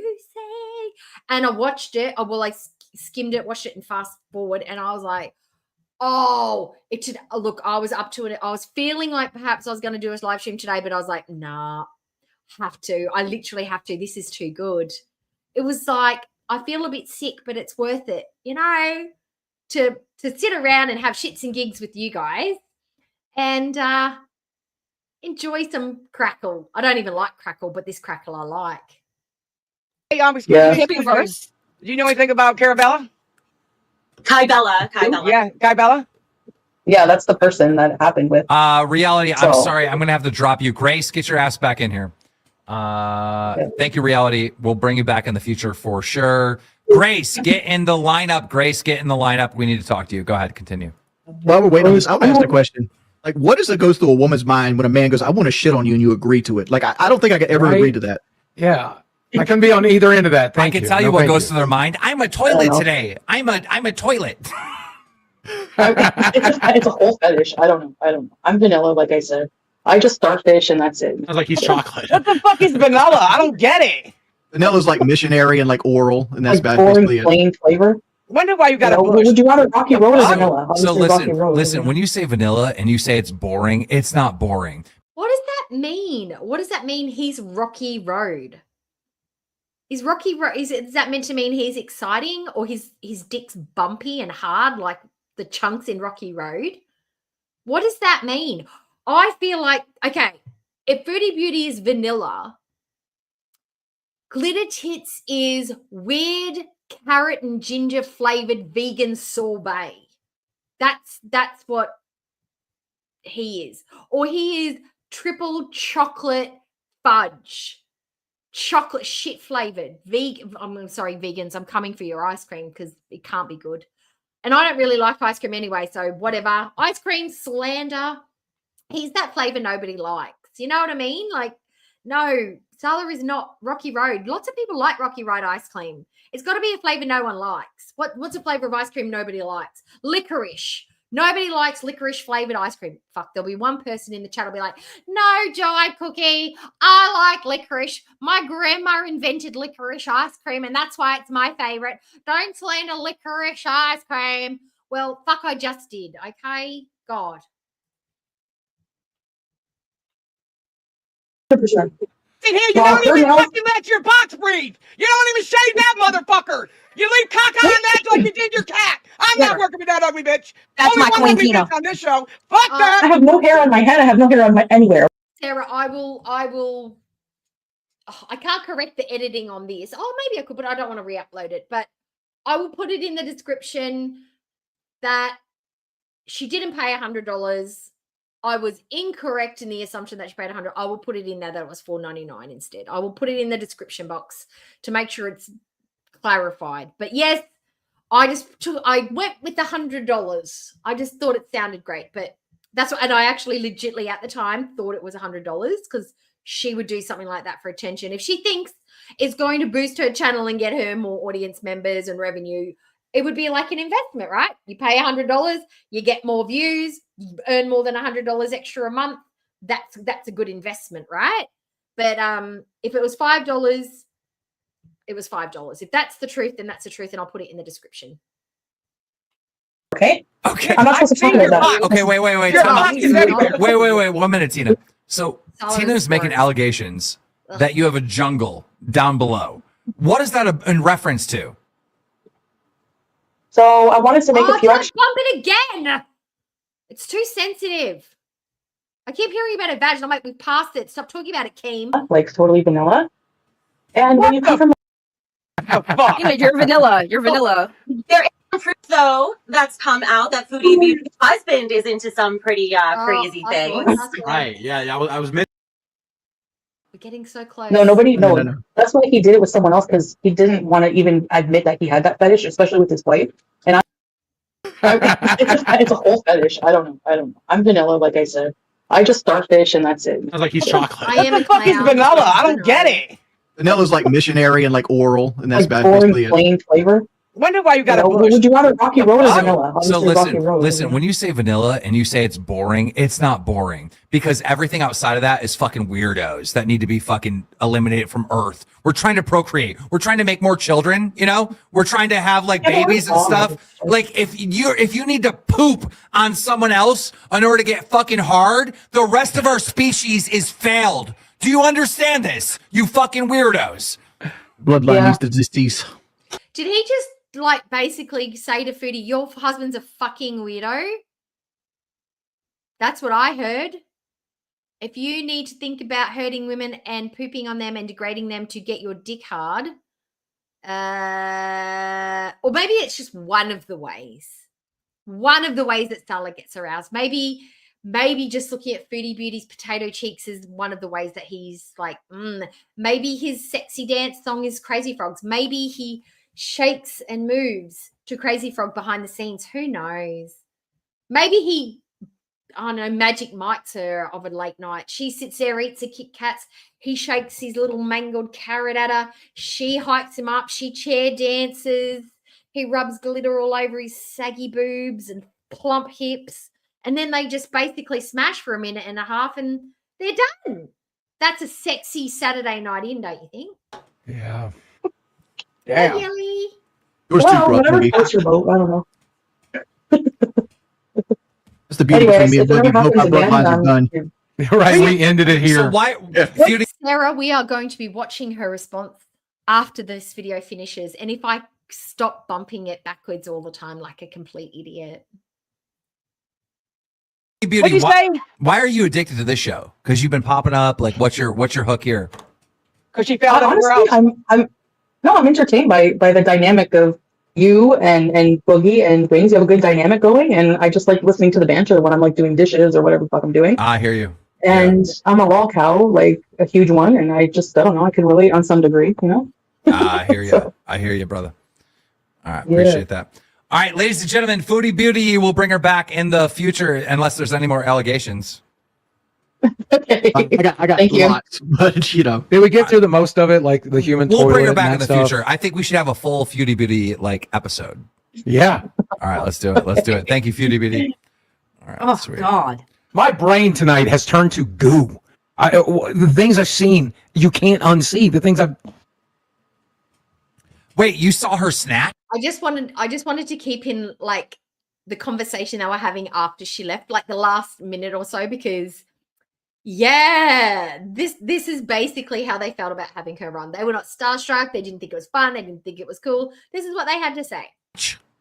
Mike sent it to me. Yeah, I So sent it you to him. saw it, right? I saw it. I think I saw it. I was trying to examine the picture. I didn't really know what it was. It looked like an orange-haired orangutan. You should be ashamed of yourself for sending that to people. Well, I was a gentleman. I asked her permission I to see it. want to say this. He's a total gentleman. Can I please look at your vagina that you've posted online? Is that okay? Yes, because I'm a gentleman. And she's like, oh yeah, sure, go for it. She should have been like honestly, I would prefer it if you didn't actually share it around and look at it, because that's in my past and not a past I'm proud of, and I'm Muslim now and that doesn't hold in with my beliefs. And if you're willing to respect my beliefs, that'd be great. Or something to that tune. But no. It was Mike, paid for. It's content. Well, I know that. It's all over Twitter anyway. Okay, that's the end of it. Living it up. Okay. Oh, there we go. So that was, let me get rid of that one. So that was Foodie being on the Keemstar Lolcow Live. Oh, let's just take a minute. Let's just take a minute to just like, and you know what the best part of it all is? It had absolutely nothing to do with any reactors. We didn't make the appointment. We didn't make it go on panel. We didn't give them membership. Nobody did anything. We didn't feed them questions. We didn't nobody was responding. Tina's obviously watched a bit of Foodie Beauty in her day, but we had nothing to do with the outcome of that panel. It was literally all Foodie Beauty. And she defended herself in the way. They asked the questions, and the way she defended herself was how she responded. The things that she talked about with Sala, all on her. The way she presented the cat and was talking about the cat abuse first. Nobody fucking brought it up. She did. The racism, they brought it up. It had nothing to do with any of us. So she can't blame any of us for any of it. It was all her. None of it. So now we're going to watch her response because it's only short. And then we might get going. I've been on for 3 hours. Oh, my God. That's because I talk too much. Or talk just enough. Depends on who you talk to. Okay. Okay.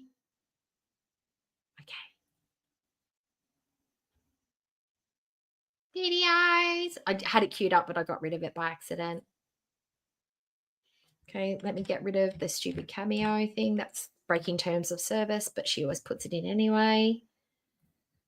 Okay, right. And then this will be the last thing we watch today. And then I don't know when my next live stream will be, but I am going to be doing live streams again. I just don't know when I can because Christmas is very busy for me. Because with the 2 jobs and I've got family here at the minute, I've taken get rid of that one. Oh, yeah, here we go. Okay. Pause, volume. Where did it go? Hang on. There we go. RV. Hey, that's not the one I want. Hang on. Sorry, I messed it up. I'm going to, I want to go back to doing live streams and doing reactions as well. It's just finding the room for both and the energy and the time because I'm doing a bunch of other things at the same time. So I will be back to doing 1 or 2 streams a week if I can, minimum of 1. I don't know when. I have no schedule. It's literally an energy when I've got the energy or what the content is. That's it. That is literally going to be my deciding factors. Am I too tired? What's the time of day? And has she done anything I want to live stream about? Or has Amber done anything? Has Glitters done anything? Is there anything else in the world that I want to talk about in Girl World or Girl World adjacent or out there that I feel like you guys would enjoy too? I don't know. And I can't answer that question. But I'm going to try and point myself in the direction of 1 live stream a week. And anything above that will be above and beyond. And then I'll be doing my little reaction videos that I can edit and record and throw out there. So how does that sound? Does that sound like it'd be a good time? Does that sound like it'd be fun? Yes? Excellent. I'm glad you agree. All right. Let me get past this. Blah, blah, blah, blah, blah, blah, blah. About there. Yep. Okay. Ready to rock and roll. I want to get rid of this one. I don't like it sitting there. Oh, there we go. Okay. Right. Let's get into it. Well, hello guys. Welcome back to another video. So, the voice. What is with this voice? It's so soft and mellow. That reminds me, we've got to hit the speed. We've got to kick her up because fucking hell, nobody's got time to listen to her in normal speed. Oh my God. 1.25. Sorry, I should have done that earlier. Filters to the max. Makeup doesn't look insane today, which is great, but let's focus on the words. I was on Lolcow Live panel yesterday, and I thought I would talk about that. But here's a brief clip from me being on the panel. I like it because you know what? But you'll have to probably give her a few bucks for her hijab wardrobe fund. So if you got a few extra bucks, I got my own. I'm a boss bitch, man. I can afford my own wardrobe. I think it could work, Keem. I think it could work. Listen, I mean, at least. So, of all the things that she's put on there, I understand why she picked that clip, because it wasn't as volatile. The language wasn't vulgar. They weren't talking about cat stuff. They weren't talking about vaginas. They weren't talking about Salah's poop stuff. That was innocuous, inane. It could potentially make people think that maybe the lady that made the comment was making fun of her being a Muslim, blah, blah, blah, blah, blah. It wasn't. I think it was just, why I think she made the comment, because her outfit choice was gross.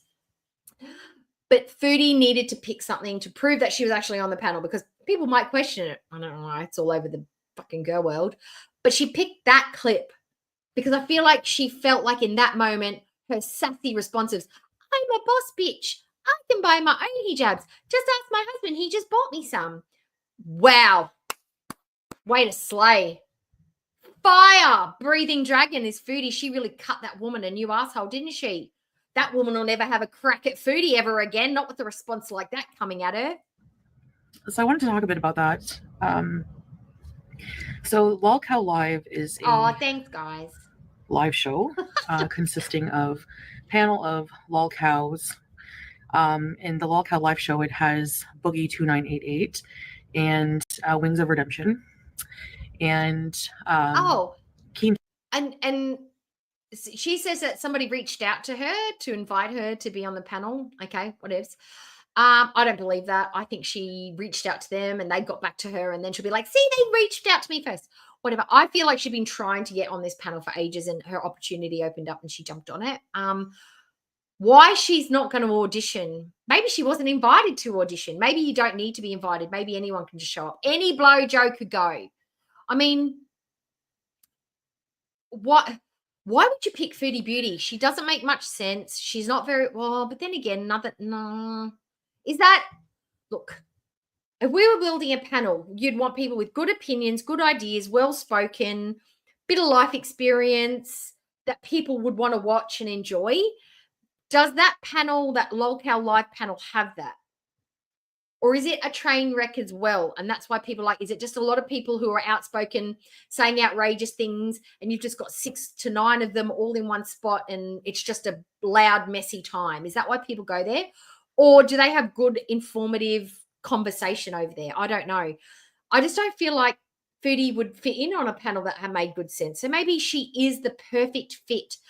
Having a foul mouth, cosplaying fake Muslim with a sordid past who can't control a mouth would maybe be the perfect fit for that panel. And it doesn't seem like all the panelists have to like each other either. No one seemed to like Foodie too much. Keemstar was probably the nicest to her, but he was still mocking her and making fun of her and egging on conversation that was going to be humiliating, embarrassing for her. But maybe she would be the perfect additive for a panel, but not an all-girl panel because she's not a girl's girl. She can't. Keemstar is the host and owner of the show. He's the mastermind behind everything. Now, Keemstar is a very smart creator, very smart businessman, and he is planning on making a whole bunch of shows. His most recent project is Lolcow Queens, which would consist of a similar. So how come Keemstar? How come she thinks that Keemstar is a very smart guy and he's a very smart businessman and he's been successful being a reaction channel and talking about lots of different topics and stuff like that, but she can't see how some of the bigger reaction channels in girl world have had the same business plan, basically reacting to content on the internet? How come they can't be seen as good business people? There are reactors that make more money than Foodie Beauty. Why aren't they considered successful and smart and having a good business plan like Keemstar? Why? Because she's the content that's being reacted to and they just happen to figure out a way to make it more profitable than she can? That seems a bit back to front to me, a bit hypocritical. Similar show to the Lolcow Live, but it would have an all-female panel. Because he's a boy. And that's right. I guess, one of those members confirmed for sure is not a Tina boy, a D guy. from The Kid Behind the Camera. I'm not really familiar with all that lore. So yeah, but she's okay. dainty. Now I am a watcher of the show. I do enjoy putting on the Lolcow Live with Wings, Boogie, and Keem. And the reason I like to do that is I like their dynamic, their banter. I like, though, when they do what I've discovered, I guess, recently about what I like about the show is I like the more lighthearted content when they're all, getting along and they're all doing something interesting, like when they went to the Halloween haunts, when Boogie's picking up trash by the road, as a pun. To be fair, though, that Foodie went on there with matching energy. She matched energy with Tina, did she not? She got down, she got dirty, she got muddy. She seems to like the drama. She seems to like the fighting. She likes the going at each other. She matched energy, not in a scathing way or in a way you'd be like, yeah, you go, girl. You really told that Tina. More in a way of loud, vulgar, insulting, stupid, inane comments. But her energy was definitely there for a fight. Punishment. I like that kind of content. What I don't really enjoy, I've noticed about the show is I don't like the back and forth, the just extreme hate, name calling, shouting, the drama, that kind of thing. No, you just like to sit there and do that all by yourself on your own channel when you're going off about Yaba, FFG, Bad Seed now is another one that she's bad mouthing.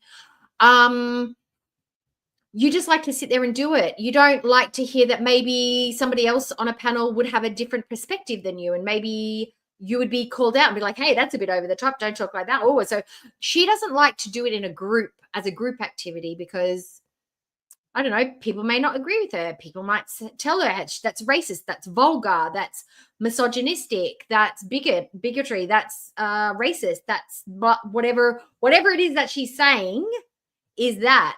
She likes to just do that by herself on her own channel. And it just kind of like brings me in like a negative space. And I guess it also just kind of reminds me of That's true, Burgundy.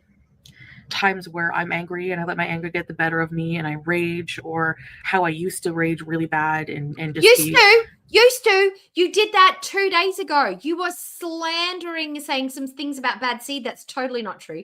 You're talking about FFG. You're talking about Yaba. Used to. Unless you're counting 2 days ago, no. It's not used to. It's last week and the last month and the last year. You haven't stopped doing it. You continue to do it. You do it every stream at least one time. You say something nasty about a reaction channel that you don't watch. Be more that way.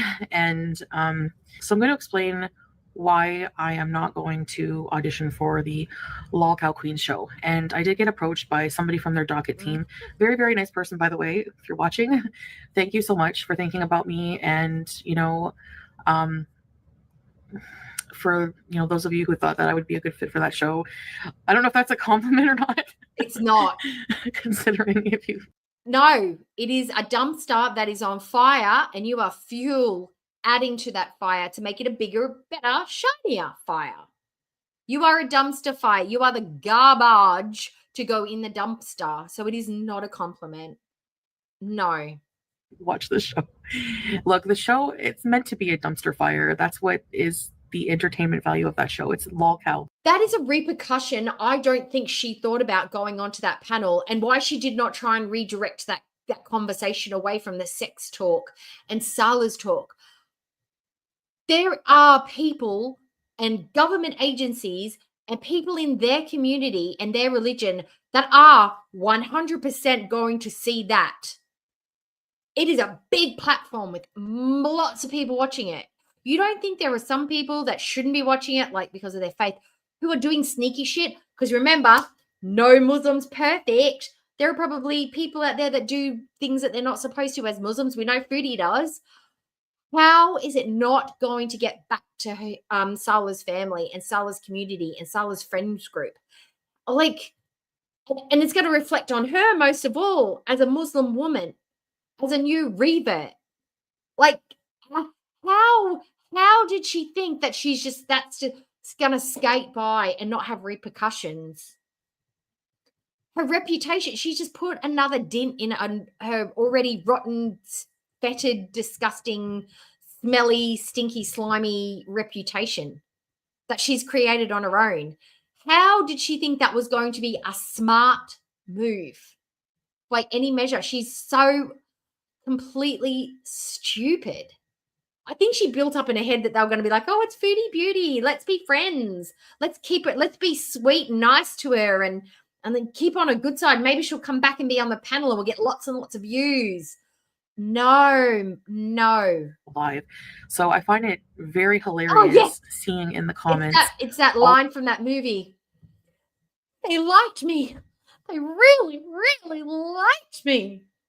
I bet you that's what she was thinking when she walked away. With my very, very, very dedicated haters, I see you. And it's the same one since I started my channel, all just really trying to ruin this opportunity. It's just jokes when it's the men targeting her hairy vag and asking questions. But it's like, oh, not you calling me ugly. Who the fuck are you? What have I done to you? She's accusatory and she's reactive. But when it's the men, it's good joke. It's just all joshing. No, she never went off. Oh, she did have a little bit of a crack at Boogie, but it was more like, oh, don't tell me you don't like a fat snatch. That was hardly aggressive. She was way more aggressive to Tina. She was way more aggressive to the other two ladies that were giving her shit. Opportunity for me, any opportunity they can. Women. And they don't realize that they're just promoting me more. Like the more messy you make me seem, the more outlandish you No, but Dumb and Dumber, I think they got it from, is it a movie from the 50s? Is it like that Little Baby Jane or something like that, one of those 50s? I can't remember the name of the movie, but they got it. They're reenacting it from another classic movie. Yeah, but it was in Dumb and Dumber. Jim Carrey, yes. Make me seem, the more that's going to so brave. Take interest for the show. Brave. There are people on the show. I mean, like Boogie fakes cancer before. I mean, it's not a show of virtuous people. That's not the point of it. Okay. I mean, he has redeemed himself, whatever. He's done his punishment, but my point is fuck you. You cannot say whether he's redeemed himself or not. The panel, he's done the punishment that the panel said he should do, but there are plenty of people out there, and we've got Lynn in the chat, who is now technically, scientifically cured from the cancer. She's 5 years free. And then we've got Charlie's mum that's got some cancer issues going on. She's got a growth. I don't think that they would be as forgiving. Maybe they are forgiving people. But I think there's a lot of people in the community who would be giving him a big fuck you. It's not redeemed. You don't lie about cancer. And it's not whatever. It's absolutely not whatever. A lot of people are affected by that and are affronted and offended by that. So no, he's not redeemed himself. Just because you picked up some rubbish off the side of the road does not mean that you are forgiven for lying about cancer. And the fact that you think that it could be redeemable just shows the moral character that you have. If you're looking for a panel of angels, you're not going to find it on LolCow. And if you did have very virtuous people on there, people would be bored and not watch. And that's a fact, okay? So, and Keemstar's smart and he knows this. So it's basically like a Jerry Springer of YouTube kind of. Maybe. So again, I reiterate, why is Keemstar smart for reacting to dumpster fires, but we are all parasitic trolls sucking the life out of Chantal when we are basically doing the same thing? We are reacting to content that is a dumpster fire. Girl world women, the lol cows are dumpster fires. We are doing the same thing. Some of us on a big scale, some of us on a teeny tiny scale, some of us on a whatever scale. But that is legit what we are. We have found a topic we are interested in. We have thoughts and feelings that people can relate to. That's why people come and watch us do them. Why are we leeches? But he is a smart businessman. I don't get that. I don't understand it. It'd be worse. So I had to decline politely auditioning for any No, they didn't ask you to audition. You were just like, fuck this, I'm not auditioning. I doubt there's been. I want to see an email. I want to see that email or voice memo or the text message where they have invited her to audition. I don't believe it. On any of the shows. I went up last night, and honestly, I kind of regret it because, and I'm not crapping on the show at all. The show is what it is, and I knew that. So it was totally my decision to go up, and you know, it just made me feel like I'm going against principles that I'm trying to live by, hashing up old stuff about my life that happened. You played into it though. You were there and you didn't have the balls to stand up for your convictions. She didn't. She sits there in a hijab and she's like, that's not appropriate to talk about. Because that's not fun on the Lol Cow Live panel. She wanted to be in with the kids. She wanted to be cool. She wanted to be vibing with them. And it's not fun to be the Debbie Downer and be like, oh, it's not appropriate to talk about my OnlyFans content. I'm a Muslim. Please respect my faith. That's an inappropriate conversation because that's not fun. That's not what they're there for. They're there for to talk about the nasty, gross, gory, ridiculous, embarrassing, humiliating things. What did she expect going on to that panel? That they were going to be respectful and ask insightful questions. So tell us more. So Foodie, tell us more about being a revert. Tell us more about your driver's license. I did see you eat a burger the other day. Please reenact and tell me every single mouthful. Describe it in full because we're so excited about your content. Your content is the bomb, love. Lady, we really, really enjoy you. Tell us more. What did she think she was going to get going on to that panel? 3 years ago, I'm not that person anymore. I don't do OF content. I would never Then you should have anymore. said that. You should have said, that's not my life. Don't talk about it anymore. It's inappropriate. It's not okay. I don't want to hear it. Move on. You know, whatever happened with... And absolutely not shutting down the poop talk. The most embarrassing, humiliating, and dangerous thing for Salah, she didn't shut down. She just sat there and... It's a fetish. It's a fetish that he has. I don't like it, but it's something that he likes. And he's only cheated on me once that I know of with somebody else, and blah, blah, blah, blah, blah. She didn't even attempt to shut it down. She tried to explain it away. What? She's just no foresight, no smarts, no integrity, doesn't care about how she looks, about how Salah looks, how this affects Salah's family, his friends, because it's not just them, it's a ripple effect out to the wider community that surrounds Salah. So you're friends with the guy you're best friends with the guy's wife, did OnlyFans, and she's a mukbanger on YouTube who says nasty stuff while wearing a hijab. Oh, and I heard that you like to shit and degrade Christian women. That's you. You're that Salah from YouTube. Interesting. Relationship. We've been moving on from that. I just don't want, stupid things like accusations from years and years ago that are just like totally irrelevant now. I have no interest in, screaming back and forth to generate views. It's just not something I'm very interested in anymore in life, I guess. I think yesterday, me being in that environment kind of confirmed it for me. She's been banging on about that panel for a while. She's been talking about it. She watches it. She was in love with it, but the reality of what it was going to be like was not what she thought. She really thought they're going to suck up her ass and be kind and sweet and respectful. Well, no, sorry.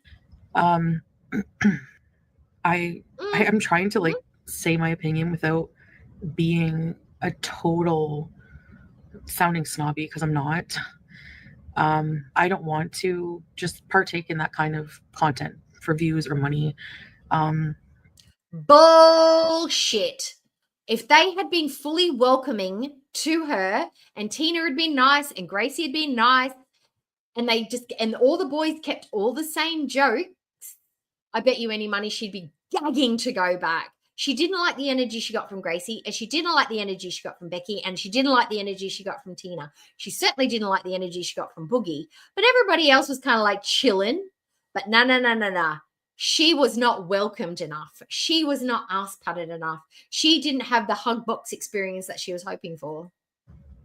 I thought it would be a fun opportunity because, I saw the dynamic that the LolCal Livecast have together, and it looks fun. It looks like they developed a friendship, and they have fun doing it.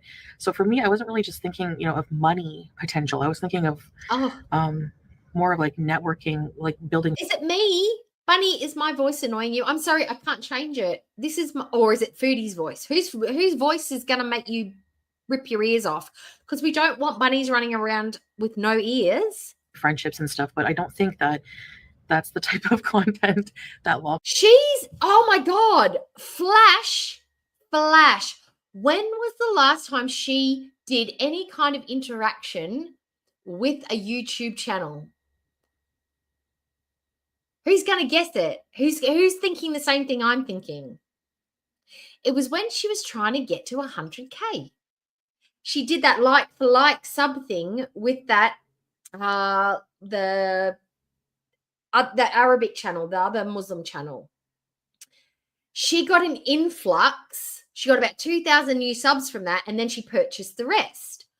Do you think she thought maybe popping her head up on this panel, even if she had no idea whether she's going to go back or not, she feels like it's going to give her an influx of some new subs and an influx of new interested parties to give her views, and maybe some new memberships, people who want to come in to chat to her or say things or throw super chats at her just so they can say their piece and say something nasty to her?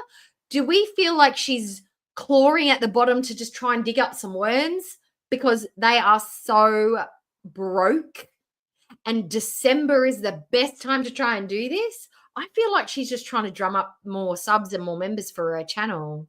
All cow queens will be. I don't really just want to, be screamed at and yelled at all day and night, or for a few hours or whatever. It's just not something that I find pleasurable. And I don't want to like dredge up my past for entertainment as well. Of course, people are probably. No, but you're certainly happy to drag everybody else's up. Still gonna ruminate over it, talk about it, rewatch all the old stuff. That's fine. That's totally fine. That's not who I am anymore. And whether you think that I'm wearing a ma'am, the panel that you were just on proved to us, and your last couple of live streams, you sat there and said the word motherfucker in a hijab. You are exactly who you were 2 years ago. You have not changed one tiny little bit. You've not improved. You've not learnt any habits. You've not changed. You can't control your emotions. You're not stable. You have random bouts of depression. You are just as vile and horrible and nasty and vindictive as you've always been. There's been no growth. Just because you wear a hijab now and you don't. No, you're literally almost back exactly where you were. Solar as Pete's. You've got the car. You can get your food. You can drive around. The only difference is that you're not in Canada doing it. You are in Kuwait. You are literally the same thing. You've just changed your outfit. You've just changed your outfit. You are the exact same person. That panel just proved you are the same. And you're not high on cannabis. We don't know what else you do while you're over there, but you're not high. But you are on the inside the same exact woman who left Kuwait 2 years ago. Costume or not is, it's. I'm not here to convince people anymore. Especially haters of anything. I'm just here to live my life, and that's it. Like I'm just. That's totally up to you what you think of me. That's not my business anymore, basically. It's never been your fucking business, but you come looking for it. You come looking for the channels. You find them all. You know about new channels that have just started that don't have a long history with you. The mother and son, the husband and wife that sit there and react to them. You can describe them. You know what their voices sound like. You've watched them enough. You're going after Bad Seed now because she does the edits of your filters and she's got some good content. You go after Yabba, you go after FG, you find it, you look for it. You don't deliberately try and avoid it. Like, it's not your problem. It's never been your problem. You're talking about copyright striking people. You're all up all the reactors' asses. You are threatening them. You're threatening violence. You're telling people their channels are going to go away and they're going to go away soon enough. Like, who are you trying to kid? Is this what you're telling yourself? Is this what she tells herself? Every day she wakes up, today's going to be a great day. I'm not going to bitch and moan about anyone. And then she gets hungry and then she just can't control it anymore. I'm a Muslim revert, and I haven't been acting accordingly, like especially being on that show. Yep. Mm-hmm. So no, and engaging in negativity. I think it's every time you use a cuss word. I think it's every time you degrade a woman. I think it's every time you make a racist comment. I think it's every time you blow off actual Muslims who try and say, sister, this is not the way. That is actually exactly the opposite of what you should be doing. The way you treat your cat, the way you treat Salah, the way you treat your chat, the way you treat other people's chats, the way you talk about other creators. I think all of those things are in direct contradiction to what you should be doing as we know it and you know it as a Muslim. Not just you being on that panel. I think it's been your conduct since you reverted that basically throws flies in the no, since you put on the hijab, because people who don't know you would understand and look at you and think she must be Muslim because she's wearing a hijab. They don't know you hadn't done the reversion. They don't know that you hadn't had you said your shahada. They would just naturally look at you and assume that you're a Muslim. So the second you put on that hijab, everything you've said and done that is contradictory to how a Muslim should, an average, even like a C+ graded Muslim is in complete contradiction. You haven't even come close to making grade. And that's from someone who doesn't know a lot about Muslims. You are an absolute fucking failure at everything. Acknowledging haters, acknowledging negativity, retaliating against haters. It is not defense. So it's not a defense against haters. It's retaliation because you're a vindictive bitch. That's why. Swearing way too much. Just doing a lot of things that are just against principles that I'm trying to follow now in life. So that's the main reasons that I don't feel that this show is the right fit for me anymore. Maybe if it was Foodie Beauty from 3 years ago, then yeah, more. Ma'am, this is like literally, I'm breaking up with the guy that this is like her relationship with Nada. I'm breaking up with Nada, but they were never actually together. You can't disinvite yourself from a panel that you never made it onto. You're rejecting the offer to audition, possibly. She's acting like she would have got a slot on the panel. I'm sorry, but I can't be on your panel because it doesn't fit in with my morals and what I'm trying to do. Okay, ma'am, how presumptive of you. More than likely, that would be totally fine. But it's just not something that I feel fits the direction of life I'm seeking to go forward in. So good luck to me, because I have to, it's an onward journey. It's not easy. It's not easy trying to become a better person, but I know in my heart what I want to do, and I just have to put the intention in there. I have to put the work in there, and that's what I want to focus on. I want my channel to be super boring. I want my channel to boring people are bored. That's all I can say. Boring people are bored. Her channel is boring because she is a boring person. She doesn't like anything but food. That's it. So, that was a cordial burp. So sorry. It's because my tummy's upset. I've got a little bit of extra stuff happening. She doesn't have a creative mindset. So if you are so all consumed with food, other than eating it, wouldn't be relearning how to cook your favorite stuff in a terrible way, in a diabetic friendly way. Wouldn't that be a fun journey for her beezers to go on? Because we're going to react to whatever, but her beezers would enjoy that content.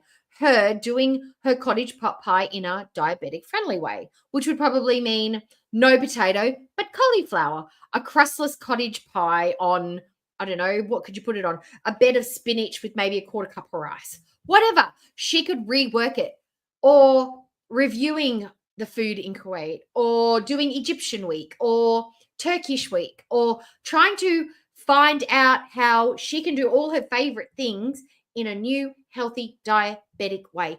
Go to her diabetic classes.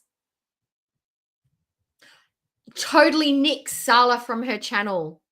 Focus on the Foodie Beauty, because nobody likes the couple shit. If she's traveling travel, actually leave the room, take the feedback from her beezers and from the girl world. But she's not doing that. She's just like, I don't want my channel to be boring. Well, what are you doing to fix it? What are you doing? Absolutely nothing. You're just going to bitch and moan about it and say it's all the reactors' fault because they're stealing her awesome A-grade content. Be more wholesome. Like even the beezing, I want a wholesome bees. I want to just have lighthearted fun. I don't want to. Beezing means doing something bad. There's no such thing as a wholesome bees. How about we don't bees? How about we be diabetic friendly? How about we take control? How about we be responsible? Responsibility sexy. Hey? How about we have power? How about we be mindful? Instead of fucking beezing all the time, let's get some control. Control. Like good, healthy control. Have negativity and hate because honestly, it's just not worth the mental health. So that's why I don't feel like I would be a good fit. Like upon further thought, I was impulsive when they asked me to come on the show. I was like, oh my gosh, you know, like a little bit starstruck. Does that not just make you? Every she goes, I was impulsive. If I said that every time I made a mistake or did something wrong, if I was at work and I'm like, oh, did you give that refund or did you put that thing where you weren't supposed to? And I'll be like, oh, I just impulsively didn't follow the planogram. I just impulsively thought that I could give out $1,000 refund. I didn't think I needed to get approval for that. Sorry, that was rather impulsive of me. Or if I was having a conversation with my husband and I took out $1,000 from the bank without like discussing it with him first. Sorry, I just impulsively $1,000. I'm at the shops and I punched an old lady in the face. I just impulsively punched her in the face, officer. My bad.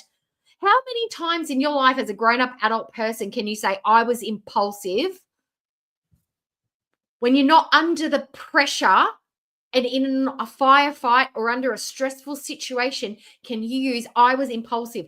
Impulsive means usually like you're in a rock in a hard place and you don't know exactly what to do. So you just do the thing that your brain says, do it. She wasn't. She was like probably given an email or text message and she's like, maybe I will go on that panel tomorrow. Had a night to sleep on it. And then she decided, yeah, I'm going to do it. Fuck off, you're impulsive. You decided to do it. Just own it. I did it because I wanted to. I thought it was a smart move when it wasn't. Because, you know, Keem has a lot of clout and he's famous on the YouTube streets. And I thought, you know, I'm late. I was what? Clout chasing. That's what she was doing. She thought she could get some of that lol cow clout that she's always telling us that we're after. She just admitted to getting clout. YouTube clout. Dirty. We don't like that. We don't like YouTube clout. We don't like climbing up on the fame of other people to get our own little bit of YouTube fame. That's gross, foodie. Labeled as a lol cow. And, you know, I felt like if there's anybody that should be on a lol cow show, especially with women, it should be me. I'm a lol cow. I'm one of the biggest ones, right? So, but I realized that I'm not really like, I'm not like I was before. I haven't done any of those shitty behavior things in years. And rages, yeah, still raging against haters. Yeah, but that's, again, I'm really trying to just challenge myself and just let them talk to themselves. So I really want to just like focus on lighthearted, fun content. You know, so insert mukbangs that nobody's really interested in, where I sit and just talk about the food that I'm talking about. I'm currently eating in every like crunchy, tender, hot, fresh, mayonnaise-y, and then describing food that it kind of tastes like but isn't. And then I'm going to talk about other food that I should be eating and I want to be eating and cravings. And that's what she means by light-hearted fun content. Her sitting down talking about food. That's the content she wants to do. But nobody's interested in that content from her because she's not a good mukbanger. She doesn't do fun, interesting mukbangs. She doesn't make people want to eat. She is feeder. She is feeder content. And Girl World is not into feeder stuff. She needs to find a platform that will pay her good money for that. But she's not going to get the attention. It's a different kind of attention, feeders, I think. YouTube gives her that hug box, that interaction of like pretend friends, whereas feeder content directed by the people that want that kind of content from someone like Chantal would be on a platform where she's not getting that chat interaction. It would be literally like, drip it down your chin, groan more, be messier, lick your fingers, rub it up your face, rub it on your boobs, whatever they want. I don't know. Say this, eat this much, eat more. Whatever they want, it would be sexualized, and it will probably make her feel a bit dirty. Eating online in the way she does, she can covertly do the feeder content while still pretending to herself that it's YouTube mukbangs. It's for everyone. Everybody loves a good mukbang with Chantal. No, we don't. It's the fuckery that we stick around for. The mukbangs are not it. I like the vlogs. Personally, I love it when she gets out and about and just makes an absolute, like, oh, vlogs. Like, I just love how bad they are. That's all I want to do. Yeah. So, nothing personal against the show. I'm sure they won't even care. And not to mention, she's married to a Muslim man. I don't think her Muslim husband would like her to be a sex worker, because essentially that's what it would be. It is sexualized content for men that want to sexually satisfy themselves by watching morbidly obese women overfeed themselves in a way that gives them sexual gratification. I don't think there's any Muslim man out there that would be like, cool, that sounds like a great way to make an income. Honestly. She can still lie about it now. But yeah, it's not something I don't want to like live in my past and rehash everything and give attention to things that people just want to use to bring me down, to try to bring me down. It's just not what I want to. We don't bring it up to bring you down. We bring it up to prove you're lying. You're changing the narrative. You're saying things in the wrong order or in the wrong context. We don't bring it up to bring you down. We are correcting you. And we are correcting it for the new people who don't know better, who don't know that you lie. There's not many of them. But there are some new people in Girl World who don't know the law. We want to make sure that they are fully aware that your narrative is the incorrect narrative. It's not to bring you down, girl. It's just reality. I'm gonna do. So, Oh, yeah, 100%. I want to continue to try and work on bettering myself and living my life with my, happy little family. And, my life is not perfect. It never will be. And like I always say, that's fine. I don't mind my speckled X. I'm happy with what I have. I'm happy with, the positive. And you know what, Foodie? A lot of us are pretty fucking happy with what we have. We don't hate you because we want what you have. I wouldn't want a philandering husband who wants to hurt women and shit on them in a degrading way. I don't want to live in the dodgy part of town. I don't want to be basically immobile and just lay on a couch all day. I don't want to be unemployable. I don't want to be in a loveless marriage. I don't want to know that my pay packet is unstable and dwindling. I don't want to be in an unfulfilling job. I don't want to have no friends. I don't want to be known as an animal abuser and a neglectful, stupid pet owner and continue to be. I don't want to think people I'm estranged from my family, whether I am or not. I don't want to be ragey and hateful as my living.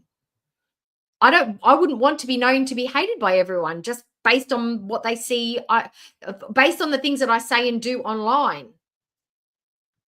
I don't want to lie about my religion to please a man. I wouldn't want to be known as somebody you cannot trust because I've lied so much. Nobody's jealous of your situation. Nobody's going to give up.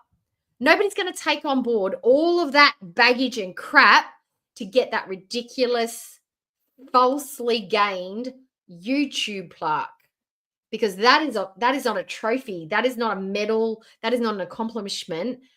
That plaque has a price and nobody wants to pay it. Nobody. No one. Beezers I have in my life. I have my Beezer army, even if it's not as big as Hater army, that's fine. For me, it's, quality over quantity. I don't have people in my chat Teardrops fully quality. just saying, B word, see you next Tuesday. I hope this person dies. They're disgusting. I hope they stroke out. Just like the nastiest crap, Nobody says that. Nobody says, I hope she's going to stroke out. People say, I think she might. She does this activity and it looks like she's probably going to stroke out. Nobody's saying, oh, she's going for a walk in the hot sun. I sure hope she strokes out. No, we are guessing that that is a possibility for someone like you with your health conditions. Don't twist it. Don't twist it. And cheering on someone's downfall and just being negative all the time. We just laugh and have a good time most of the time. And that's what I want to continue to do. So I appreciate you guys. I love my Beezers. And yeah, so anyway, I'll see you guys in the next one. Bye. Well, there you go. There you go. Foodie fucked up. And that was Foodie Beauty's press tour to get her back where she thinks she needs to be. Isn't that fascinating? She did a great job. I am thoroughly convinced that Foodie did not want to be on that panel as a paid person for extra income. I thoroughly think that she felt she held her own amongst the not friendly fire that she was getting. And I really think that her and Sala most certainly did not have words after that panel. 100%. I think they're probably going strong as. I don't think Sala would have had a problem with her going on that panel, talking to all those men about those topics and bringing up his most embarrassing moment. Or, better yet, is that Sala's most embarrassing moment? Because I've got a feeling that there's probably more. And there will be more. It's just a matter of time. But you know what we've got to gear up for, guys, because this is the most recent bump that she's got, is the next visa run's coming up. We've only got a good month and a bit for that, or is it less than that? And we've got the anniversary coming up. We're definitely watching that. We are definitely watching anniversary content. I've got my own video that I've edited that we can go back and watch. We're going to be doing retros because I love a good retro react. That's what other than her food content and the Amber stuff and the glitter and laser stuff, we're definitely going to be going back and doing some Foodie Beauty reacts because they are gold. And it's important to remember the law. It is very important because we need to be able to, counterbalance her lies and her narrative. And the only way to do that is to keep it going and to show people that she actually hasn't changed. Just her outfit. Well, anyway, quick message for the replay gang. Hi, replay gang. If you made it this far in the video, which has been going for 4 hours now, I made quite the strong comeback, didn't I? From doing no streams for a month and a bit. I think it's been a month. It's been a while. I did 4 hours, and my tailbone's still in good nick. My wrist's a bit sore from the mouse, but everything else is pretty good. But I'm going to thank everyone for being here. Thank you for the gifted memberships. Who got them? Charlie's mum. I think, I can't remember. I have to go back and have a look. I can't see that. But whoever got the gifted memberships, welcome to the Cookie Cutters. Replay gang, thanks for watching. And thank you all for being here. It's been good, right? And thank you for being very patient about my very early rant, very early in the stream. I'm sorry if it was a bit hectic and a bit loud and a bit, but I had some energy to express. Okay, so thank you for that. There won't be any more of that, but I appreciate your patience. Okay, I'm going now. I'm going to go and have something to eat and hang out with the fam bams, and I will see you guys in the very next video or the very next live stream. See you there.